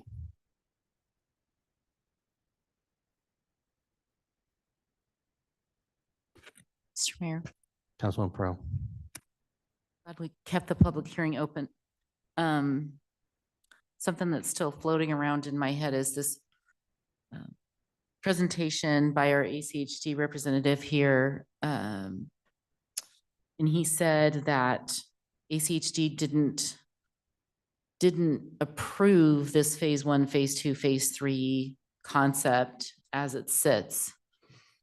And so that being said, is there any chance, and I don't know if who you'd like to invite up here, if maybe Justin could come up here, if that's okay with the mayor, and let us know if there's a chance that the applicant's proposal would be denied once they officially presented plans to ACHD.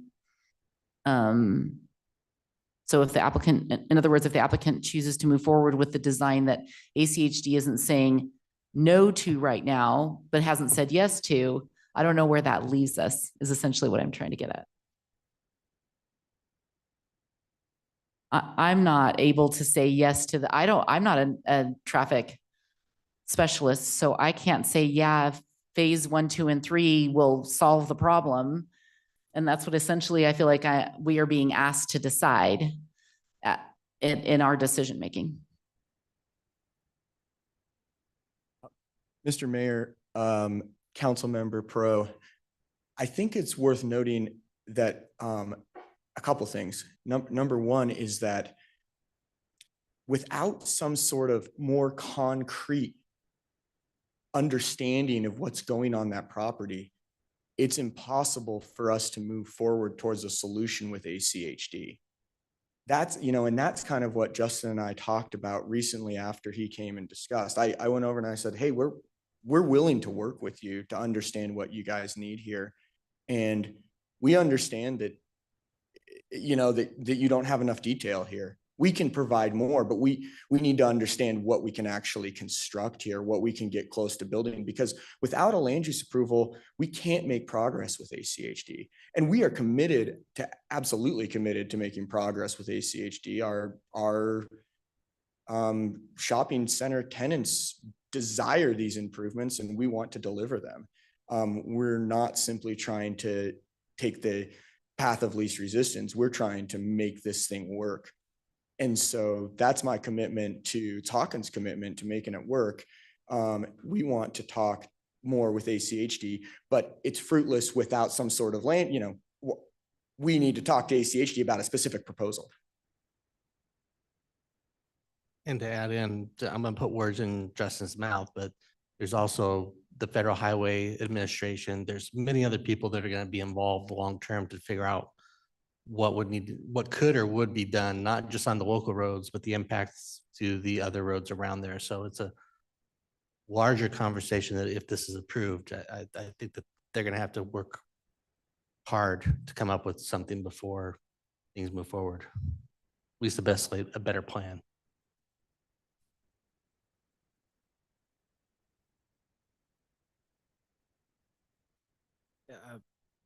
Mr. Mayor and members of council, I don't really have much more to offer except what's in our letter. Just to reiterate, we reviewed all the information that was provided. We provided our detailed analysis and findings to the city through our standard process and staff reports. One of the challenges with this development, and I'm speaking to the I-84 Meridian development, is all that is being requested in front of the city today essentially is a annexation rezone and a comprehensive plan map amendment, which the detail available to ACHD is limited at that level, and we don't have the ability to directly apply conditions as a highway district until we get to some other type of application. So I'm not trying to, dodge the question. I'm just trying to provide the context of how we provide information to the city. It's not always a perfect system. We provide all the information we can, but I do want to be clear that the proposals to modify Waltman Lane and Meridian Road, as of right now, are not accepted or approved by ACHD. Could the applicant provide further information and further analysis and seek some sort of subsequent approval or partnership with ACHD to do something to support their development, I think that's certainly possible. And it appears that's what their intention is, but I'm not going to speak much beyond that. Mr. Mayor. Councilman Pro. Thank you. I understand completely where you're coming from. We're talking about a concept plan. Right. And I get that. If the intersection were to be altered per the proposal tonight of different phases or something similar, adding an additional lane north and south at some point, additional turn lanes, do you anticipate that that would not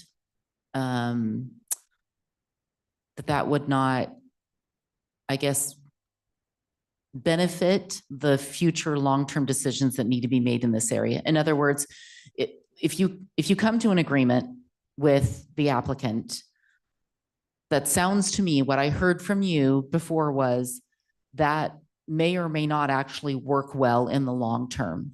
Even if you come to an agreement with them, once you do have more detail, that is something that I'm not in your shoes and I can't make that decision for you, but as we've all mentioned here tonight, this is a critically important area for us. And so we have sat here many nights and talked about decisions that we didn't make. And now we're trying to fix a problem that we didn't cause, that so we can't look in the future. We're not prophets, but we can ask the right questions at the time that we're making the decisions. And so if you truly believe that there's not a single type of, I'm not putting words in your mouth, but if there's not a solution that the applicant can present in any way, shape, or form that will benefit the future of this area from the transportation department's perspective, that's important. And I know you can't say that you know what's even going to happen because you all haven't designed that. But if you have hesitation and there's concern that we're going to be redoing this intersection again, or that it's going to negatively affect what might be done in this odd intersection in our community, I think it's important for us to know. Mr. Mayor and Councilman Peralt, once again, and I don't mean to do this to try and be evasive, but ACHD provided a letter with all of our analysis on this specific question and related to the phases and all that. So, and I have to be careful because when we make decisions and we're issuing these statements, this is ACHD's official position. And I'm here tonight to attempt to try and clarify where I can. And so I bring us back to that documentation because in the end, that is ACHD's official position. And that being said, I can provide, I think, this context, which is sometimes it's easy, and I think a land use decision to connect a specific improvement at a specific intersection to a specific developer. That's easy to do because that's what we're here talking about tonight.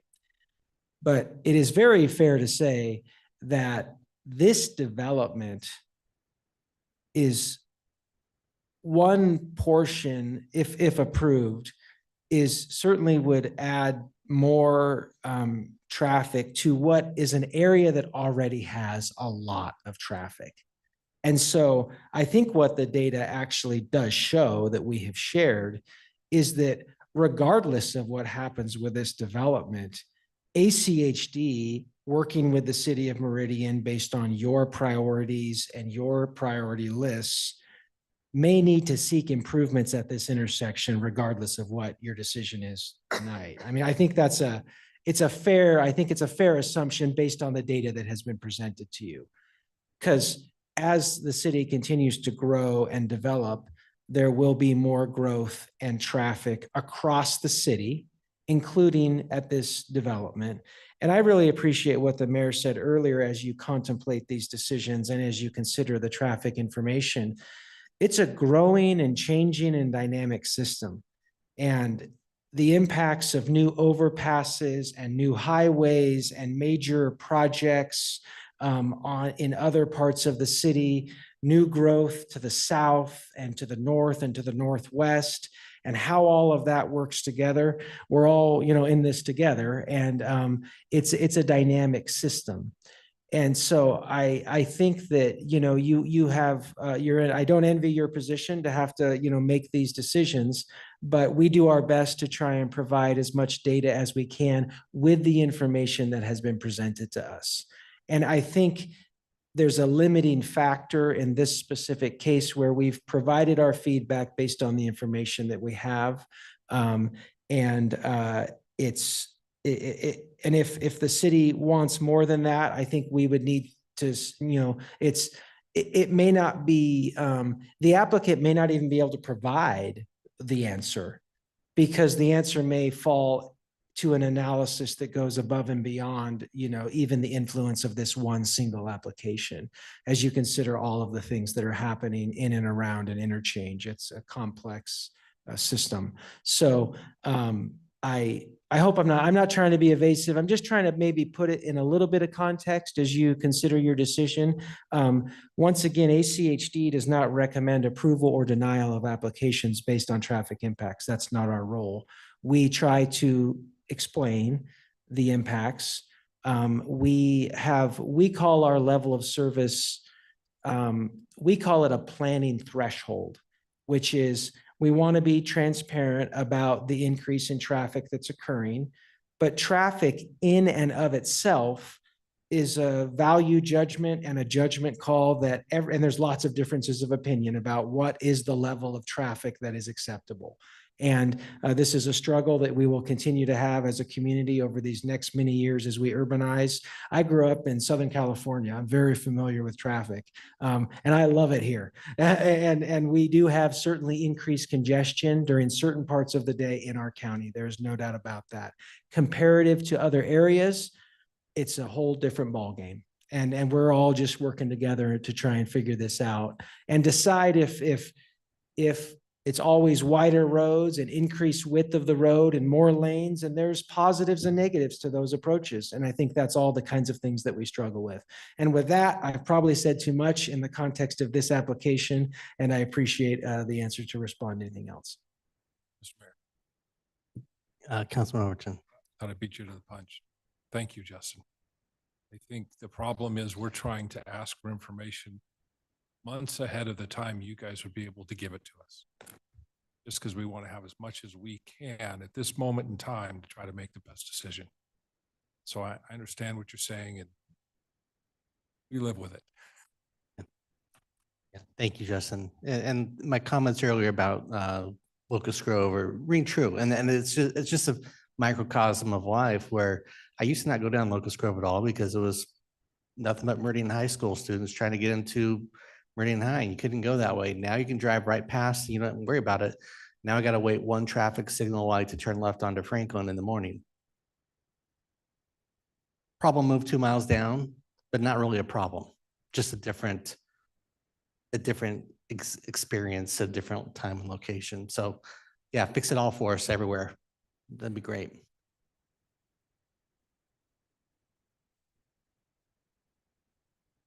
Council? Those public hearings, more dialogue, you need another break, you need to order some late night snacks. Mr. Mayor. Councilman Hoagland. I move that we close the public hearing on H 2021-0099. Second. I have a motion and a second to close the public hearing on H 2021-0099. Is there discussion? If not, all in favor signify by saying aye. Aye. Opposed, nay. The ayes have it. The public hearing is closed. Mr. Mayor. Councilman Hoagland. Yeah, this is the one that is a comprehensive plan map amendment and the annexation portion. Does have one outstanding issue requesting a waiver regarding the vehicular connection, not providing that and just doing the pedestrian between the two. So Mr. Mayor, after considering all staff, applicant, and public testimony, I move to approve file number H 2021-099 as presented in the staff report for the hearing date of November 21st, 2023. And that the request for a waiver to UDC 11-38-38.2 be granted, and that only a pedestrian experience path would be needed for that area. Second. I have a motion and a second. Do I have discussion?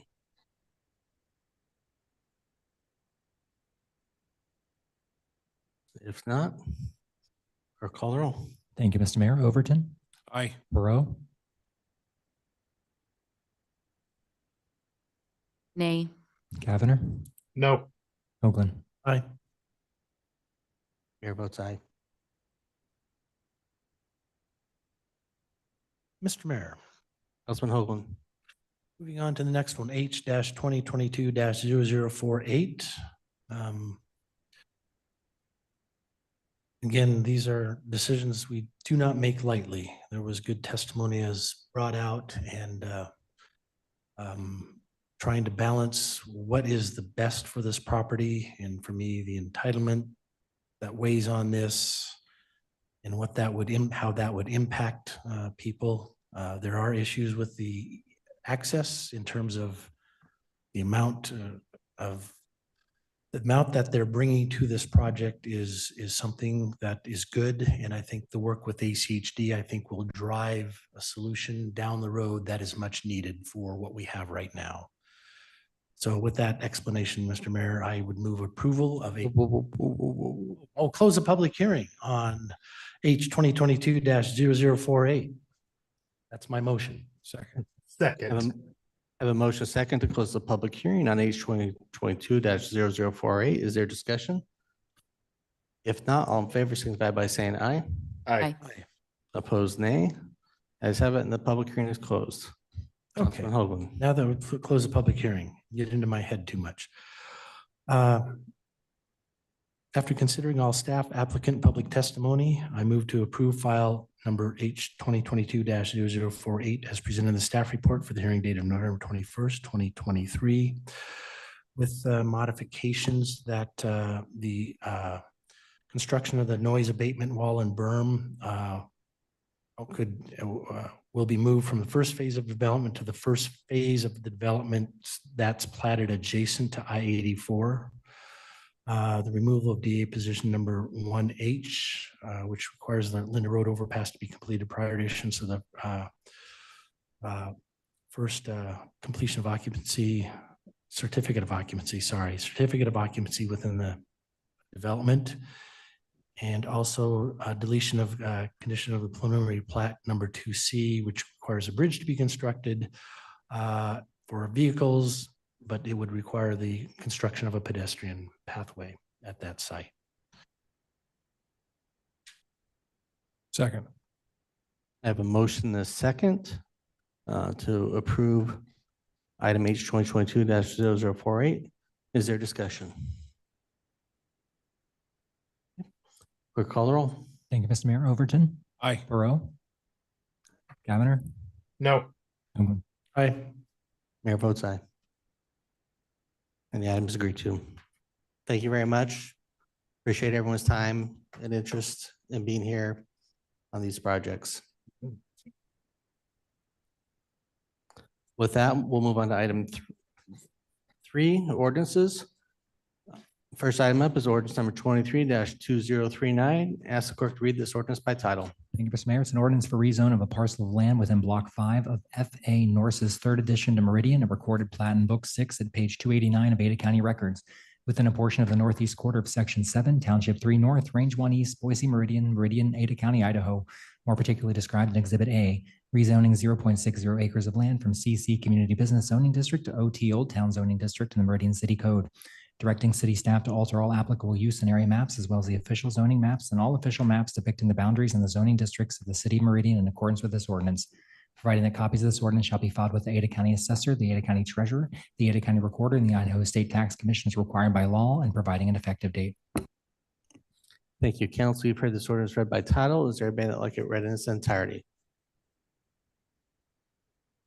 If not, clerk call the roll. Mr. Mayor, there's a Mayor, motion. We need a Oh, motion. sorry. If not, do I have a I'm motion? eager to get out of here too. Mr. Mayor, I move that we approve ordinance number 23-2039. Second. I have a motion, and a second to approve ordinance number 23-2039. Is there any discussion? If not, clerk call the roll. Thank you, Mr. Mayor. Overton. Aye. Perot. Aye. Cavanagh. Aye. Hoagland. All ayes, motion carries. The item is agreed to. Next item up is ordinance number 23-2040. Ask the clerk to read this ordinance by title. Thank you, Mr. Mayor. It's an ordinance annexing a parcel of land located in Government Lot 3 of Section 5, Township 3 North, Range 1 East, Boise Meridian, Ada County, Idaho. More particularly described in Exhibit A, rezoning 1.73 acres of such real property from R1 Estate Residential to R8 Medium Density Residential Zoning District. Directing city staff to alter all applicable use and area maps, as well as the official zoning maps and all official maps depicting the boundaries and the zoning districts of the city of Meridian in accordance with this ordinance. Providing that copies of this ordinance shall be filed with the Ada County Assessor, the Ada County Treasurer, the Ada County Recorder, and the Idaho State Tax Commission is required by law, repealing conflicting ordinances and providing an effective date. Thank you, council. You've heard this ordinance read by title. Is there anybody who would like it read in its entirety? Hearing none, do I have a motion? Mr. Mayor, Councilman Pearl. I move to approve ordinance number 23-2040. Second. I have a motion, a second to approve ordinance number 23-2040. Is there discussion? If not, clerk call the roll. Thank you, Mr. Mayor. Overton. Aye. Perot. Aye. Cavanagh. Aye. Hoagland. Aye. All ayes, motion carries. The item is agreed to. Council, anything on the future meeting topics? Mr. Or we Mayor. have a Councilman Cavanagh. Not a future meeting topic. Just I want to pass along my appreciation to you, Mayor, council, staff, anyone left in attendance. Apologies for the added delays tonight with me and Lincoln. Wife had something unintended that was a conflict. We didn't have childcare. So in addition to me being thankful for you guys all year long, I was especially appreciative of you all tonight and indulging me a little bit with a couple of extra breaks. So thank you. Thank you, Councilman. Mr. Mayor, Councilman Hoagland. I move we adjourn our session. Motion to adjourn. All in favor, signify by saying aye. Aye. Opposed, nay. Ayes have it. We are adjourned. Happy Thanksgiving.